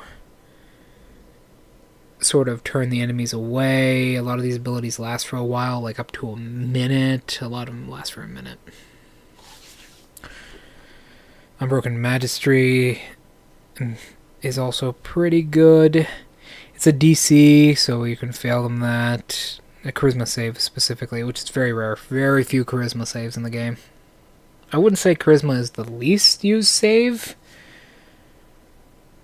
No, it might be. It might be. It's probably tied with intelligence. However, it's hard to say. Intelligence or charisma, hard to say. Alright, next up. Lore. Lore is your spellcasting nightmare. It allows you to gain proficiency in different skills. You get more cantrips, and you can do more with your cantrips. You also get more spells. You gain 2 spells from any class, which is super powerful. Perilous skill is also pretty good, depending on when you need it. It allows you to use your Bardic Inspiration in a different way. Cunning Words is okay. It's not the best, though. Cutting Words is kind of useless as a 3rd level ability, and you only get another ability at 6th level, and it's not the best. It's only 2 spells.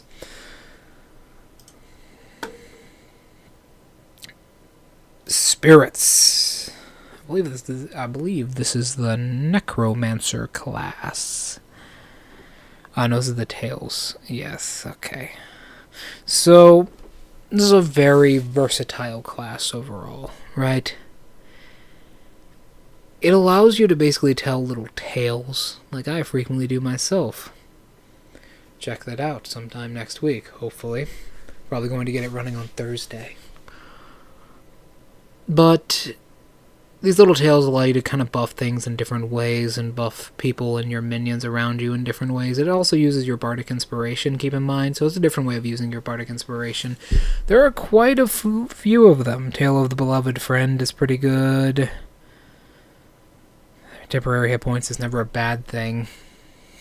Especially if your DM allows you to gain the benefit of multiple temporary hit points from multiple different sources. That's pretty good. Tale of the Angels, okay. Tale of the Round Duel is alright. Spirit Session is alright. Divination and Necromancy spells. And the final ability is okay. It allows you to kind of use certain tales in different ways, is how I would describe it.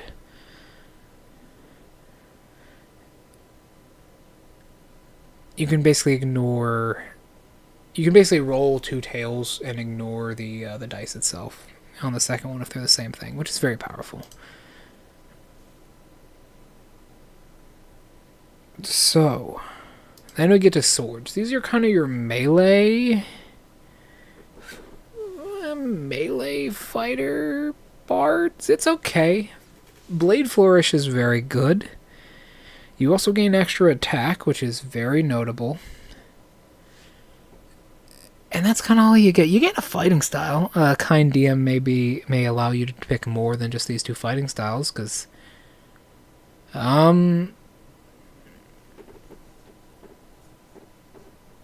this is pretty bad. Dueling is basically, you want to be a dual wielder. If you have to pick between both of these, two-weapon fighting is basically the best.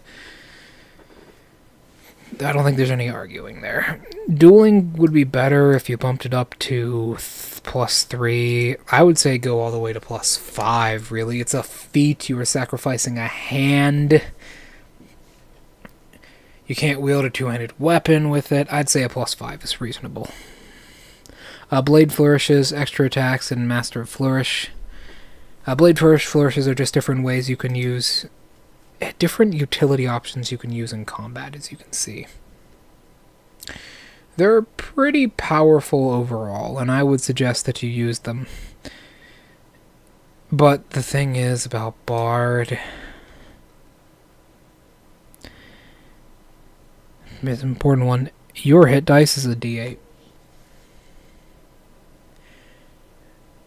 That kind of sucks. Not gonna lie, it's not like it's a D6, but it kind of sucks. A D8 hit dice is really tragic. That means you don't have anywhere near as much of an ability to tank, and you have to rely on your blade flourishes way more than you would normally. College of the Swords is okay. The blade flourishes can be very, very good. If the DM allows you to pick more than just those two fighting styles, it can be good. But all in all, it's good for dual wielding, I guess. You know, it costs your Bardic Inspiration, which means, basically, with this, you're taking your Bardic Inspiration out of your teammates and into your attacks. Keep that in mind. So, next up is Valor. This is another sort of combat-based one. Kind of. You gain proficiency in armor types, shields, and martial weapons, which is very strong for a third level ability. Basically, you become a fighter, with the exception of heavy and light armor. And it's okay. I believe you already have proficiency in one of those, though. And I believe bards also have proficiency in light weapons. Simple weapons, sorry. Which is most proficiencies in the game. However, once again, just like before, you are taking your Bardic Inspiration, something which, keep in mind, there is a reason it has its own stat block on the character sheet. Taking your Bardic Inspiration out of your teammates and into your AC and your enemies. I don't know why you would do this. I guess if you wanted to...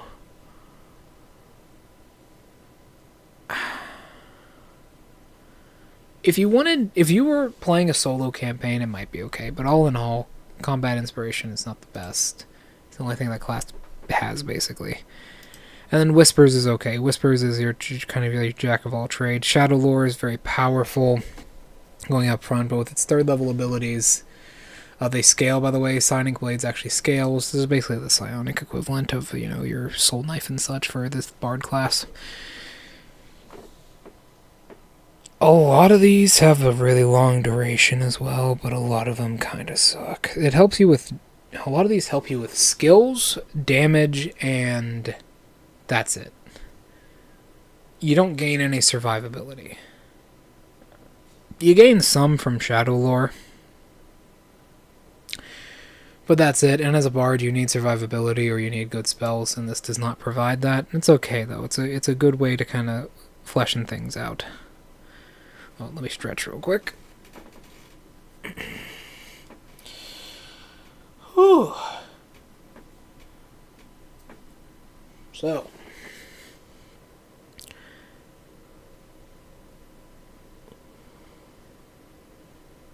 Here's what's up next.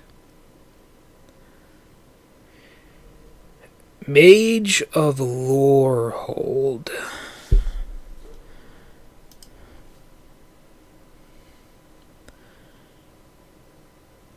You gain spells. Just straight up spells. More spells. I don't know why you need those.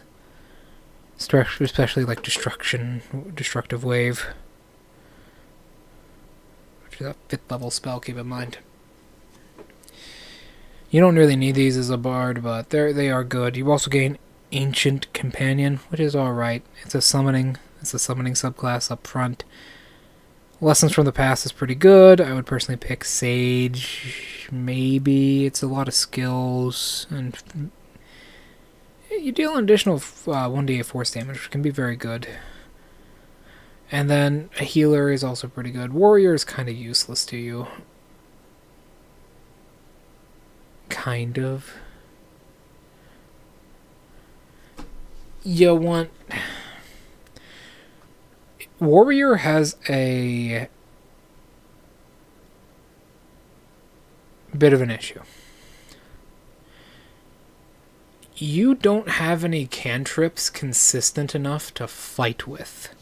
Especially part of the same attack. You do not have enough, like you don't have enough cantrips. Like, if you had Eldritch Blast, that would be really strong.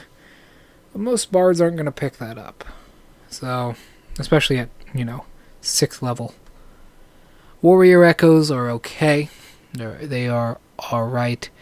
It deals damage equal to your proficiency modifier, although you can use the number of times equal to your proficiency modifier, and it's a wisdom saving throw against your spell DC, which is okay. History of Whims. Luck is probably the best there. Resistance is okay, but it's only to bludgeoning, piercing, and slashing damage. Although it doesn't say non-magical, so that you might be able to convince the DM something there. Time Shudder, Swiftness is okay. Luck is probably the best. I would personally choose like Luck and Healer for the ones to use the most. So,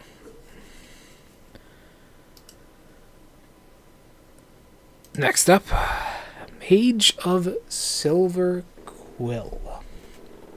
These are town names, I do believe. So,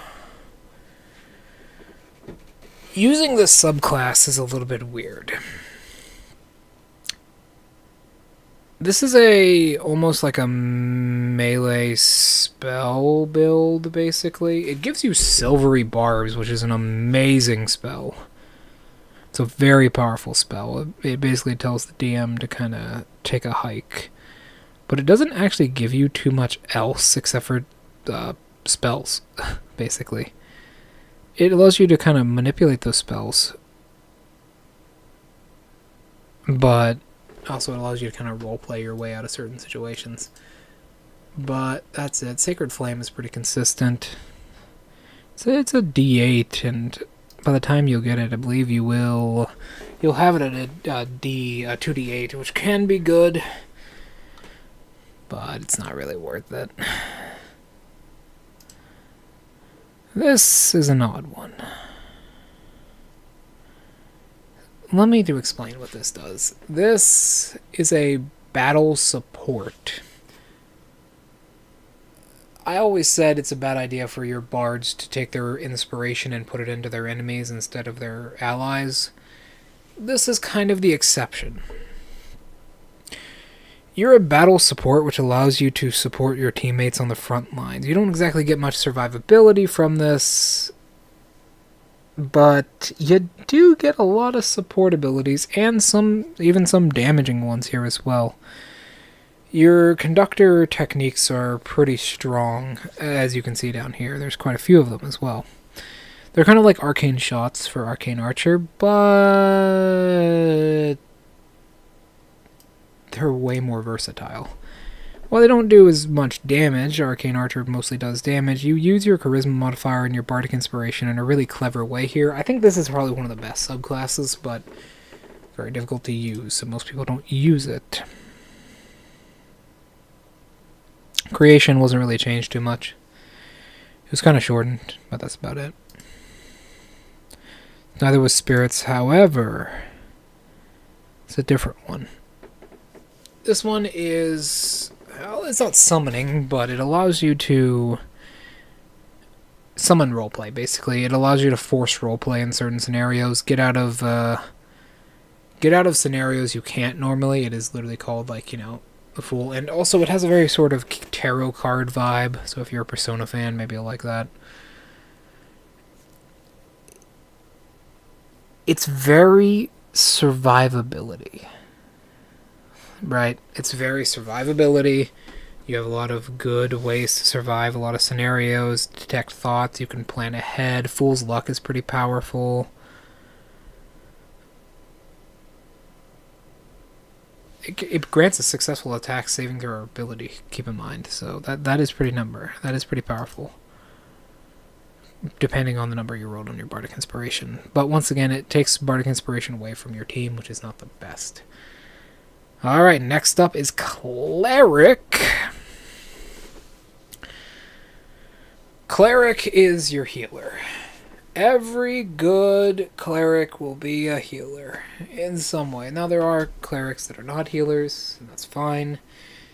But clerics are almost meant to be the healing class. Now, I will say that druids and sorcerers can be just as good as a cleric, if not better in some cases. But clerics have a lot of healing potential. The only issue with the cleric is unless your DM allows you to, you kind of have to follow a deity, which can absolutely screw you over in late game, so it is a bit difficult. They get cantrips and channel divinity. Let me go over these real quick.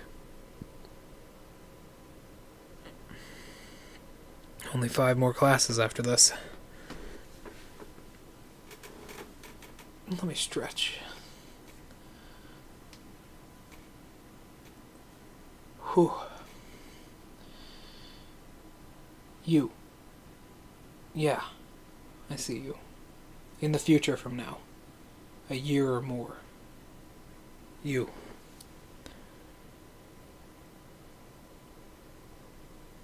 Know this.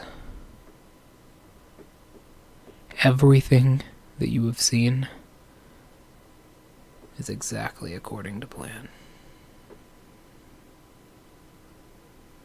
Now then, enough about that. We have this very powerful class to do. Clerics are probably one of the best classes in the game. I would say the best class is probably Druid because of how versatile and how tanky you can be in a hilarious way. But this is still pretty strong. So you gain spells all the way up to 9th level. A lot of your 9th level spells aren't very powerful, but you do get 9th level at 17th like most other classes. You have a D8 for hit points, which is not the best. You're not very tanky, but you're alright. You do get some pretty good starting weapons and proficiencies. Simple weapons, which is very good, and you do get good armor proficiency. Medium and shields is mostly what you're going to be using. You get good cantrips, good ritual spells. You get divine domains eventually as well. As you can see, there are a lot of them. For a reason, of course. A lot of them are very similar, though. You get Channel Divinity, which is pretty powerful. Your Channel Divinity actually works a little bit differently than a Paladin's.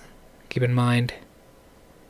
And, oh, I am actually hungry. Here once we complete Cleric, or, you know what, here to, like, 9:50, I'm gonna have lunch with you guys. Yeah, why not?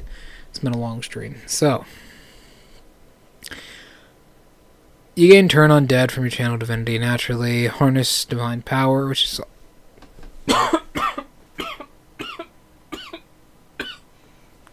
sorry. You gain Harness Divine Power, which is an optional ruling. You get your ability scores, cantrip versatility, which can be very powerful.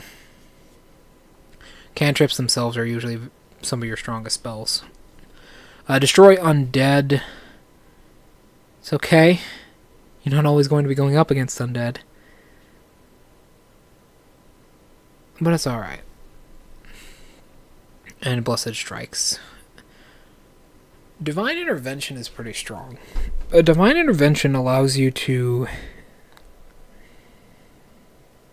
How do I say this? Especially at like 20th level, because it comes in at 10th level, but at 20th level it's very strong. It allows you to just stop rolling bad in a certain way. I can't use the feature again for a week, but it is very, very powerful.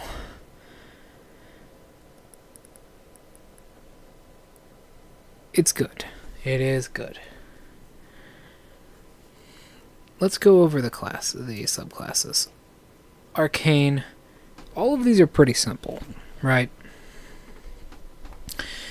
You get spells, you get a way to use your channel divinity, and that's pretty much it. Maybe something at higher levels, but that's it. This is a wizard knockoff, basically. This is a wizard, how do I say this? Wizard mix, basically.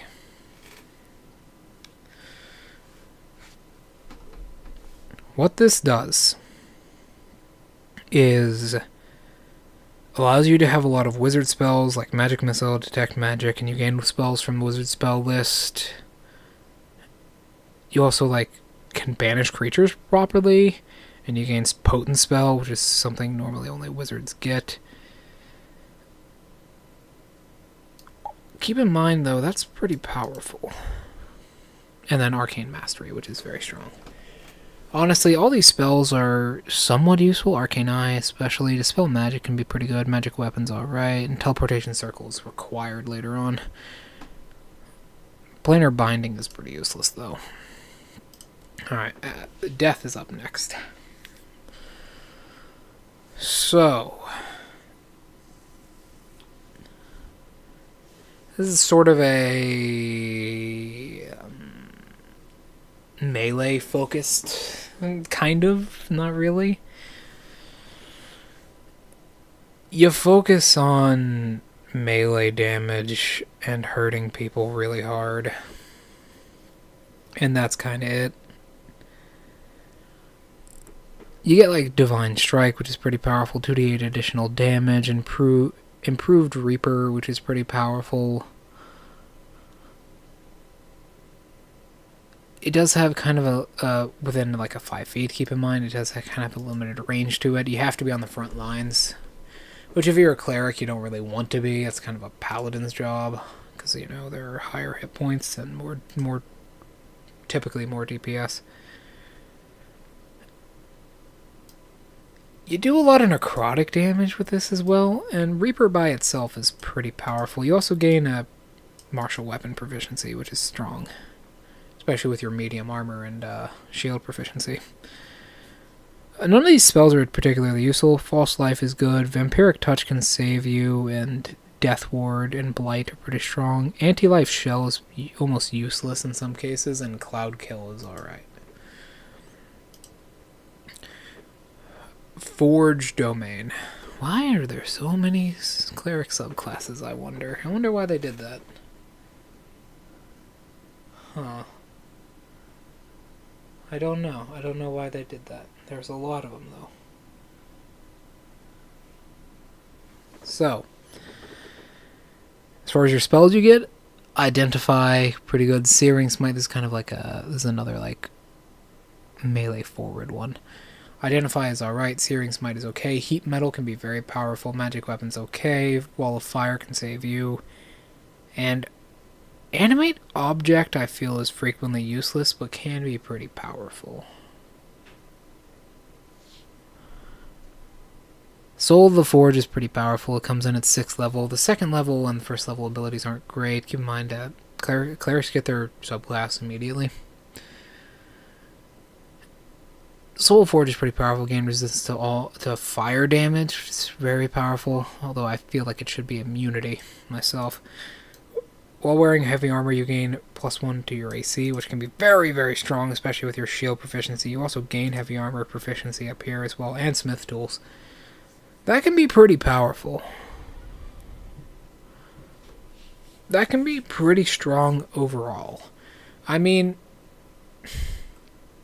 having a high AC like that is very good. If you take, you know, defensive with that, your AC is at 20, then at 22, just from wearing heavy armor and with a shield. Your Divine Strike and your Channel Divinity are okay. They're mostly support, but they're alright. It takes a lot of preparation. And this, you become immune to fire damage while wearing heavy armor. You have resistance. This with heavy armor master, defensive, and a shield is very strong. You become very tanky. You're not quite a frontline fighter. You're more of a tanky cleric that's hard to get rid of. And like that mosquito in One Punch Man. You're a deadly nuisance who makes it very difficult to kill you. Yeah, although in a way, you do get some attack bonus. Not enough to really build your class around it, though.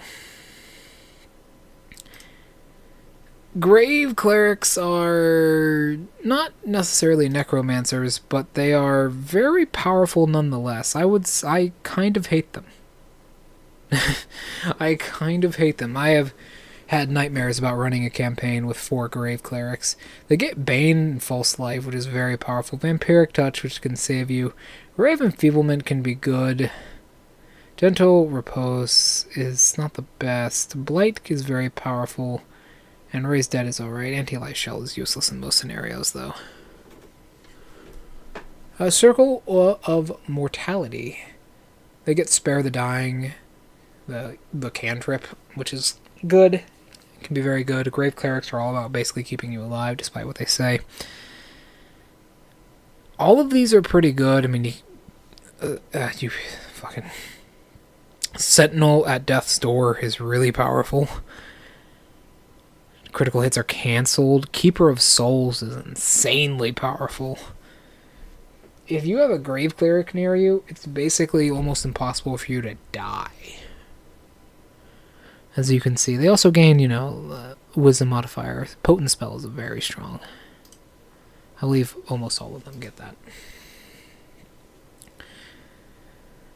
Knowledge is the next one up. Whoopsies. What was that? Hold on.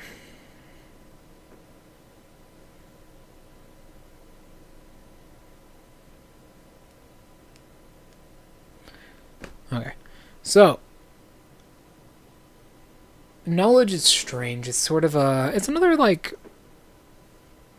It's not really a wizard mix, but it is similar. You can use command, identify, which are both pretty powerful. Legend lore is okay. Scry is good with other spells. Speak with Dead can be pretty powerful. I found a lot of use in that overall, but your channel divinities is where this kind of falls off, because your channel divinities are not very good. It only lasts for 10 minutes, keep in mind. Sometimes the DM will make you do something for hours, like that, when using tools or something.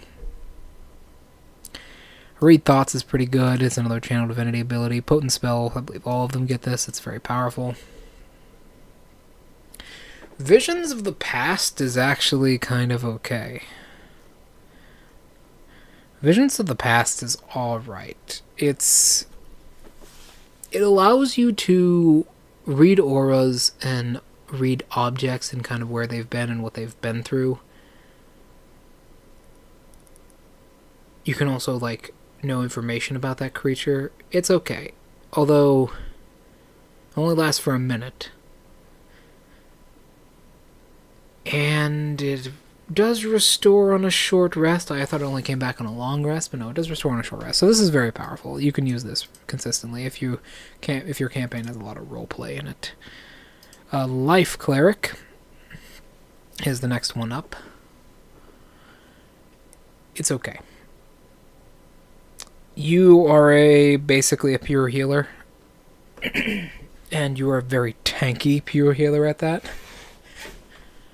You have a lot of, like, Lesser Restoration, Spiritual Weapon, Death Ward, which is annoying, Guide of Faith, which is powerful, Mass Cure Wounds, which is broken at a certain point. It's very strong. This... First, let's go over your Channel Divinity. Your Channel Divinity is alright. Preserve Life is pretty powerful. If you just want to be a pure healer, this is really strong. You gain access to so much abilities that restore hit points or defend you or just add your spell levels into things that they don't need to be added to. It also gives you passive regen. It is a very good class. You also gain proficiency in heavy armor for some reason, if that wasn't enough. So you can just dump dex if you wanted to and just wear plate mail the entire game. With a shield nonetheless, so you have an armor class of 20. It's very powerful. I would suggest you pick this up. This is probably one of the better ones. Although it's not exactly too versatile. Light is up next. Oh, okay.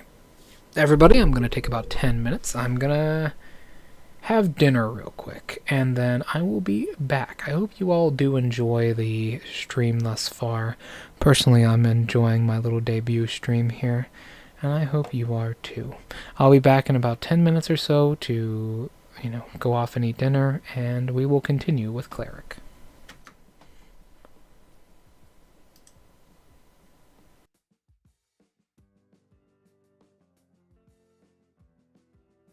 Sorry, VOD watchers.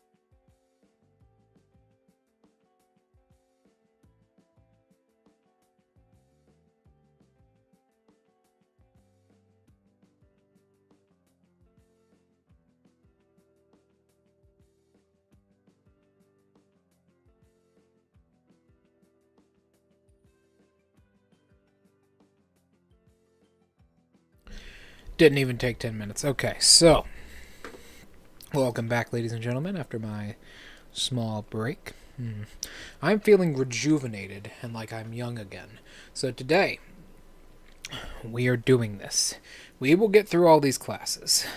I swear of it. After this, we only have Druid, Sorcerer, Wizard, Warlock, and Artificer to do.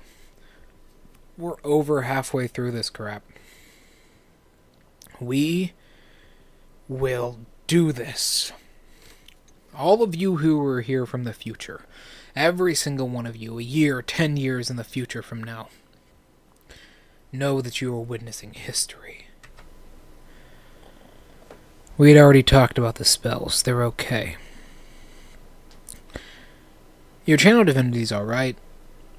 It does have a range of 30 feet, so it's not the best. The thing is about Cleric... Okay, this is an issue. I might as well talk about it. The thing is about Cleric, because there are so many subclasses, a lot of them just kind of feel the same. Like, what is the difference between this and, like, say... I can't remember. They're all the same. But it does do something pretty good. It helps you with con saves. No, it helps you with con saves. It forces a con save. Or take damage equal to your constitution, your current cleric level, sorry. It's okay. A creature's with total cover and not affected, do keep in mind, but it doesn't matter, because it is a projectile. It's Radiant Dawn. Improved Flare. It's alright, it's a warding spell. It's okay. It allows you to use warding flare. Okay, I guess you become, Krillin. It's alright. A 17th level ability is somewhat mediocre. It has a long duration. It's a minute. You have to dismiss it with an action. It's a 60-foot radius with a... It provides dim light? What the hell? It does provide at least dim light within a 30-foot radius of that. Everything else, I guess, is bright light. Your enemies have disadvantage on saving throws against spells that deal radiant damage. Fire or radiant damage. That's not very good. That's pretty mediocre. That's all it does. That is a 17th level ability, keep in mind, and it just provides disadvantage on a save. There aren't too many things that give advantage on a save, so you're not going to be countered too often. But it just gives disadvantage on a saving throw against 2 damage types specifically. I mean, like Radiant Bolt, Guiding Bolt might be good. Flame Strike, that's not a save, I don't believe. But there are a lot. Guardians of Faith. What is it called? Guardian Spirits could be good. Basically free damage if you just walk up to them. But there's just better ones. There are just better ones you can pick from. Nature is up next. Kind of a druid mix. Master of Nature, pretty important. It's okay, so first I'll go through the spells. Animal Friendship and Speak with Animals are okay. Bark Skin is useless. Spike Growth is pretty powerful. Plant Growth is good. Wind Wall is pretty powerful. It's one of the more powerful wall spells, despite its level.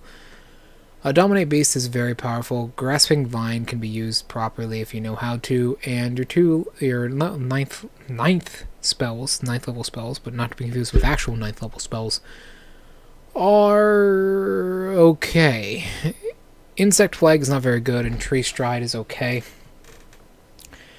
They're not the best, but they at least have some use. They at least have some sort of use. Let me look at this here. Okay, yeah. Had to check my notes.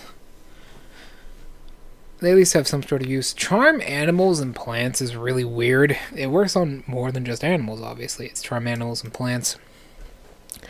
They're considered charmed for 1 minute or until it takes damage from you.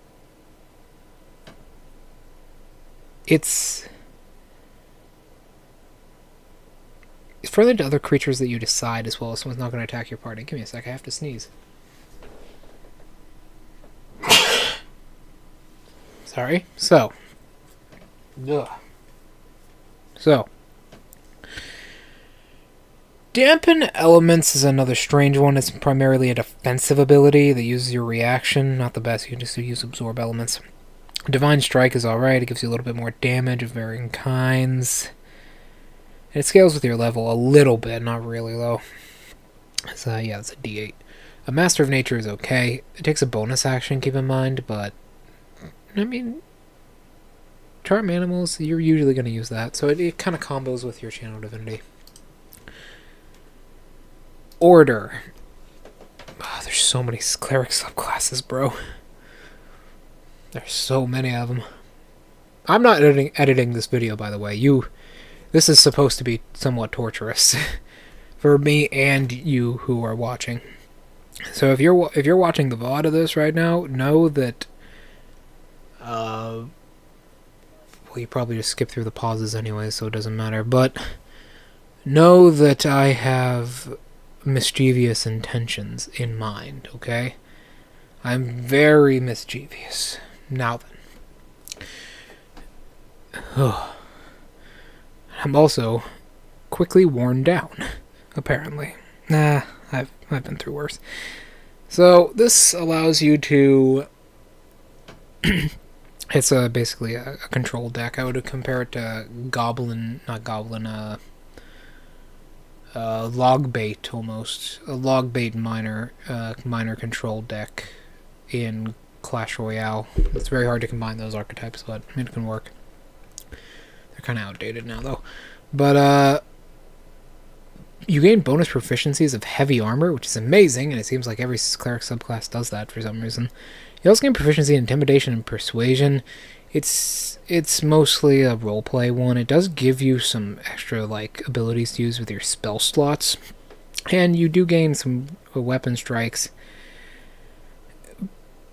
But the thing is, the really bad part about this is the spells you have rarely come into play in combat, with the exception of mass healing word, maybe slow. You gain a lot of roleplay spells. Commune, locate creatures, zone of truth, heroism. You gain a lot of roleplay spells, but the abilities themselves are not roleplay based. Well, not a lot of them. Most of them are weapon attacks. And the final one down here, it is actually it's weapon based. So yeah, you mainly just get roleplay spells, which is kind of weird. You do gain some good combat ones. Dominate person. All right, peace. Man, I wish. Once again, example deity. You get your deities up here. So, what a bunch of freaking nerds these guys are. You know? A bunch of nerds. All they do is just rule over stuff. That's my job. So, you get some very powerful spells. Sanctuary. Aid. Holy shit, Aid can be really good. Aura of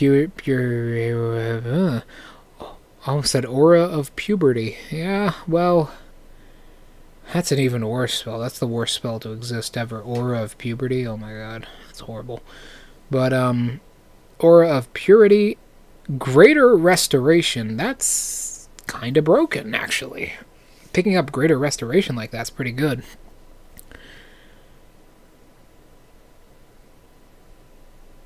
Raya's telepathic bond is okay. You gain proficiency in a few skills, which are alright, but those are powerful skills, except for performance. Embolden is okay. It lasts for 10 minutes, which is a long duration. Well, it doesn't last for 10 minutes. Its duration and its cooldown are the same. It does have a range, though. Its range is kind of lacking, 30 feet. Although you can get places in 30 feet. You get places with it. Your channel divinity is alright. Palm of Pace. It's actually a healing channel divinity. It actually heals good as well. 2d6 plus wisdom. That's alright. You're not gonna exactly have high wisdom all the time as a cleric. Usually you want charisma and con and maybe some strength. But it's okay. And once again, potent spell. That's always good. Protective Bond is alright. Once again, it has a limitation of 30 feet and then 5 feet, but whatever.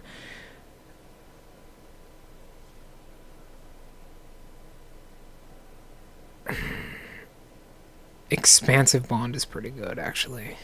I don't remember what this one did.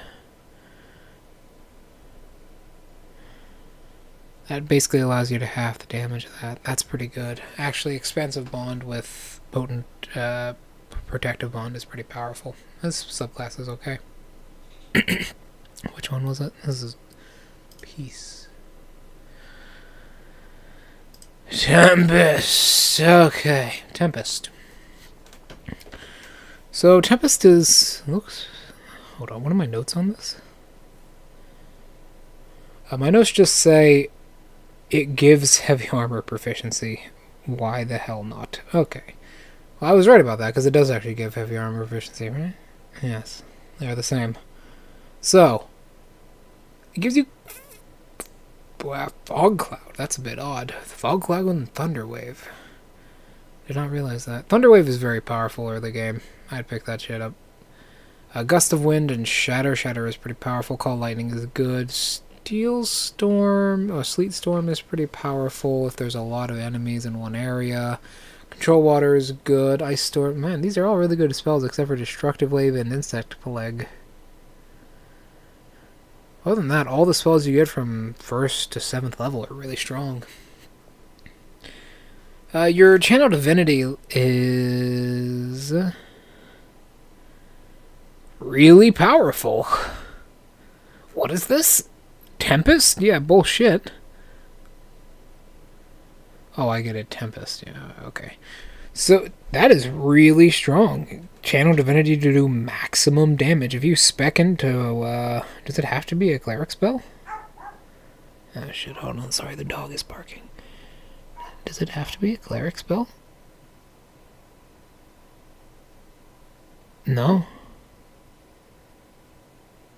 Comes down on the line at 2nd level as well. Pair that with a Storm Sorcerer, and that can be really powerful. Or hell, just a Witch Bolt. Yeah, that's pretty strong. Can you? This is only limited by your Channel Divinity. Yeah, that's actually pretty strong.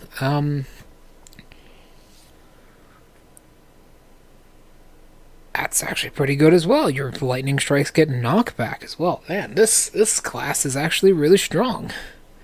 This subclass is actually really strong. You gain Infusability, strike weapons, thunder damage, there we go. With some more extra damage on your weapon strikes. It's not exactly giving you much survivability though, it's just giving damage. You have a fly speed equal to your current walking speed whenever you're not grounded or indoors. And, well, most people don't know the difference between a fly and hover speed, so that last part doesn't matter too much. Oh, sorry, I touched the microphone. Hello there. I hope you're doing well. Anyways, so next up we have here... Yeah, grounded or indoors, okay. It's alright. It's a very good class for DPS, but you do not get much survivability. But as a cleric, you should probably have some anyways, so it might be okay. Trickery, you worship Loki? Let's see. Oh, this is roleplay class. This is a roleplay subclass. Even your Channel Divinity, it does something like that. It uses a bonus action, though, keep in mind, and it's illusionary. Both of your Channel Divinities do that. Yep, you become invisible. This is a roleplay subclass for information gathering. Your Divine Strike does poison damage, though, which is cool. Improved. That might be good. It has a range of 30 feet. Maximum range of 120 feet. That's a good range. And it takes a bonus action as well. That might be really powerful. That's gonna confuse people. What about their spells? Charm Person, Disguise Self. It's okay, okay. Charm Person's kind of useless, but Disguise Self is good. A Mirror Image is alright. Pass Without a Trace is kind of broken. Blink? Oh, God. Blink is strong. Dispel Magic can be used properly. Dimensional Doorway is a fucking must-have. And Polymorph. Holy shit, they get Polymorph. That's pretty good. Polymorph is pretty powerful. Dominate Person and Modify Memory. Those are pretty good spells overall. Those are very good roleplay spells. If you're in a campaign that doesn't have a lot of combat, this could be a really good domain. Alright, next up is Twilight. Hear the Gods. Do we have a helm anywhere? No, helm ain't here. Okay. So...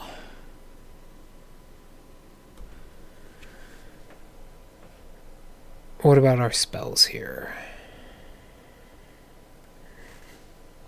Fairy Fire, pretty good. Sleep, or good early game. Moonbeam, pretty good. See Invisibility, powerful. Aura of Vitality can be good. Aura of Life can be good. Greater Invisibility can come in handy. And Circle of Power and Mislead are okay. They're okay.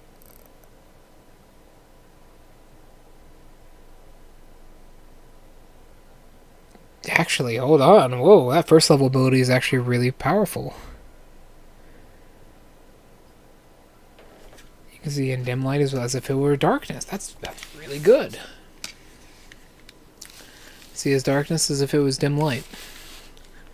That is a pretty powerful ability overall. You can share the magical dark vision as well. Okay, what about your... oh, you actually get something else.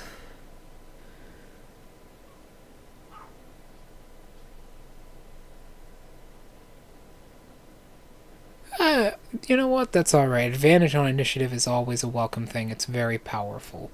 Channel Divinity, Twilight Sanctuary. It's a healing one. Temporary hit points. It does last for a minute, though. And it is pretty powerful. Honestly, this subclass is being very 6 out of 10-ish. It's being slightly above average. It doesn't have anything crazy, but it's alright. I actually don't remember this subclass very well at all. Because I read through all of these about a month before I streamed, so it's okay. Let's see what else we got here. You can draw on the Mystic Power of the Night. It's a bonus action. It takes a minute walking speed. It's an increase. Okay. So it gives you more mobility. Step of the Night. It's alright. I'm surprised it's not a teleportation ability. Divine Strike. It deals radiant damage. Nothing special there. Ooh. That's pretty good. Half cover within Twilight Sanctuary. That's an increased AC, sir. That's pretty powerful.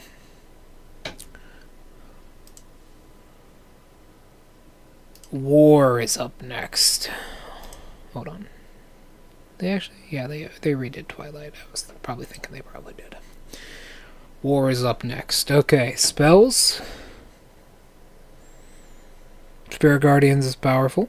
Stone Skin is useless. Hold Monster can be good. Yeah, these spells aren't very good. Divine Favor is alright. Okay, well maybe the I mean this seems like a yeah, it is actually. I kind of remember this. This is a very powerful thing. You can take this and Conqueror and basically be unkillable so long as you use Great Weapon Master. Your Divine Channel Divinity here is really strong, getting a +10 to attack rolls, which is very powerful. Use your modifier equal to your wisdom. War Priest is pretty powerful. Of course, you gain fucking proficiency in heavy armor and martial weapons. My notes just says melee priest build, and it does look like that. It doesn't give you much survivability. You already have plenty of that as a... well, not a barbarian. You already have plenty of that as a cleric anyways, but... yeah, plus you gain resistance to magical, non-magical bludgeoning, piercing, and slashing damage, so that is okay. War is kind of a subclass you would want to go down if you want to do a melee cleric. But once again, your Channel Divinity... Your channel divinity can be used for so much more than just damage or healing. It can be used as a utility ability as well, so it's alright. Hold on. Actually, I'm pretty sure one of those... No, okay, I must have been crazy. No, it is, okay. Yeah, Twilight is also one. So, next up. Ooh. Bless is pretty good. Guiding Bolt, good. Aid, good. Warding Bond, that's okay. Beacon of Hope is alright. Crusaders, Mantle, it's not the best. Aura of Life is pretty good. Guardian of Faith is okay. Circle of Power is pretty good. And Mass Cure Wounds is amazing. Of course, you gain proficiency in Heavy Armor. Why not just give the Cleric class proficiency in Heavy Armor? What's the point? If you're going to give it to them in this many subclasses. This is a support subclass up front. You gain Supreme Healing. Your Divine Strike is kind of weak, on the weaker side. Easy to deactivate though. Your Channel Divinities are alright. They're mainly support, plus 10 to the roll. That's okay. It's an attack roll. You are kind of an upfront fighter here, but you're a support fighter. It's a weird mix. Whew.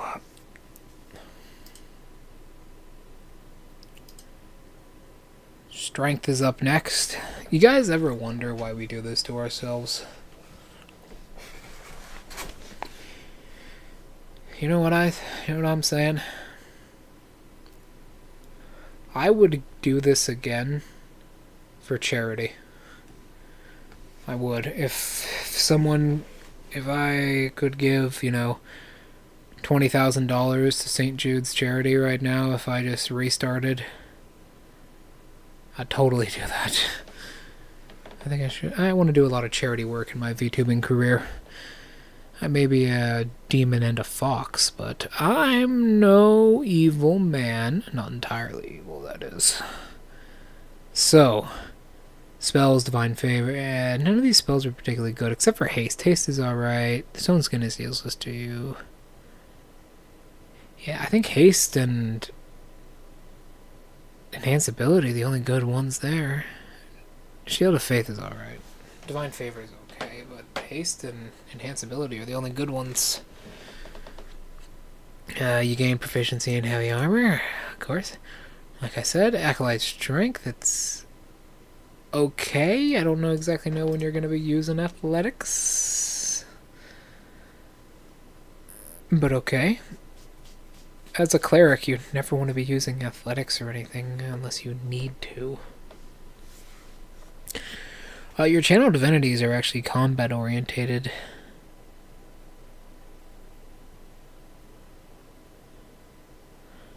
Kind of. That's a really particular Channel Divinity. It's a strength save specifically. It's plus 10. The other one is a similar way. Although you can't use it on attack rolls. It's okay. Your Divine Strike is mid. Nothing special about it. Avatar the Blade is alright. This is a very sort of mid subclass. Oh, after the stream I'm going to sleep like a brick. So, Bane, okay. Disguise Self, pretty good. Mirror Image, alright. Raven Fuelman can be good. Bestow Curse, that's alright. Vampiric Touch is no laughing matter. It can save you. Death Ward is okay. Dimensional Door is a must-have in some cases. Dominate Person is alright, and Modified Memory is pretty powerful. You know, I was thinking, like, we go through this every day, every time, and every place. We waste so much time sitting around these computers, having so much fun. I'm happy with it. I'm happy. Born too late to explore the world. Born too early to explore the universe. So perhaps it is ourselves that we must explore. I'm okay with that. Ouch. Owie, that hurt. I'm okay with that. So,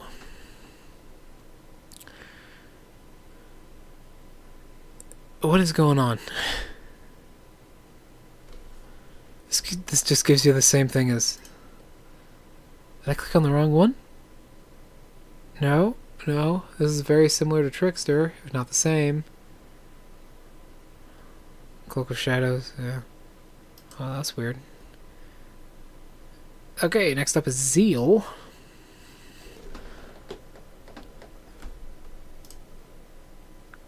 Searing Smite. You get some Paladin stuff here. That's very good. Searing Smite and Thunder Smite. That's very powerful. That's a good melee start.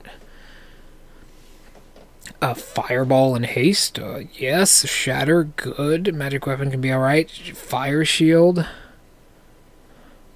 Warm Shield only. That's unfortunate. Freedom of Movement is powerful. Destructive Wave is not very good. And Flame Strike is not very good. But everything up until Fire Shield and even Freedom of Movement is pretty powerful. These would give very good spells. Of course, you gain proficiency in Heavy Armor, as is custom. Why not just give Clerics Heavy Armor? Either way, Priest of Zeal is pretty powerful. It does take a bonus action. It's a melee attack, though, which is pretty good.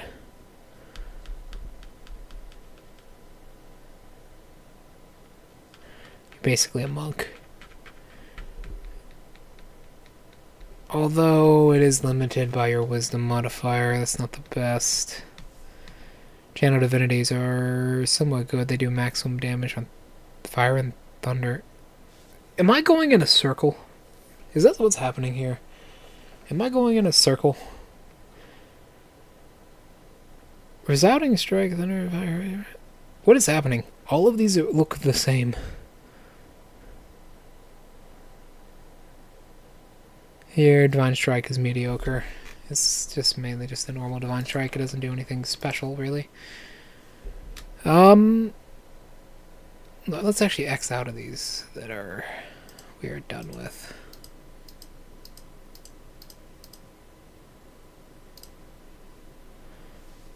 Your Divine Strike is, oh yeah, mediocre. Blaze of Glory is okay.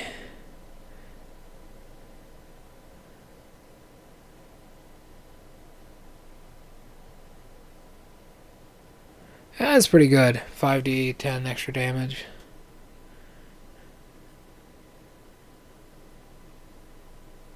Extra 5d10 damage of that weapon type. That is pretty powerful if you need it to be.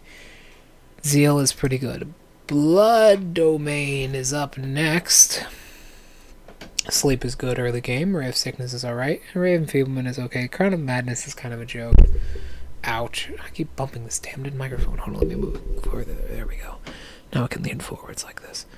Maybe I'm off camera right now. Hold on, let me check. If I lean forwards like this, what does it look like? It kind of looks like I'm leaning down to like look at something. Let me do this then.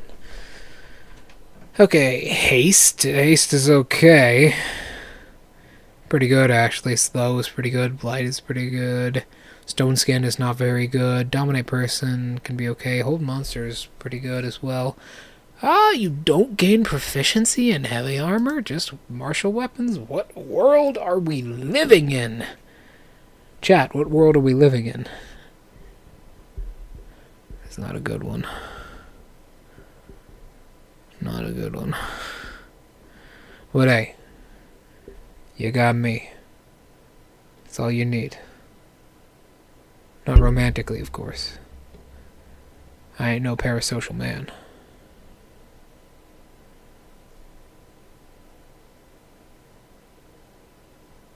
But you always got me. To be here. To be fine. No matter what.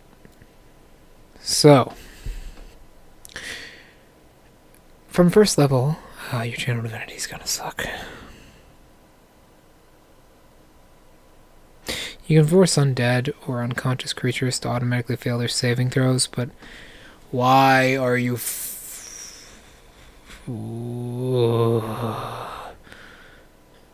why are you forcing? It's only one. Was there a giant?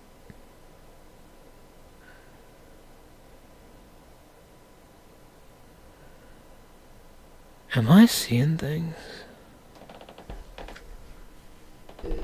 Ow. Must have been seeing things. Sorry, ladies and gentlemen, I thought I saw something at the corner of my eye. Anyways, so I keep bumping into this damned microphone. Anyways, so I don't know why you'd want to specifically target creatures like that. You also can't target some of the strongest creatures in the game you would want. You can only target huge or smaller creatures, which makes this synergy completely useless. The other channel divinity seems pretty good, though. It's kind of information gathering, and it can help you in combat. Oh shit, this is actually a very good one. Your final ability takes an action, but your recall ability is actually pretty good. Allows you to recover your spell slots, which is very good. Had a bit of damage, but it's pretty powerful overall. Next up we have...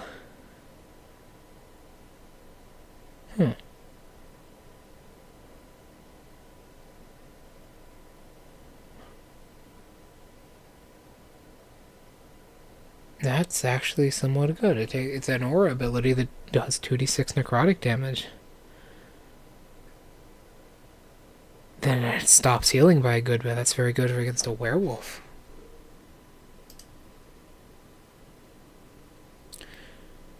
Alright. Next up is beauty. No, sorry, mind. Whew. Let me check if I'm still recording real quick.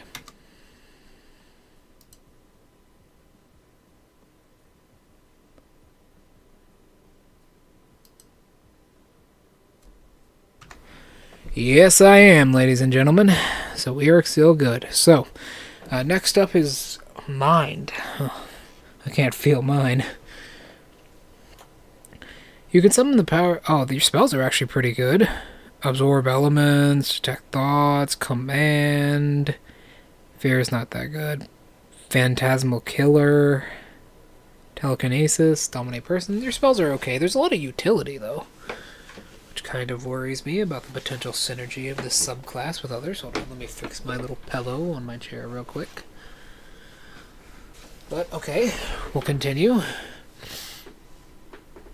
So, bend reality. Oh boy, here we go. This is a roleplay one, isn't it? No, it's based on attacks. You inflict a lot of psychic damage with these.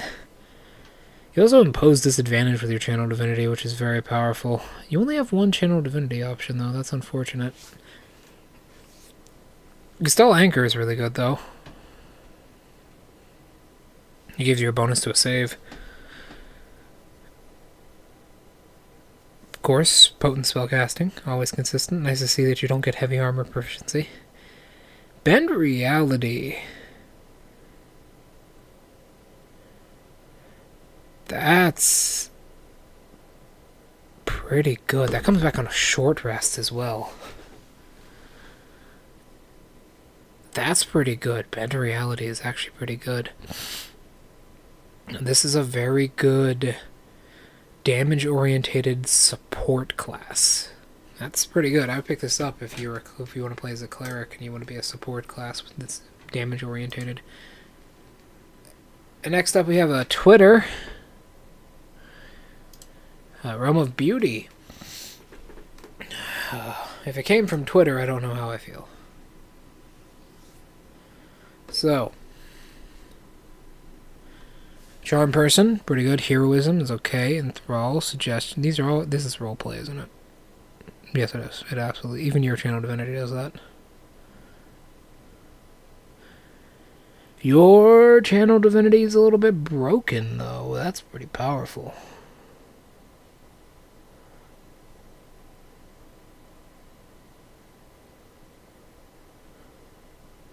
Huh.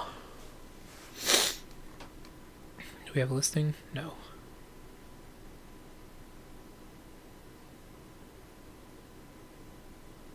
Huh. Okay.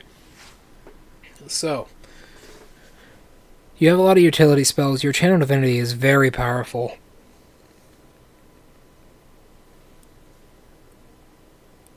Rebuke the Filer is also really good. This is a very good spell subclass. It's heavily based on your...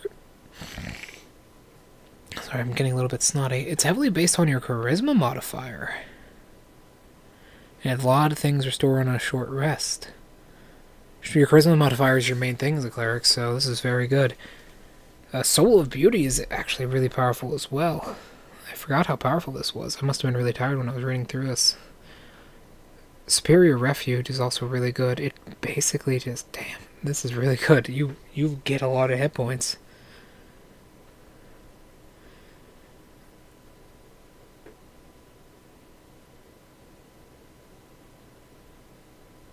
Yeah, holy shit, that's actually really good.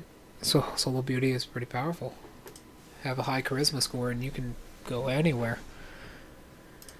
Alright, Fate. Let's see here. There we go. Your spells are okay. See invisibility. Beacon of Hope is okay. Clairvoyance is pretty powerful. Death Ward and Divination are good.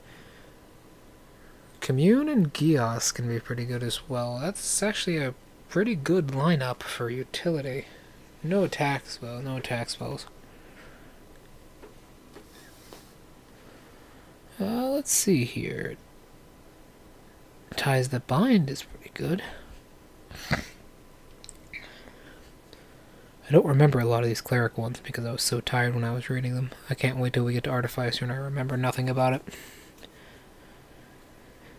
Your channel divinity is pretty powerful. Man, these are getting better and better as we get on the list. What the hell?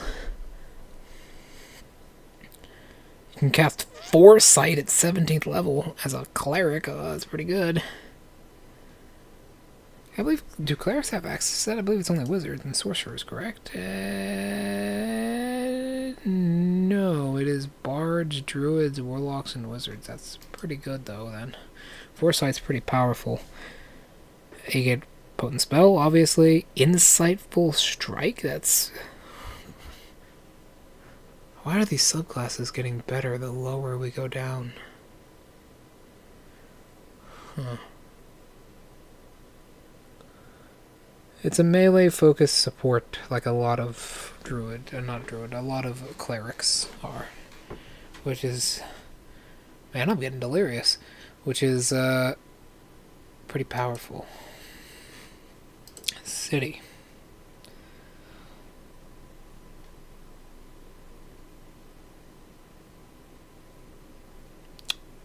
Movement. This is a fucking... Hold on.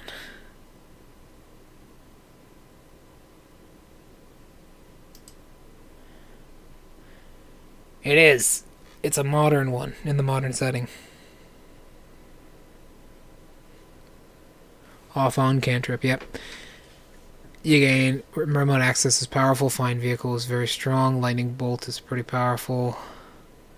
Commune with city and shutdown are very strong. I've actually read those before. At least I'm pretty sure I know what this does.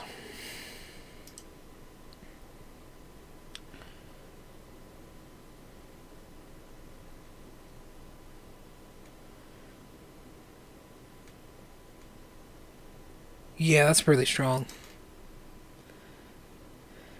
Alright, Channel Divinity. Heart of the City is also pretty powerful. Deception, Intimidation, Persuasion. Deception and Persuasion are pretty powerful, but usually you don't make intimidations.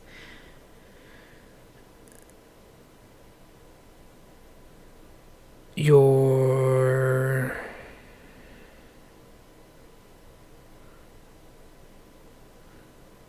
This is from Spelljammer.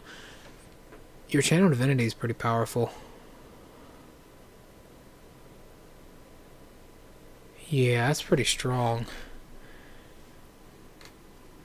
Block watch is pretty powerful. That's, I mean, just insight and perception are very important skills.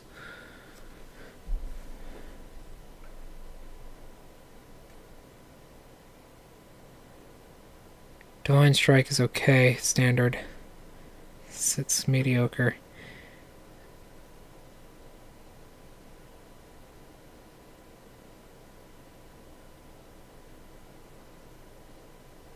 That's actually, it's pretty good. Access Teleportation Circle, Express Transit, 17th level. Sorry, I was quiet there for a second. That's pretty good. I don't remember that. I remember they had a teleportation ability. That's what I wrote down in my notes, though. Protection, have we already done this one? I do believe that's not a rework. Yeah, the next two are, though. The next one is Twilight is a rework. Protection, what do we got here? Compelled to duel, protection from good and evil, aid, yep, good. Slow, protection from poison, not too good. Protection from energy is alright, anti-life shell is useless in a lot of scenarios, wall of force is pretty good. Yeah, it's got okay spells.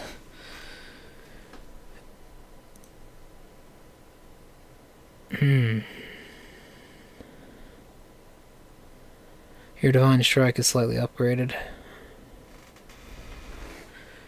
This is another damage support. It's actually mainly damage. Your channel divinity is basically just extra damage.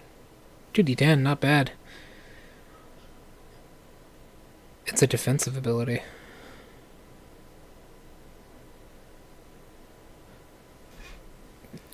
This is a damaging support, not an attack base though.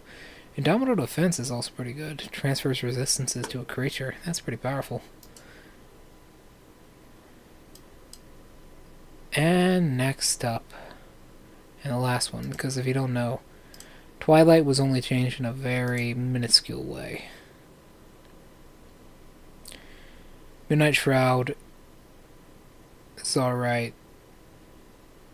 Steps of the Brave, your channel divinity was changed. So it was changed in a pretty big way, but it's honestly not the best. Unity. It's okay. It's alright. Sure, Burden is pretty powerful as your channel divinity nonetheless. Enduring Unity is actually strong. It's the support-orientated ability. Your spells are okay. Greater Restoration is amazing to have from that. Heroism is alright. Aid is alright. Shield of Faith is okay. Beacon of Hope is alright.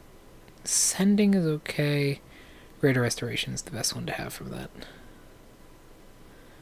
This is actually all really well. Enduring Unity is pretty powerful. I'd say that I'd give this a 7 out of 10. Alright, we're done with Cleric. Next up is Druid. I might collapse. Not just because this is very infuriating, but also because I can't feel my bones anymore. It feels like every muscle in my body is telling me that I don't need to explain this crap, but I know I might have to. So it's okay. It's okay. It's alright. We're gonna be okay. Oopsies. My apologies about that little sneak peek. My computer was glitching out and I accidentally clicked on that. Just making sure it actually works, you know.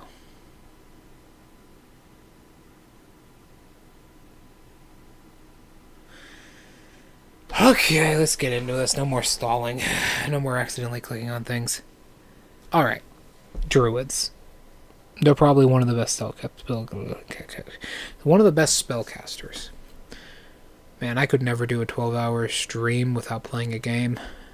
I can't just sit here and talk to myself. I need a straight man to play off of. I essentially run a double act when I try and do this stuff, and I need a straight man to play off of where there's literally nothing I can do but sit around and talk in circles forever. Alright, Druidic and Spellcasting, Wild Shape. Let me go through these. As a Druid, you are a little bit squishier at a D8. You don't get very many proficiencies. Druids also have a hard time using shields and armor, not wearing metal. It actually stops your strongest ability, which is your Wild Shape, unfortunately. Yeah. Your Wild Shape allows you to transform into different creatures, depending on their challenge rating. And it goes up continuously. Druidic Circles are what you gotta use here. I do believe some of these are similar. At least I know that Sorcerer has... Oh yeah, Sorcerer has a lot of released ones. But Sorcerer has some pretty powerful ones here, as you can see. I believe Druid and Sorcerer actually share the moon. No, they do not. Huh. And then Wizard, I know for a fact, shares one with Sorcerer. Or not? Am I losing it? What am I thinking of? Ah, no, it was this. That's what I was thinking of. This is shared with Bard. I forgot about that. And then we have Artificer. Artificer is a weird one, as you can see. So. Whew. You get Wild Shapers allowed to transform into creatures of different varying types. You get Call Lightning and such. You can't cast spells, which is unfortunate. But transforming does not break your concentration, but you do get Call Lightning as a cleric, which is very powerful. I'm pretty sure you do. Yeah, not cleric, druid, which is very powerful. Very powerful spell. Wild Companions, you get summons. Clerics are all about good summons and just good gameplay overall, really. There's nothing wrong about being a cleric. Everything is pretty much taken care of for you. Hell, even like your HP is entirely taken care of by your Wild Shape. You don't really have to worry much as a cleric. Not at all, in fact.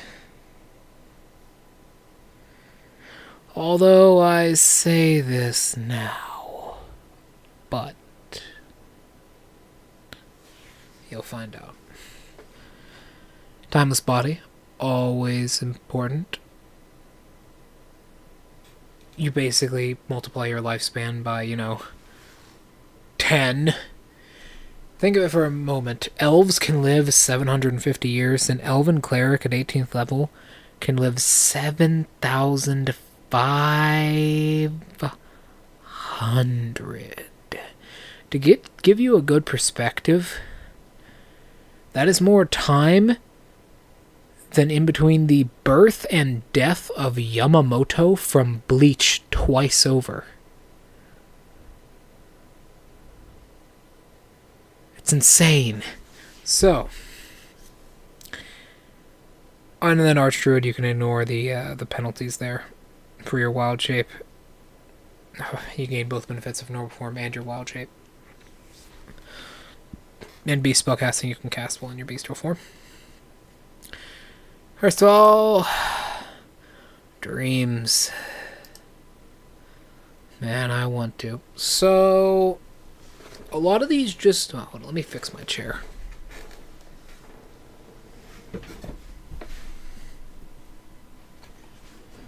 I have a deck chair I'm sitting on right now because I couldn't afford a proper gaming chair.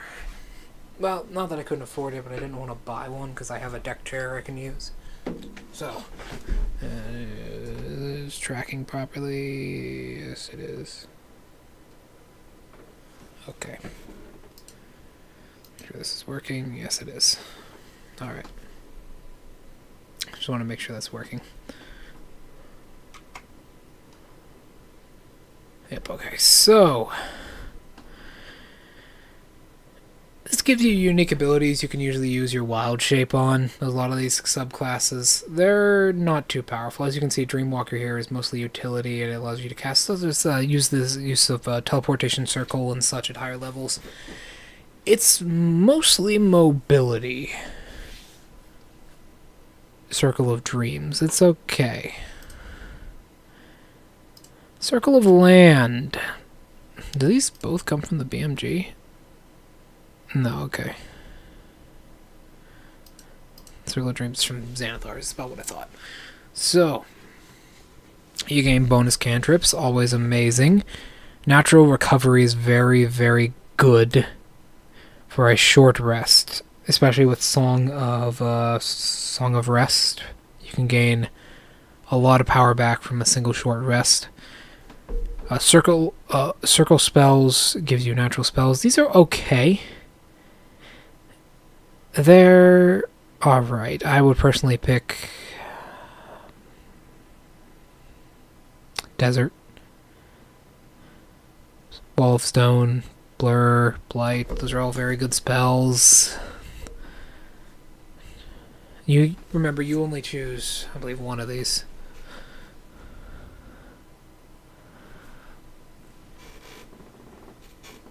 So it's alright. I would pick Desert myself, but you can pick whatever you want. Arctic is alright, Slow is pretty powerful, and Freedom of Movement. Ice Storm is powerful. Cone of Gold is actually pretty powerful as well. It can be used pretty well. Grassland, Invisibility is pretty powerful. Pass Without Trace. Haste. Dream? Honestly, I would pick Grassland or Desert myself. Cloud Kill. That's actually a very strong sorcerer spell. You can pick that up too. Basically, this is just to extend your spell slots. And then Nature's Sanctuary is also pretty powerful. It's an immunity, and the effect lasts for 24 hours, which is very good. Well, if they fail, the effect happens. If they pass, the attack automatically misses. On a success, the save, the creature is immune to this effect for 24 hours. Sorry, I explained that really weirdly because I'm a little bit out of it right now. Next up is Moon. This is the one everyone picks. Combat Wild Shape immediately up front is very powerful. It allows you to regenerate a certain amount of hit points. It's always very good. Primal Strike is very powerful. You can do a lot with Moon. You can do a lot with Moon. Moon, and there's another one I shall show you later. This basically puts a lot of strength into your Wild Shape. Keep in mind, is while you are transforming, you can use that as a bonus action. Do keep that in mind. You can't automatically heal like that. You can also cast Ult yourself, which is pretty powerful. Alright, next up is Shepherd. Whoa. Am I alive? So, Shepherd. Hold on. This chair is actually falling apart now. There we go. So, Shepherd is up next. Spirit Totems are pretty powerful. They're similar to the Barbarian Spirit Totems. They don't give as much power, though. A lot of the stuff is based on your Druidic level. It's not quite melee focused. Not really, but it's ability focused. It's a lot of utility stuff, and it also kind of counters spell casting. It allows you to summon a lot more, though. Basically, it's utility and summoning. Spores is really powerful. This integrates necromancy into your build.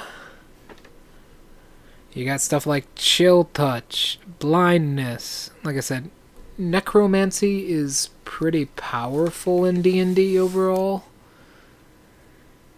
So having a druid class, which is probably the strongest class with a necromancy type, is pretty strong. I mean, it's not quite necromancy. as you can see here, you benefit from killing creatures, and there's a little bit of healing as well, so it's pretty good. Blight is pretty good. Their spells are alright. Honestly, damn, they actually get some good stuff at second level. Halo of Spores is pretty powerful.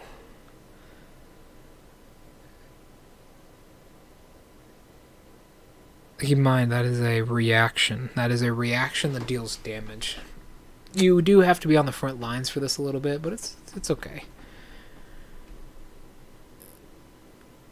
Keep in mind, if you combine this with Shillelagh, it can be pretty powerful as a melee druid. Let me tighten the bolt real quick. There we go. Okay, Fungal Body is also pretty powerful. You can't be, you know, deafened, frightened, or poisoned. Any critical hit against you counts as a normal hit instead, unless you're incapacitated. That's very powerful. Like, just getting rid of critical hits. Honestly, it would be really bad if any of my players actually found that. That ability would be purchased really quick with any unique power. So, moving on.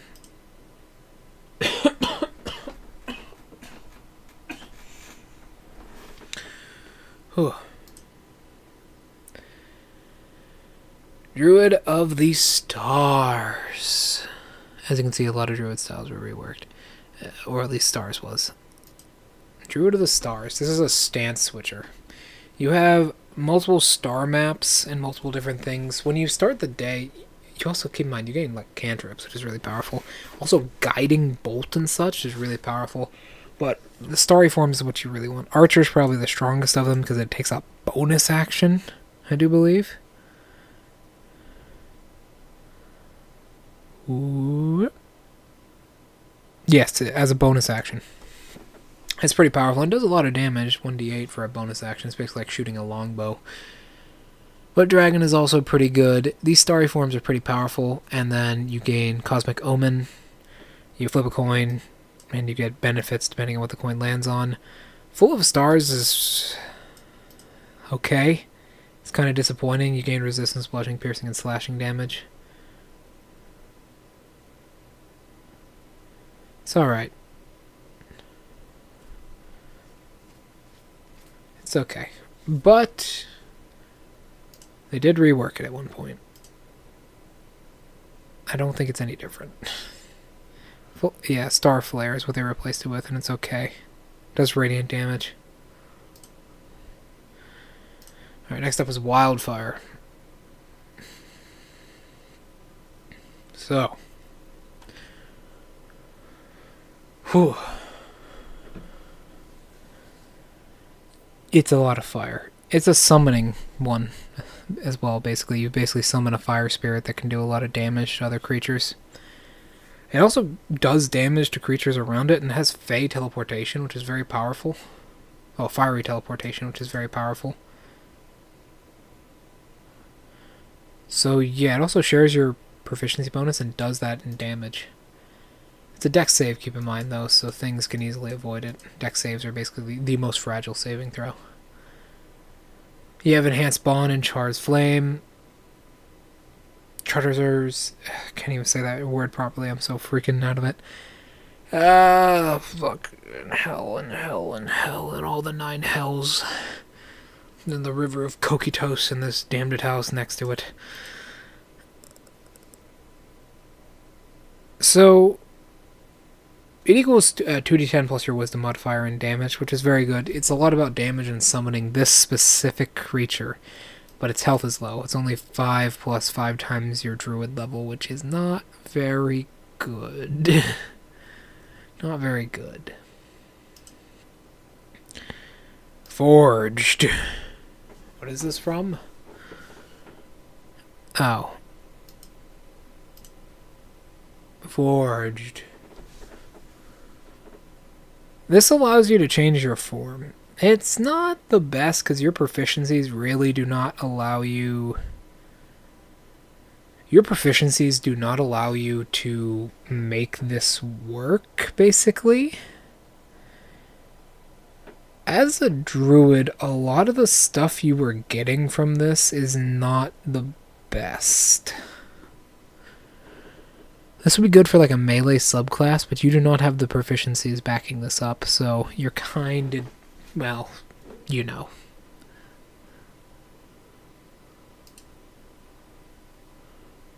And basically it has multiple, sorry, I clicked off of that there for some reason.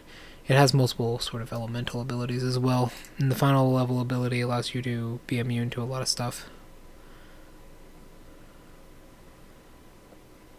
They're not the poison condition, though, I believe. Primeval. Keeper of Old. Pretty good stuff. History. This is a summoning roleplay one, I believe. Yes, it is. This guy has a lot of bonuses to that stuff. Although it's lacking in its intelligence, so it might not be the best. It does give you also some custom spell, the 10th level Circle of Prime feature. Yeah, 10th level spells are kind of a myth in the DnD cosmology, but there you go if you wanted one. It also increases your companion size overall, so you get little buffs to this guy, similar to the Drake path for Ranger. Why are we here? Just to suffer. Okay. So. What do my notes say about this? Okay, it's a high utility, high damage class with different damage types. It has a lot of fucking damage types. Yeah, it has a lot of damage types and a lot of utility abilities for it. Yeah, it's a prismatic one. Thunderlight John is actually pretty powerful. It says in my notes that the first level abilities are consistent, and they are. It's very consistent. Oopsies. Pretend like you didn't see that, folks.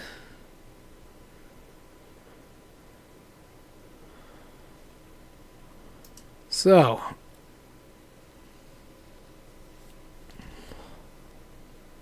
Oh my. Give me one moment.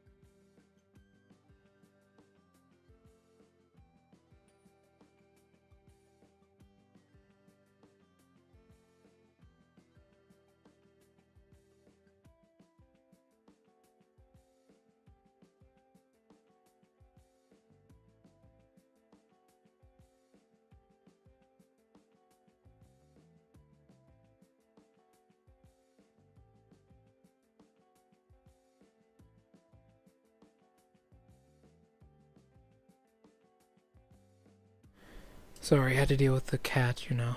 So, I need a good waiting screen. I have to do a lot of crap usually. Alright, my model's working fine. Yeah, mostly. Oh, it's so difficult being a fox. And not like a cat. It's easy to be a cat, mostly. Alright, this one is a...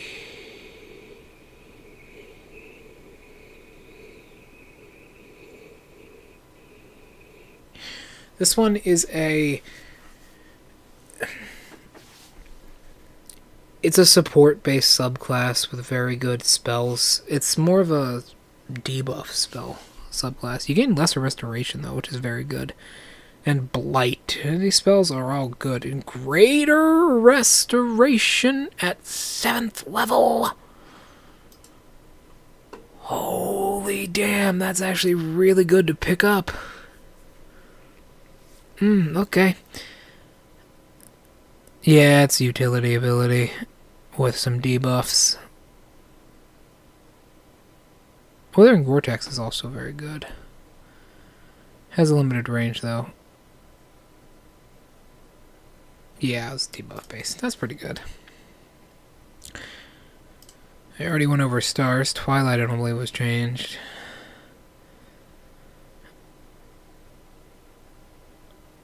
Harvest Scythe, that's about what I thought. A number equal to 10 times equal to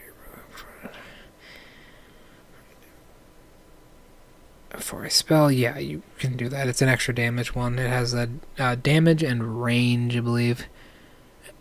And then being able to cast this is pretty powerful. It's a 7th level spell. Very strong. It's okay. It's not the best, but it's okay. Wildfire, I don't believe, was changed very much, so we can kind of put an end to Druid once and for all. Yeah, Wildfire wasn't really changed. Bond was changed a little bit, but that's it. Okay. Next up is Sorcerer. Only 3 classes after this, folks. But these are some of the longest classes. How long have we been going for? About 6 hours.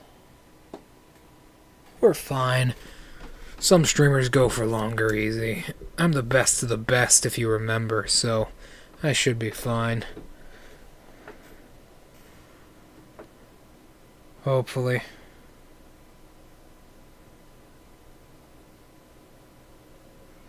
Hopefully.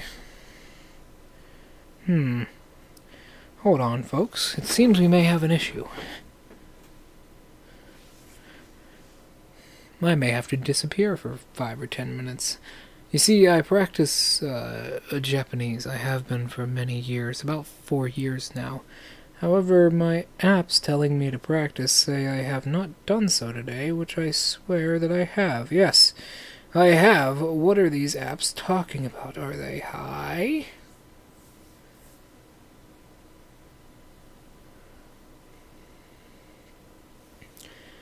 I have absolutely done that. Apps nowadays, you know.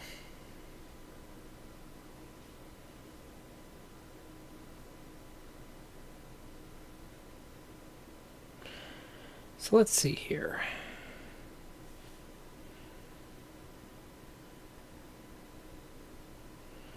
Whew. You know, folks, everyone out there,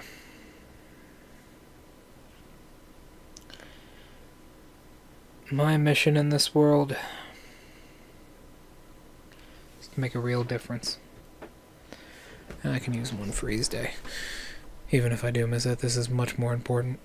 So, what do sorcerers do? They are hard spellcasters. They are very flimsy spellcasters, as you can see. They don't exactly have a lot of weapons and no armor proficiency. You need defense as a sorcerer, and you need it quick. So, what do sorcerers do? They can bend out. They can bend their spells in very specific ways. Using font of magic, sorcery points is what you really want to use here. Sorcery points and how many sorcery points you get. Meta magic is their main thing. A lot of these are pretty powerful. I'd say the best one is Quicken Spell, Twin Spell, and Seeking Spell. Maybe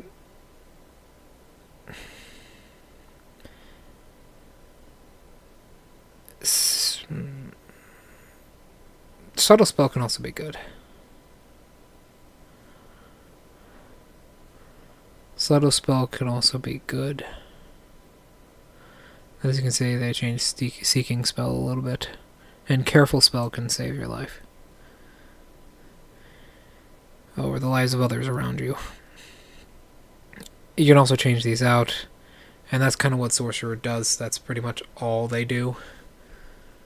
They're very simple, but they get a lot of spells, and a lot of their spells are exclusive to them or very powerful otherwise. But they're really weak in the spellcasting department. Let's start with their subclasses, shall we? Aberrant Mind. As you can see, they get like different things up here for roleplay. But down here is what we really want. Well, let me lean back and stretch for a second.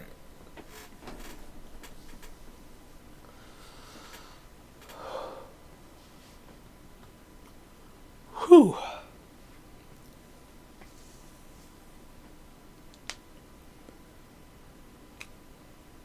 So, Aberrant Mind. This is your token psychic subclass for any class, you know. Telepathic speech is very powerful, being able to speak at a distance of 30 feet without anyone hearing it. It has a bonus action, though. You must speak mentally in a language the other knows, however. That's kind of bad. There are other abilities like Relevant Flesh. Can't even say it. This one, the 14th level ability, is okay. You can see invisible creatures within 60 feet of you. It lasts for 10 minutes as well, which is very strong. 10 minutes is enough time to do pretty much everything you need to do with these abilities. Unless you have to swim across a very large area, that is.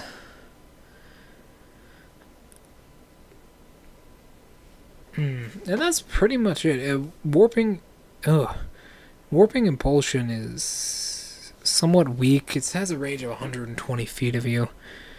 And it's a spelled save DC. Or 3d10 force damage, which is alright. But it's not the best. It also kind of pulls creatures around.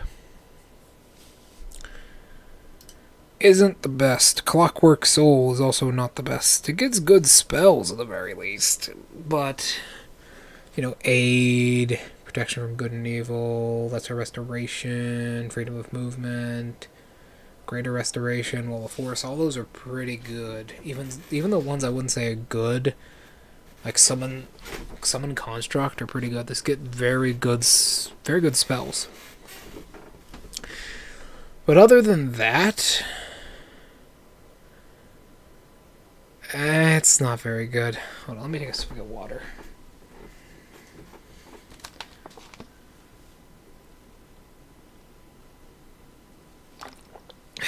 Whew. Other than that, it's not very good as a whole. The gain rates you get aren't the best. Your level 18th ability is pretty good. It's kind of a summoning subclass. It's not a summoning, it's a pseudo-summoning, kind of. It's hard to explain, but it protects you from saving throws, restores hit points. It's very good. It's also good for repairing items and keeping things. For a defense, it is a very defensive subclass. For a defense, it is the cement that holds your subclass together. It is very defensive. Also, Restore Balance is pretty good for a first level spell, or first level ability. Next up, Draconic Bloodline is probably one of the best. You pick a dragon type, you gain damage, resistance to that, you gain bonus damage, you gain Draconic Wings, and Draconic Presence, which is very powerful. All very powerful stuff here. Unless you're wearing armor, of course. What the hell? You also gain some pretty powerful stuff. Draconic Resilience in it by itself is very powerful, and you get like actual good AC. Divine Soul. I believe it went through a reverculator. No, it didn't. Huh. Divine Soul. What is Divine Soul? Not sponsored. What is Divine Soul? you pick an alignment, and specifically your alignment, and it's basically the healing subclass of sorcerers. It gives you a lot of good healing. Unearthly recovery is really powerful. Half of your maximum, keep in mind. So if you have 200 maximum hit points, which is unlikely, but if you're high enough level, at 18th level, you've at least got over 100 guaranteed.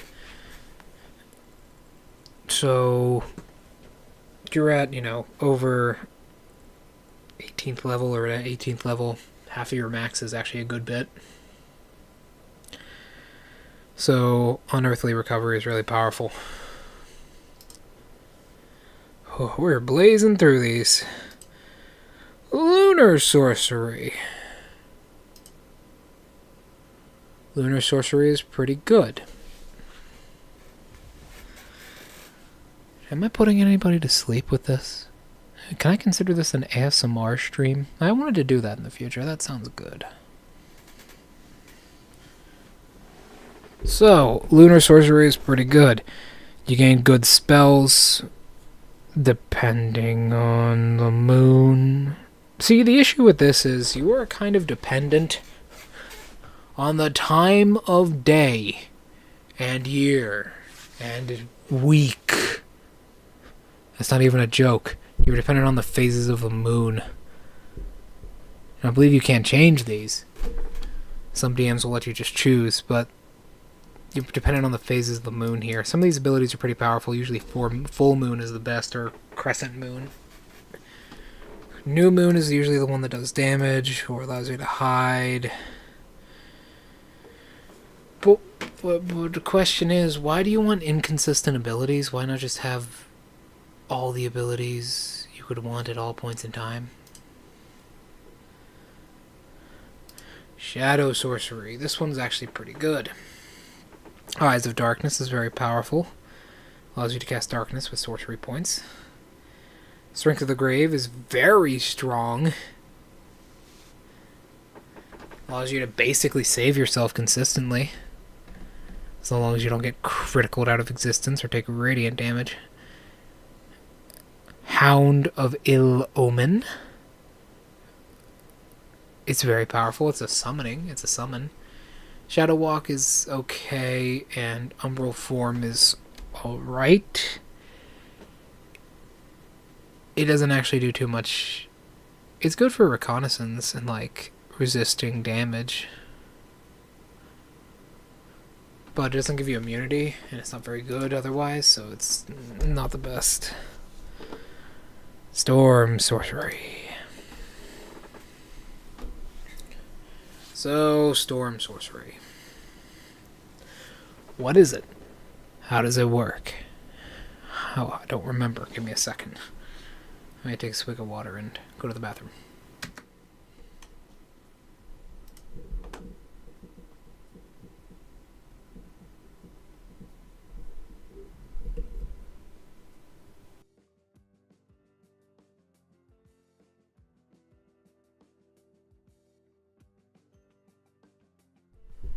I have just realized I have not been recording for a good while. Sorry, people on the VOD, if you missed some stuff.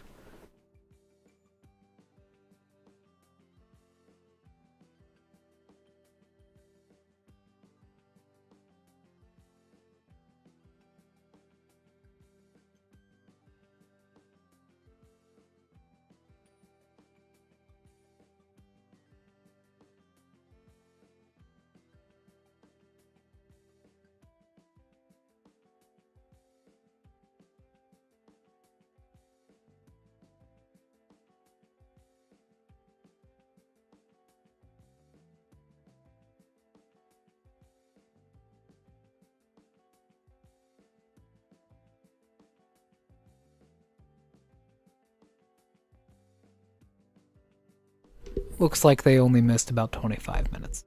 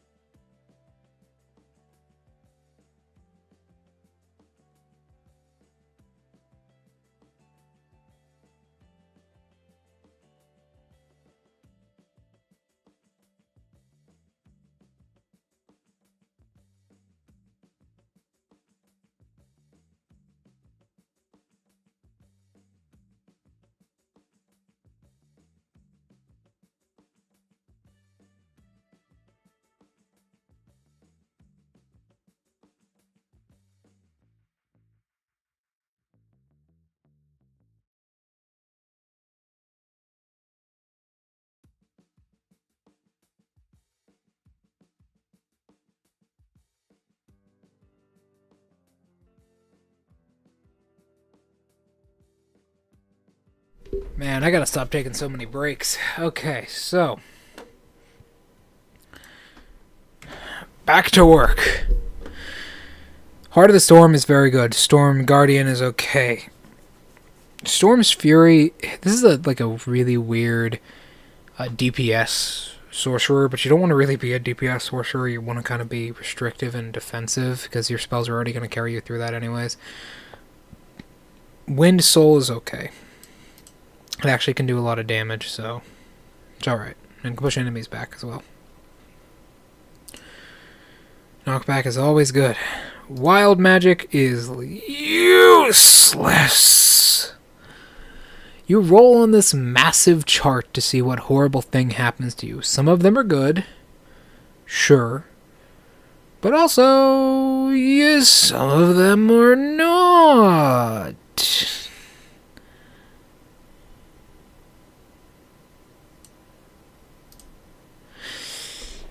Let me read that to you.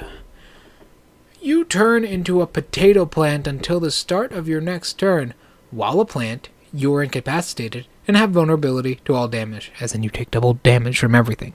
If you drop to 0 hit points, your pot breaks, and your form reverts. That's pretty bad. Or you regenerate 2d10 hit points. Or you just get another action.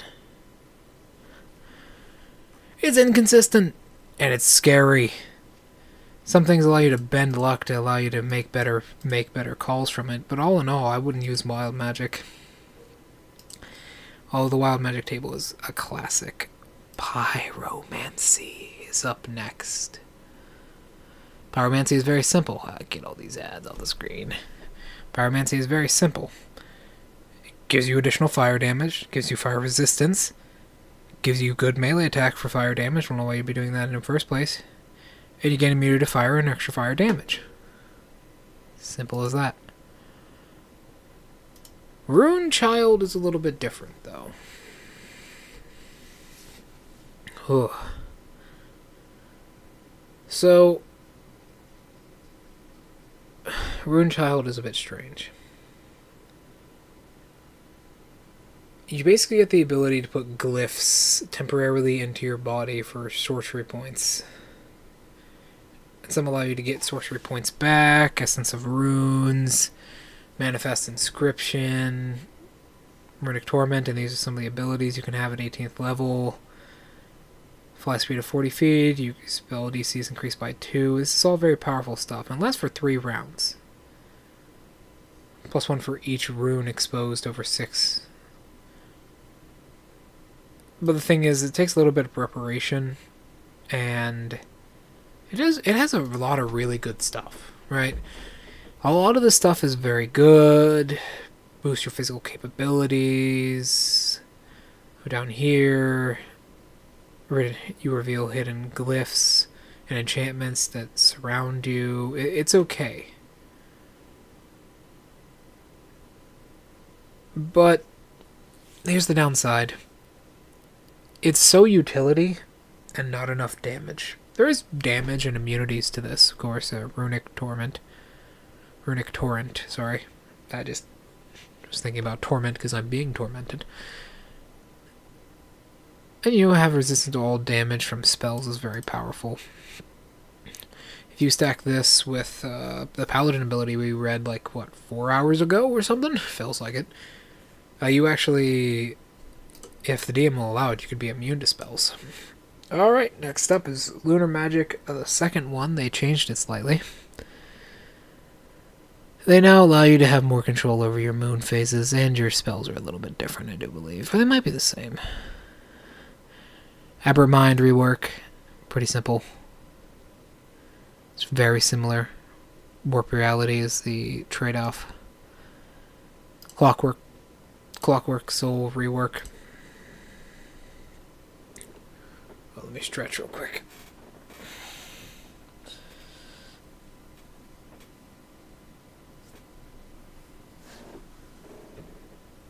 Okay. Restore balance. Pretty much everything is the same, I do believe. Trace of Order, I think, is different, though. Favored Soul is Divine Soul, I do believe. Yep. It's a little bit different, though. You gain extra attack. It's a little bit more powerful, and you also gain actual good proficiencies. Similar to it, though. And then Favored Soul number 2, you gain a lot more Divine Purity, Blessing, a Blessed, Favored by the Gods, Supernatural, Resilience. It's very powerful. A lot of things have something like this. I think they wanted the Sorcerer to be a D8, but they didn't end up doing that, so they just went with this as their solution instead of fixing it. And Unearthly Recovery is also really good. Giant Soul, here we go. So, Giant Soul is pretty powerful. Whoa, okay, hold on. Hold on. Ow. Hold on. Am I seeing things? Yeah, I'm just seeing things. My apologies. I am just seeing things. That's literally it. I'm just crazy. I might actually be going crazy at this point as well. I don't know. I really don't. So, Giant Soul allows you to take aspects from different giants. These are very powerful with the giant abilities. Yeah, they're somewhat powerful with the giant abilities. The issue... It's hard to explain.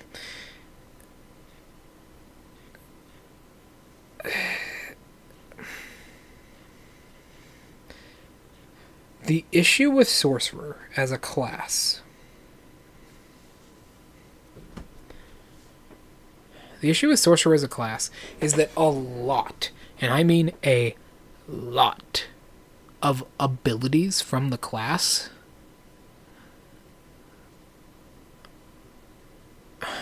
they just screw with you so hard. Because a lot of these abilities say, go in there, hurt him, kill him, ooh, basically. You can get, like, more reach and more hit points, but your entire class setup says we'd better not.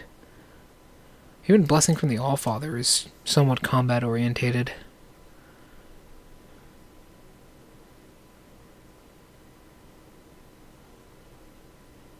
Your Constitution modifier goes up. How can sorcerers not be a con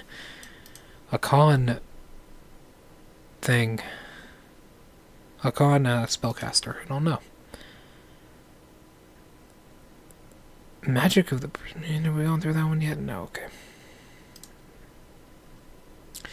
This is, once again, this is very similar to what we saw before.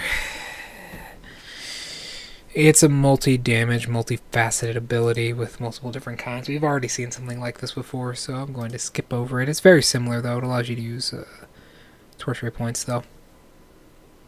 This one is, however, different. You gain good spells, somewhat. Power, a Circle of Power, Pass Wall can be good in a dungeon. Aura of Vitality and Haste are very good. Spike Growth is good. Enlarge and Reduce can be very good on a weapon. Like a sword or something. Null over here can be pretty good. Quantum Tunneling is also very good. Means you get resistance to bludgeoning, piercing, and slashing, but that's about it. Phoenix Sorcery is much like Pyromancy. You do a lot gain bonuses to fire damage, 30-foot radius of dim light, stuff like that, but Phoenix form is actually really strong. You have resistance to all damage types, which is very good. Flying speed. You gain abilities from this. You do extra 20 fire damage to each creature for this. Phoenix Spark, Mantle of Flames, Ignite. A lot of good stuff. A lot of fire damage. Psionic Soul.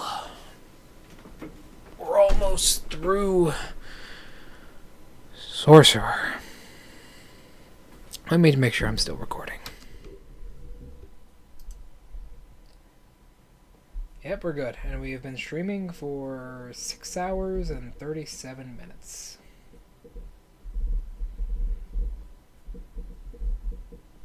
I love this.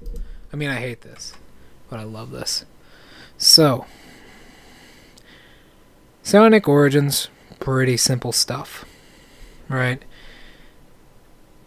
You get your origins for roleplay purposes and reasons. Even nods to like old school DnD lore with sapphire and gem dragons that we never really get to see too often anymore. Hold on.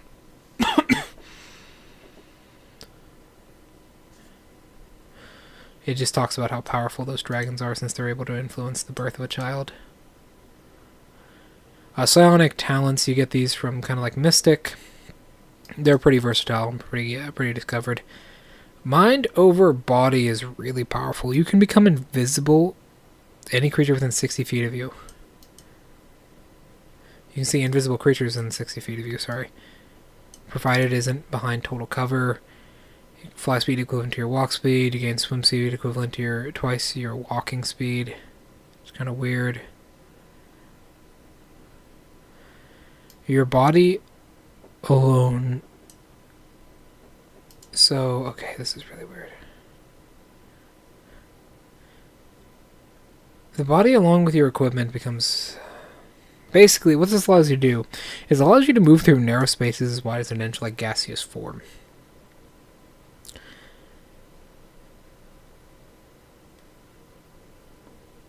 This one's odd. This is an aura ability that has a range of 30 feet. It lasts for 1 minute until you're incapacitated. Whenever a creature starts its turn within your aura, you can do more damage with your psionic talents. Equip a number rolled to your charisma modifier because remember your spellcasting DC is your charisma. Sea sorcery. I don't believe we've done this one yet. No, okay. So, this allows you to basically put curses and do additional damage equal to your charisma modifier a lot of the time, with like lightning damage or cold damage. It has a very short range though, so you need to be up there, up in the front as a sorcerer. You can't be hiding back of 50 feet or so, which is unfortunate. Then you have something like Water Soul. You no longer need to eat, drink, or sleep. Very powerful. A critical hit against you becomes a normal hit. Very, very, very strong. You have resistance to bludgeoning, piercing, and slashing damage. All very powerful stuff.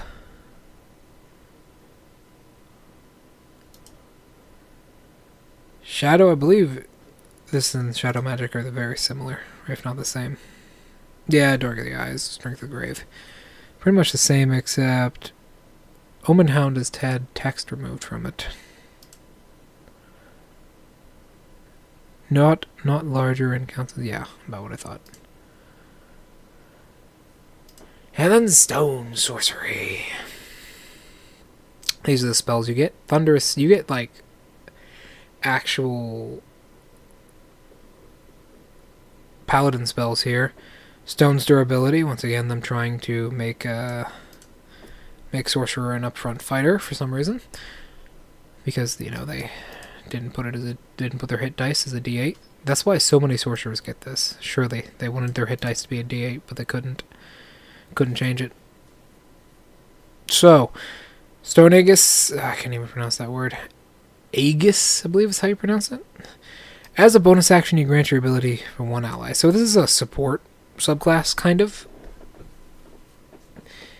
It allows you to do good damage as well, and it does extra damage on top of an already existing attack, which is good. But you're a sorcerer. When are you going to use this? I mean, maybe the smites, like Staggering Smite, would be good. Staggering Smite by itself is very powerful. It does psychic damage, which can absolutely stop a Totem Barbarian if the DM ever decides to throw one at you. Totem Barbarians can feel impossible to kill for players. Also, you gain bonuses to protecting allies later on. That's Sorcerer. Now time for Wizard. Wizards are the weakest subclass. Well, Wizards are the weakest class. Not damage. Wizards are a Swiss Army knife made of rubber, right? Not even rubber, made of plastic. They're very utility. They have damage, but they're mostly used for utility. As you can see, they actually get like 9th level spells as well, and 8th level spells. So it is very good, and some of their abilities are very powerful, but they have a 1d6 for their hit dice, and they very rarely have anything which can actually increase that. They have a spell book where they can put new spells they find in it, copy spells into the spell book, into the book, copy a spell into the book, replace the book. It costs a lot of gold to do this at higher levels. The book's appearance is going to be unique to you. I usually just make a mess of papers. Most wizards are poor anyways, canonically. Only the higher ranking wizards have money.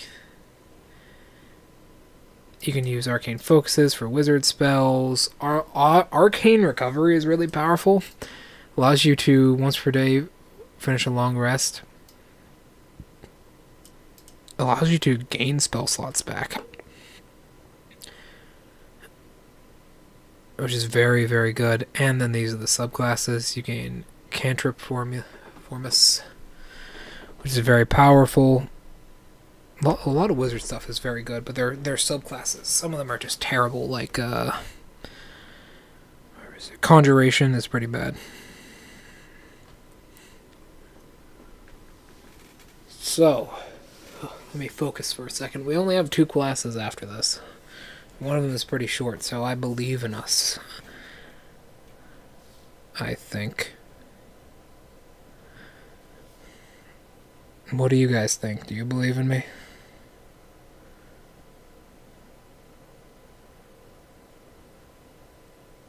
Can I get an F in the chat? No, don't put it in there yet. So. I need a box of tissues. I'll be right back, then we'll start this. Actually, I'll explain this first. Spell Mastery is pretty powerful. Allows you to use your little book. It does take 8 hours to activate this ability, but overall it allows you to use your spell slots in a much better way. And Signature Spell is very powerful. As you can see, choose 2 3rd level wizard spells in your spell book. There you go. Those are your signature spells, and they become much, much stronger. It doesn't count as the number of spells you have prepared. Basically, you can always keep spells in your back pocket. Let me go grab some tissues real quick.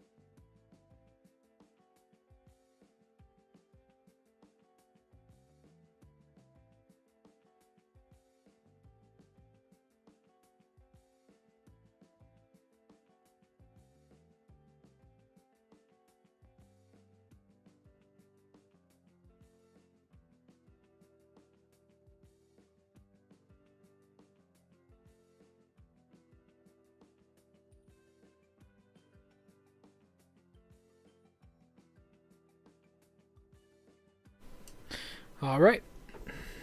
We're not going to stop until we're done. Okay. First one up. Abjuration. Abjuration is mostly defensive. You gain stuff like Counterspell, and you don't gain stuff like Counterspell. You gain the ability to, say, project ward, or arcane damage, or arcane ward, or aberration servant.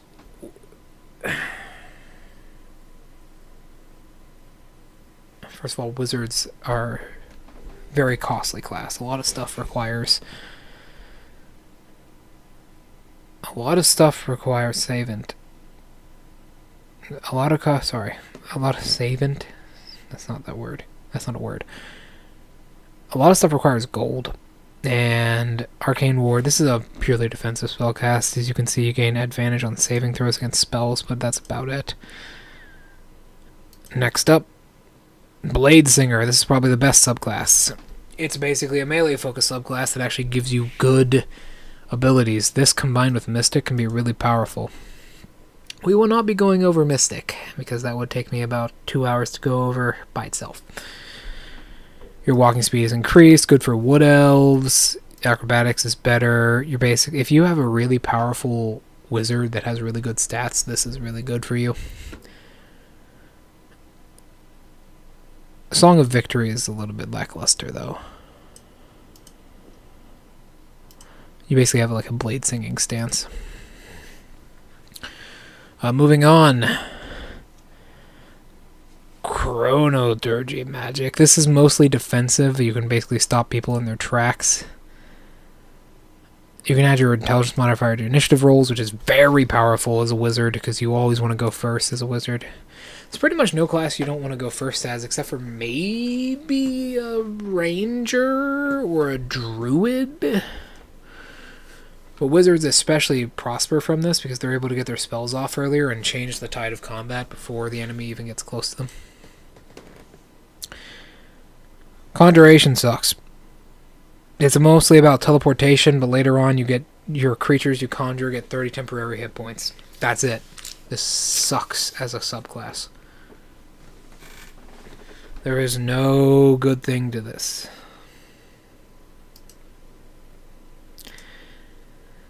Divination. This is really powerful. Portent is really good. Sure, it can really backfire on you sometimes if you roll, say, a 10 and a 12. But overall, having those 2d20s is really strong and honestly can save the entire group. Having greater Portent is also very, very powerful. You can roll 3d20s and save them. It's basically a bank. If you get a natural 20 amongst that, it's basically a bank you have just stored a critical hit in, which is amazing. It's one of the better subclasses. And Third Eye is also very powerful.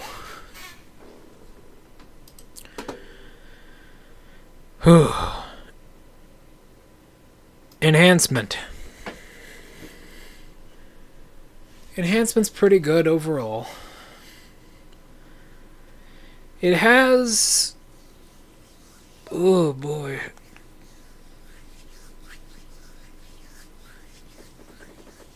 It has some issues. It's mostly roleplay base. However, you can basically... you can charm creatures mid-combat, and it has enhancement and enhancement gaze, which is very powerful.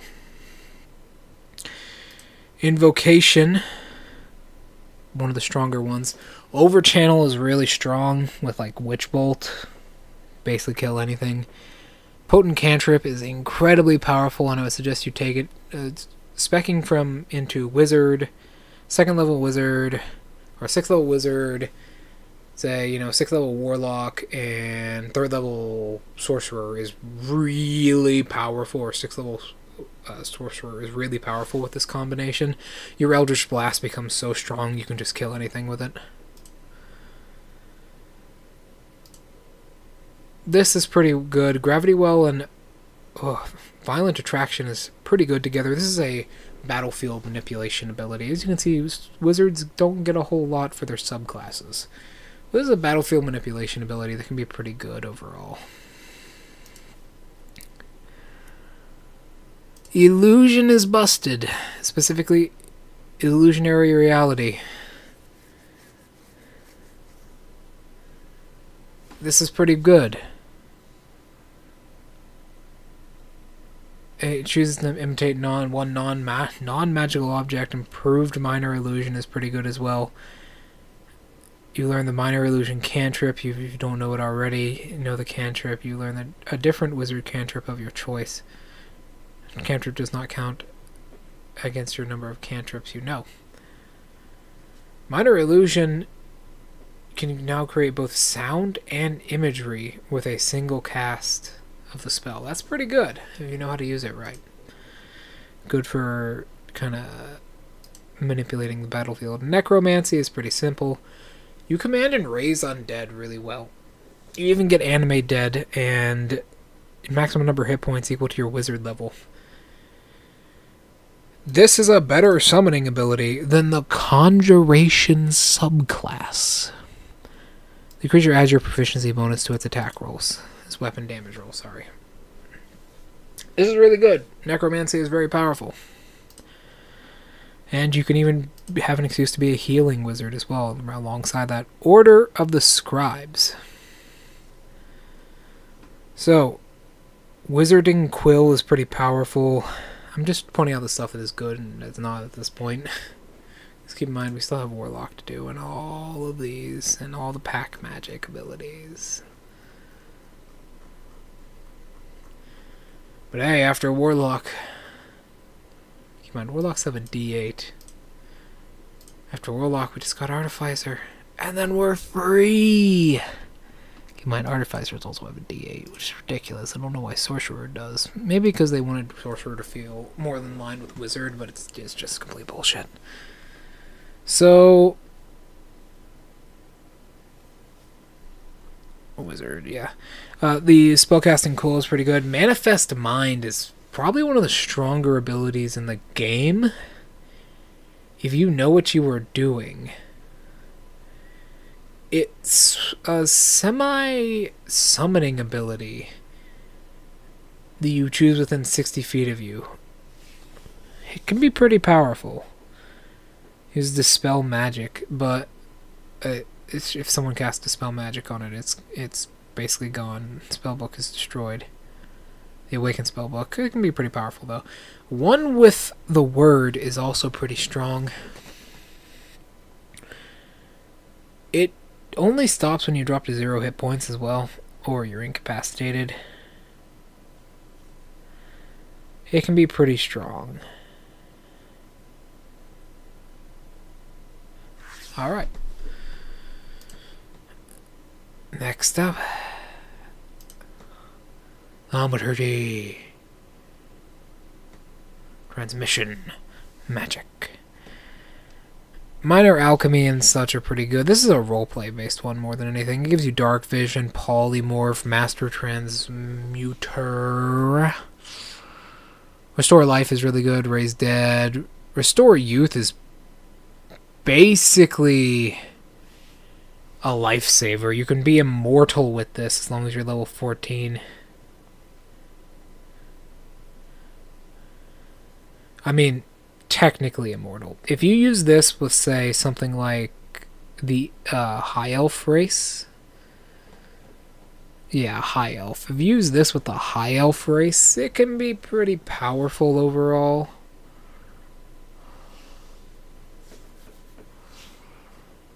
But all in all, it doesn't extend your lifespan. Not technically.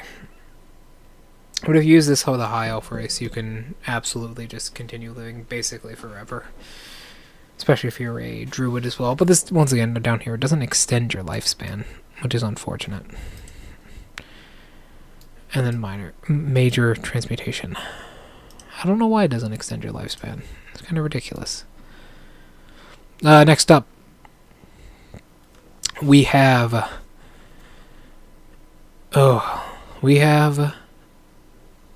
What is this? War magic. War magic is pretty horrible.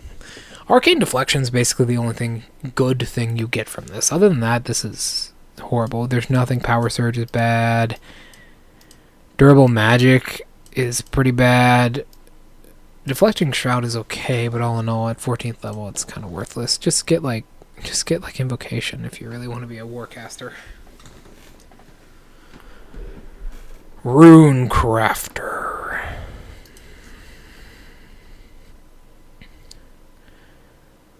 Oh, okay. Give me a sec. What is that? What is that noise?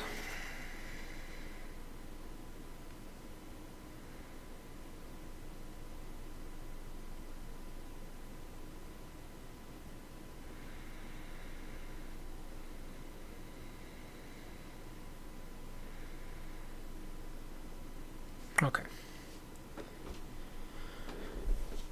Life rune, pretty powerful. War rune, kinda okay, it's half the level of the spell slot.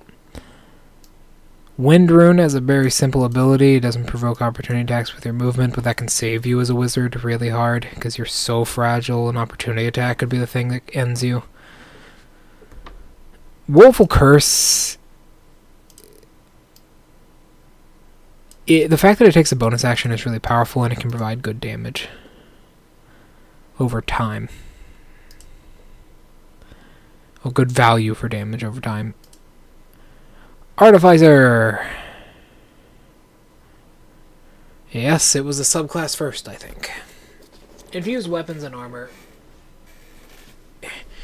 It works much in the same way the actual Artificer class does. You get invisibility and stuff, but you can infuse your weapons and armor with +1/+1, armor and shields, crafter and making, master artificer down here as well on the magic table. Pretty good stuff overall. Invention.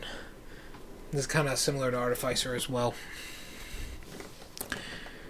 Whew. We're almost through.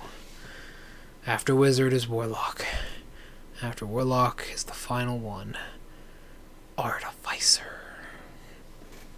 So, reckless cast is pretty busted. It's a cantrip resulting in this part of the same action. As well as part of this action, which is very powerful. You can reckless cast a lot of these, which is good.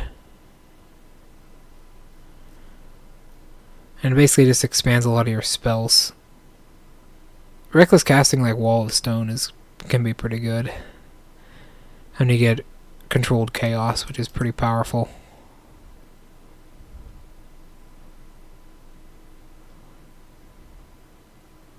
It's one level higher than the expended slot. There we go. Lore Mastery.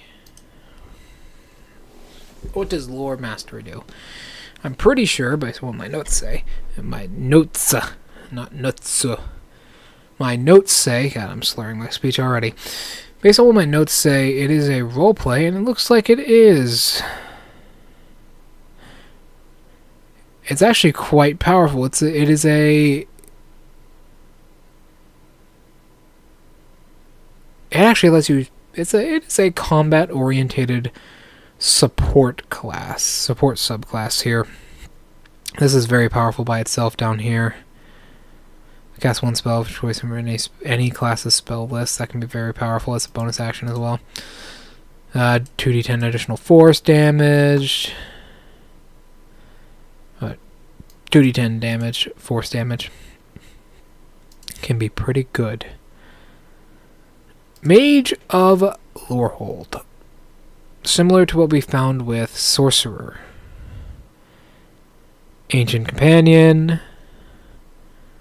Lessons from the Past. In fact, it's almost the exact same. And History of Whim. Are these all the same?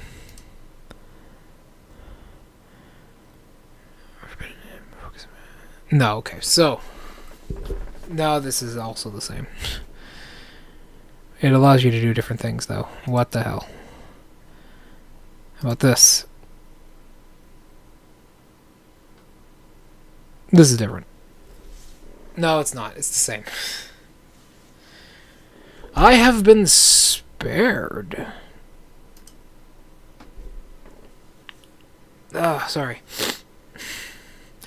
Fateful naming. So this one is Omnancy. I forget how you say that. It has good first and second. It has good second level abilities. Choosing any language and calligrapher's tools. Calligrapher's tools are very powerful. Probably the strongest toolkit. If you know what you're doing with them. Your second level ability costs a bonus action, which is very good. The magic. It is a saving throw, which is okay, but it's alright. Fateful naming is pretty good as well. It gives you a lot of utility, not a whole lot of combat, although as you can see here, increased damage and such. So it can be good. Relentless. It's not even naming. It's not even the word naming. There's no E here. Naming. It's okay. It deals additional damage to a creature. True name you speak. You become Ichibei. Order of Scribes. I believe they reworked this one.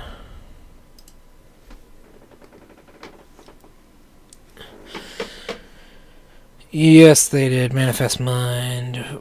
They reworked it slightly.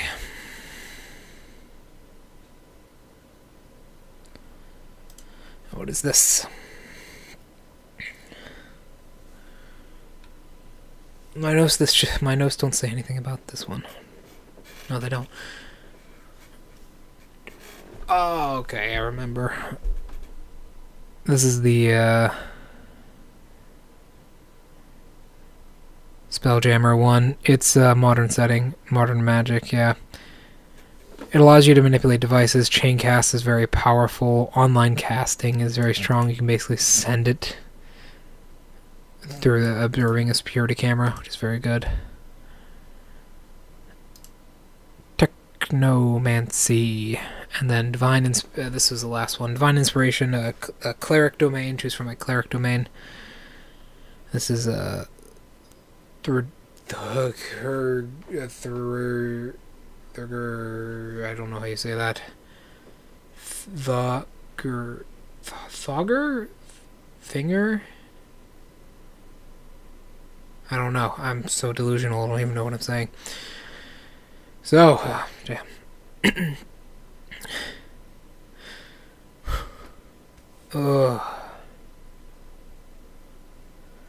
You know, sometimes I think to myself, what would certain historical figures do in a situation like this? I never get a good answer. Whatever, it allows you copy. Cleric spells, Arcane, High Priest is also pretty good. If you want to be a cleric with slightly less HP and more versatility, there you go. Alright, final complex class. Warlock. Oh, give me a sec.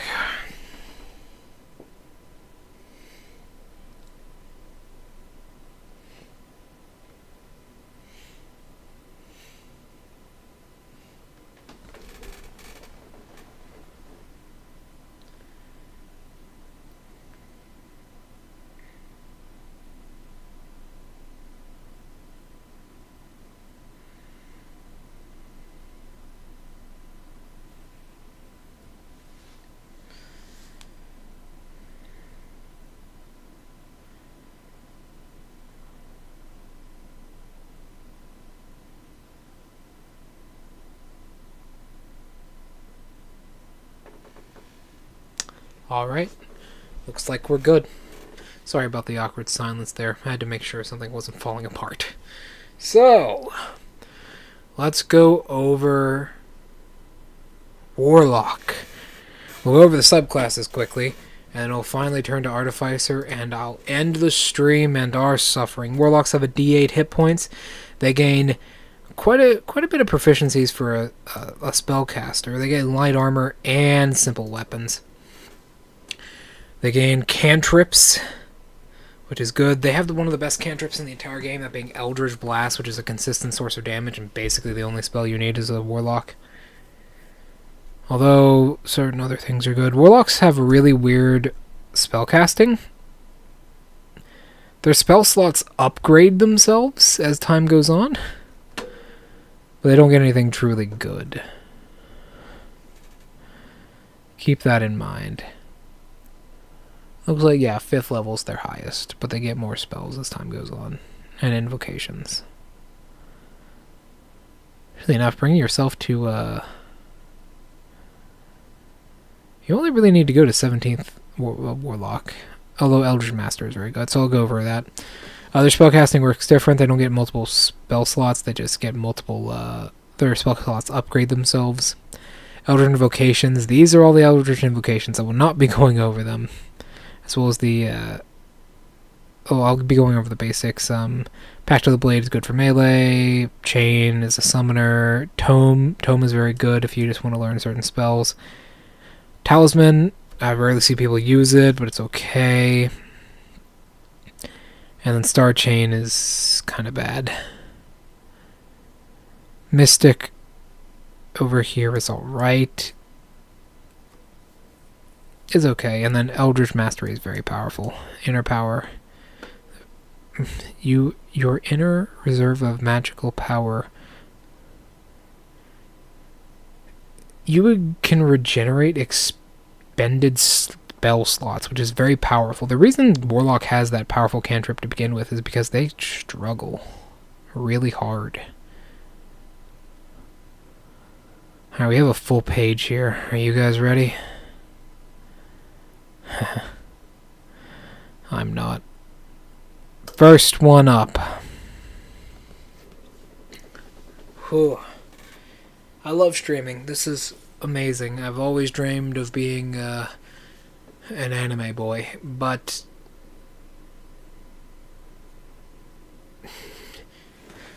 love is a difficult thing. Let me get closer to the mic to really emphasize my emotion. Fairy Fire. You gain these spells. Fey Presence is good. Misty Escape is incredibly powerful. It's basically like a discount Misty Step. I would compare it to Instant Fusion from Yu-Gi-Oh! Defense is not good. Dark Delirium is okay. It lasts for a minute. And overall, it's an illusionary realm. It's alright. This is an alright subclass, but it's not the best. Celestial. These are the spells you get. Some of them are pretty good. Cure Wounds is alright. Guiding Bolt is pretty powerful. Basically, this is your more battle-orientated cleric. Celestial Resistance. Radiant Soul is pretty powerful. Healing Light's okay. You sell your soul to a god, though, so I don't know if you want that. Fathomless. You gain these spells. All of these spells are really good. Create Water, good. Thunderwave, good. Gust of Wind, powerful. Silence is pretty powerful. Lightning Bolt is pretty powerful. Sleet Storm can be good for crowd control. It's pretty good overall. I don't know why it says appears as tentacle. I don't know why you can't customize that, but alright. Because I believe... No, okay, yeah, it has a... Okay. You gain Gift of the Sea, and then the rest of these. Some of these are pretty powerful. Grasping Tentacles is pretty good. But you basically already have something like that anyways. At least you gain a good swim speed. Ocean Soul is pretty powerful. Sounds like a sorcerer thing, but it's not. And Fathomless Plunge is pretty good.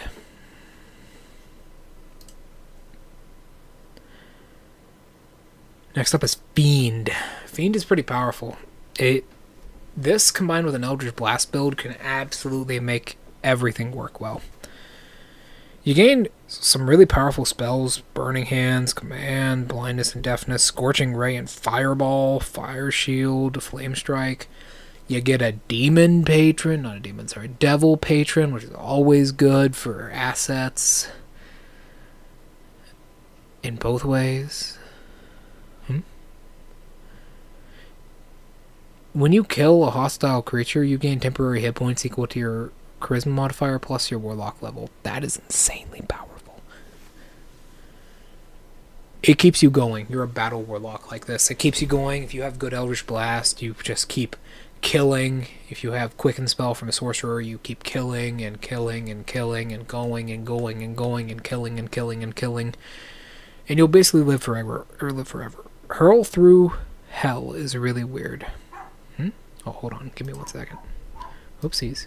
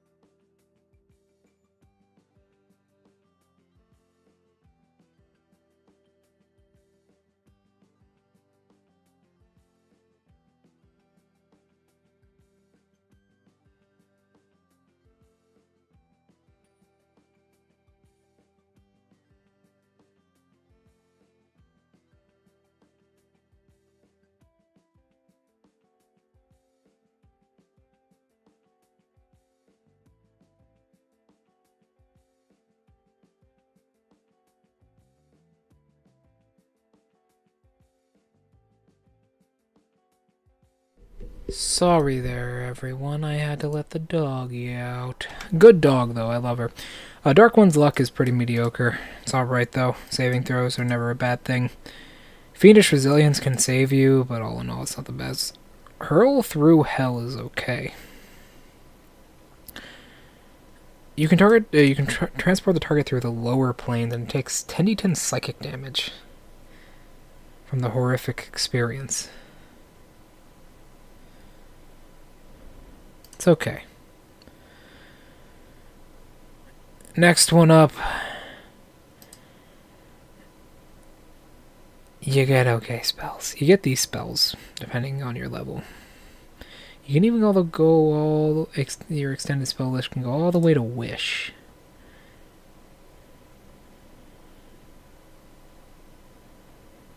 Which is ridiculous. Wish is a 9th level spell. So you get expended spell slots, which is very powerful. Your vessel can be one of these things, and you gain basically different stances for the vessel. And then Genie's Wrath. You've made a pact with a genie. Limited Wish, you can also get a small wish as an action. You can speak the desire into the genie's vessel, requesting the effort of one spell that is 6th level or lower, which is pretty powerful. This could be an oil lamp, an urn, a ring. That's a callback to the Aladdin thing from DnD, or just I believe that's in the Aladdin story in general. The hollow sign or ornamental lantern. Okay, next up. Great one. This is pretty weak. You gain stuff like, you gain alright spells, mostly roleplay. You gained Awakened Mind, which is kind of weak. Man, I'm feeling weak myself. Hold on, I believe... No, okay, we're good. So, you gained Awakened Spell itself. You can remove Curse later on, create Thrill... until a remove curse spell is casted on it, not remove curse. But you gain create thrall. You can dominate a creature's mind with alien magic. Pretty powerful. But all in all, it's a pretty weak subclass. Hold on, I know I have to let the dog in. She's a very impatient dog. She's also a chorky, so she's crazy.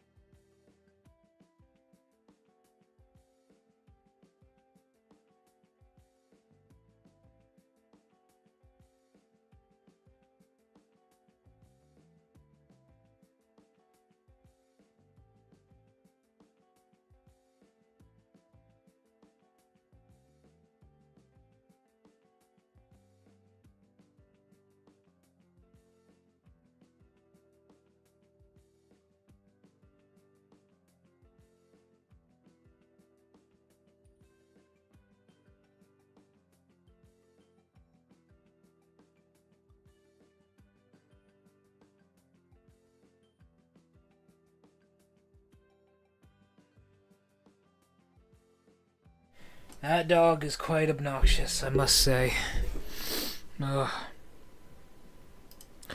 Let's finally get back to this. So, Hexblade. This is a very powerful one. You gain Hexblade's Curse and other Hex Warrior abilities.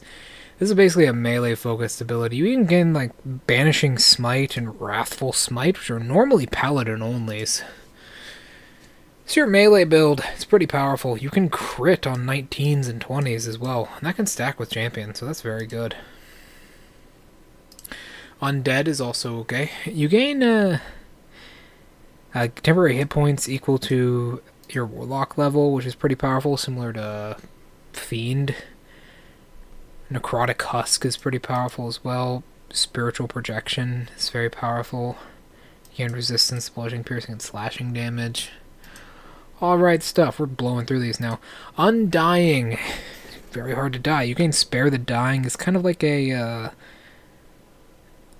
self-healing subclass. You gain a lot of stuff which actually keeps you alive, and a lot of it takes a bonus action, which is very good, unless you're a Sorelock. Alright, is this the same thing? Yes. Skip this one, this one. What is Winterbloom the same thing? Yes. Skip those. Kraken, here we go. You gain okay spells. Call Lightning is pretty good. Commune with Nature is alright. Edvard's Black Tentacles is okay.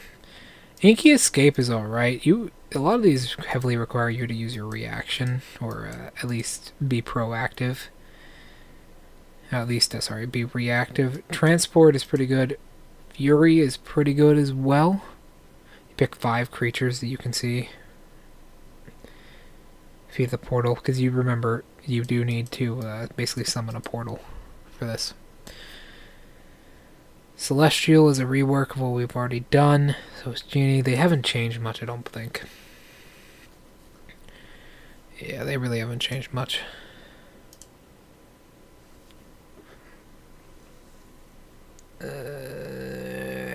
Yeah, Limited Wish hasn't changed either. Ghost in the Machine, however, is, I believe, a modern fantasy. Yeah, modern magic. Which is pretty powerful. Again, Wire Walk, which is an ability I've seen used to be several times very well. Shut Down at 5th level, which is pretty strong.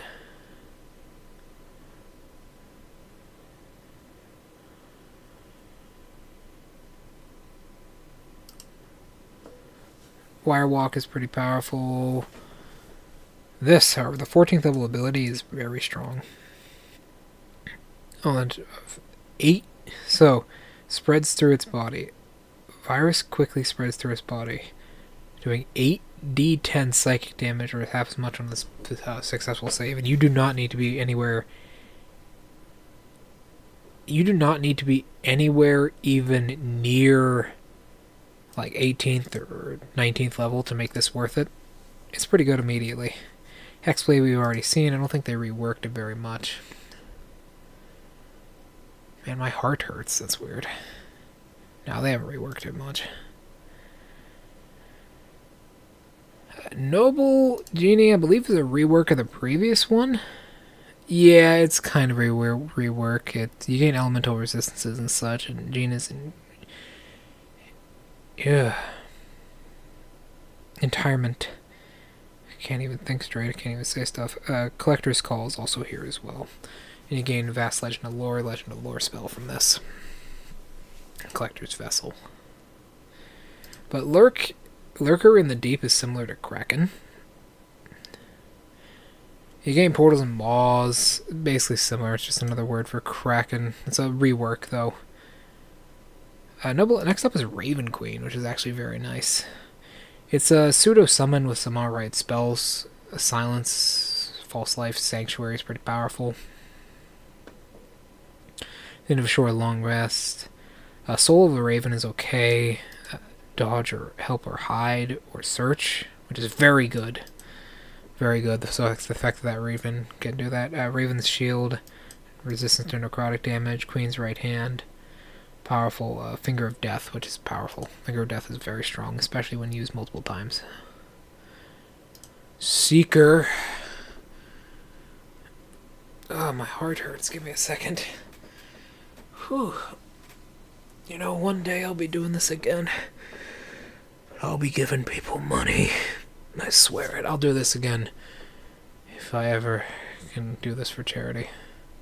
You gain Clairvoyance and Legend Lore and Passwall. Those are pretty much the only good spells you get, although Featherfall can be useful in certain scenarios, depending on your DM. And Arcane Eye and Locate Object. Locate Object, not the best, though. Pact Moon, Pact of the Star Chain is where this one comes from, and it's okay. It's mostly about movement and resistances, as you can see, but some of their durations are pretty long, over 5 minutes. So it can be pretty good. We've already seen Undead. I don't think they changed it much. They kind of changed the name. Mortal Husk has been changed. And then Undying Light. What is this? Similar to Celestial. Healing Light's actually pretty good. That's Warlock. Final ones, ladies and gentlemen. Artificers have a D8, good weapon, good armor, some weaponry. They have shield as well, which is pretty good. They start with alright stuff. Magical Tinkering allows them to basically create small objects and allow them to give effects to small objects.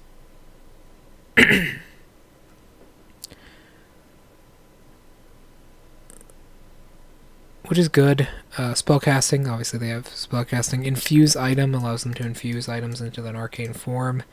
These are their arcane types. I'll be going over them shortly. The right tool for the job is pretty powerful. Allows them to basically... The tools are non-magical. It allows them to summon up tools, basically.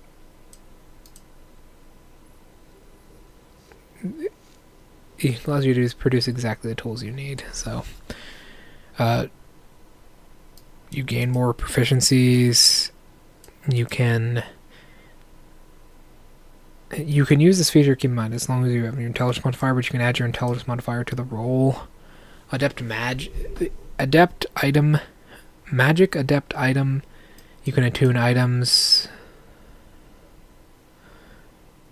You can tune up to 4 items at once, which is very powerful.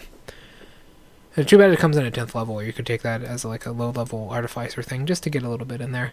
And magical items 7.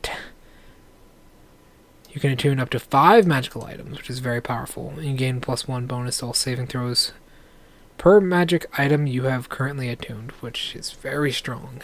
Alright, we'll go over these, and then I will retreat back into my hole. You gain these spells, which are pretty good, and you gain the ability to infuse your elixirs with these, and gain these benefits. Which is alright. You gain healing. It's a little bit of everything, really. And Chemistry Master is alright. Greater Restoration is really powerful, and Heal. Heal is a very powerful spell. It's basically a big pool you can use, and it's regeneration. Armor. Let me take a sip of water real quick.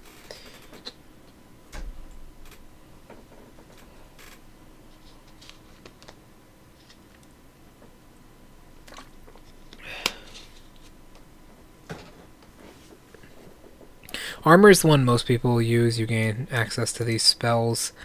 Magic Missile is pretty good. Pass Wall and Wall of Force are good. Greater Invisibility can be good. Lightning Bolt is alright. Shatter is pretty powerful. Magic Missile and Thunder Wave are pretty powerful.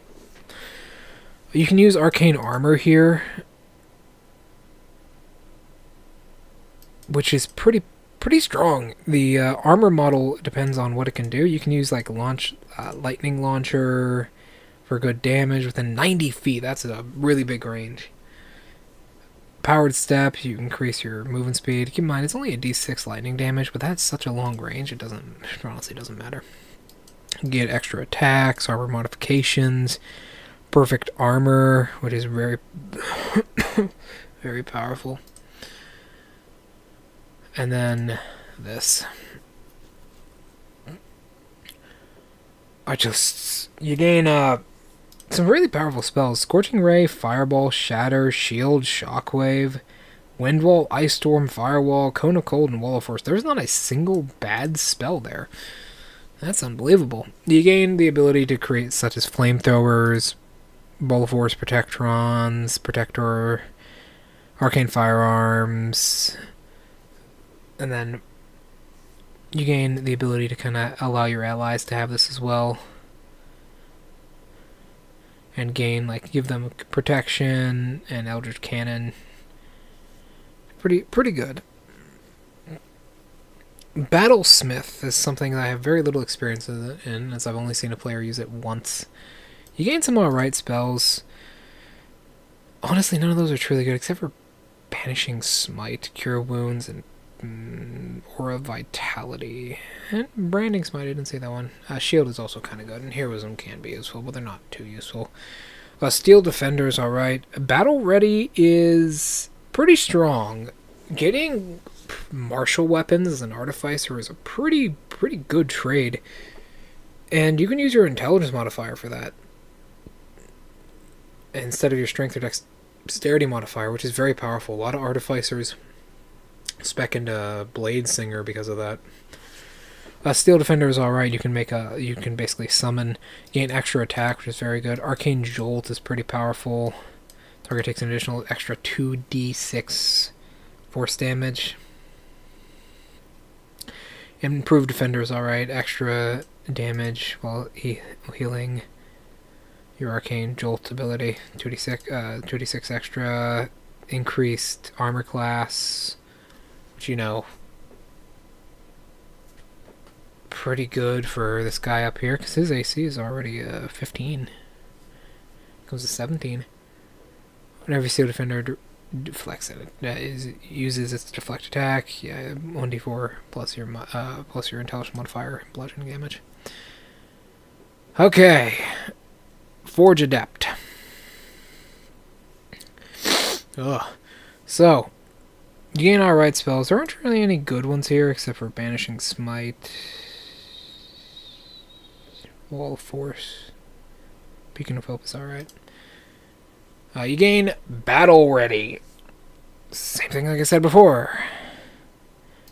Pretty good. Intelligence modifier. If you're a wizard, you have more flexibility. If you're an artificer, you have a sword.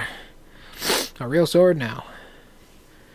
You gain +1 bonus to attack rolls and damage. Pretty good. Runes of War is kind of complex, but it allows you to do a little bit more damage with the chosen weapon's type when the weapon attack hits. And it can also be the chosen... No, it cannot be. Okay, so it can only be these types. Okay.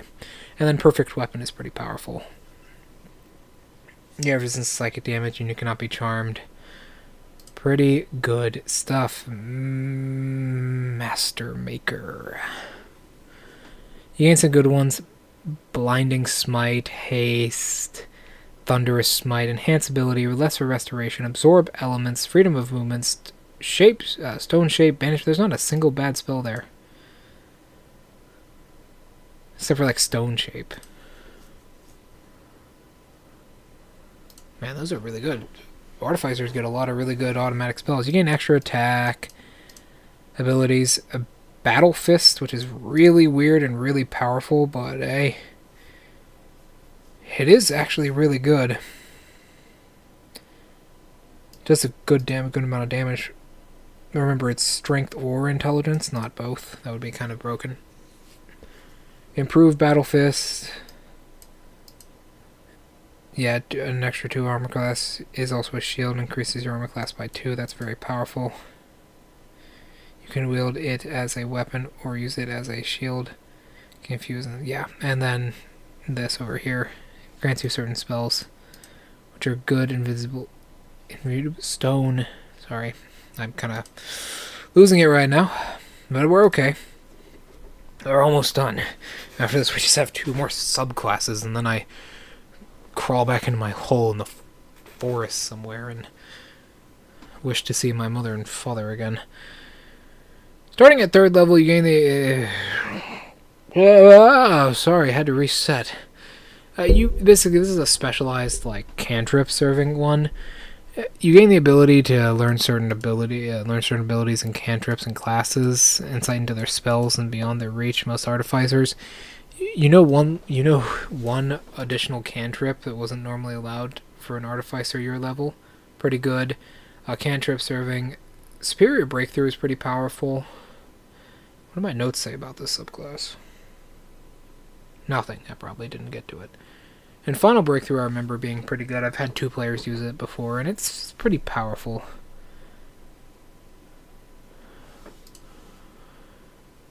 Okay. This is a remake of a previous one, if you remember, I do believe. No, it is not. It's the next one.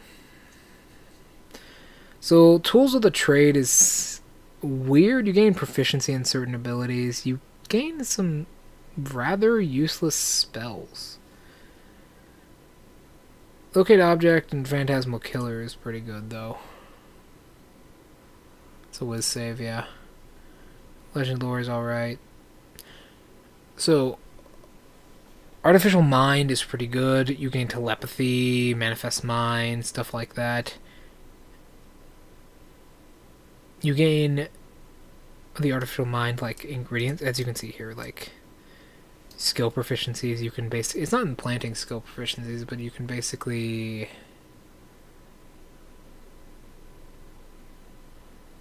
how do I say this? Yeah, if I actually scroll up, you can see it. Sorry. Magical Telephone is pretty obvious what that does. Psychic damage, there you go. Psychic damage equal to damage roll plus your intelligence modifier. You gain a bonus to the damage roll equal to your intelligence modifier. There you go. And then Pure Information, which is really overpowered. Mind Overload, pretty good. You can spend 1 slow slot to do damage. The target must make a successful intelligence saving throw, which is very rare save, a few things have. Or be stunned, very powerful. And the last one is alright. Special Mind to item. It's not the best, but Mind Overload is really strong. Stunned status effect is always powerful. And the final subclass, Magic Missile, Shield, Minor Shatter, Hypnotic Pattern, Lightning Bolt, Creative. I mean, other than like Pass Wall and like Fire Shield, there's no bad spells there. Power Armor. Basically what you saw before. It's Mold Armor, Defensive Gauntlets, Thunder Gauntlets, and everything like that. So I believe we are done here, ladies and gentlemen. I believe we are done here.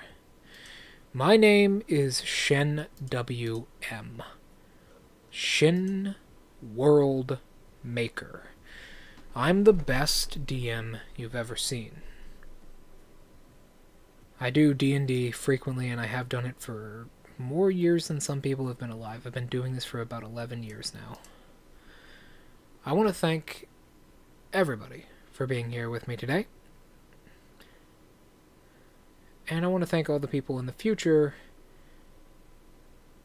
who may be listening to this now. I usually stream Wednesdays, Thursdays, and Saturdays. Thank you very much for coming.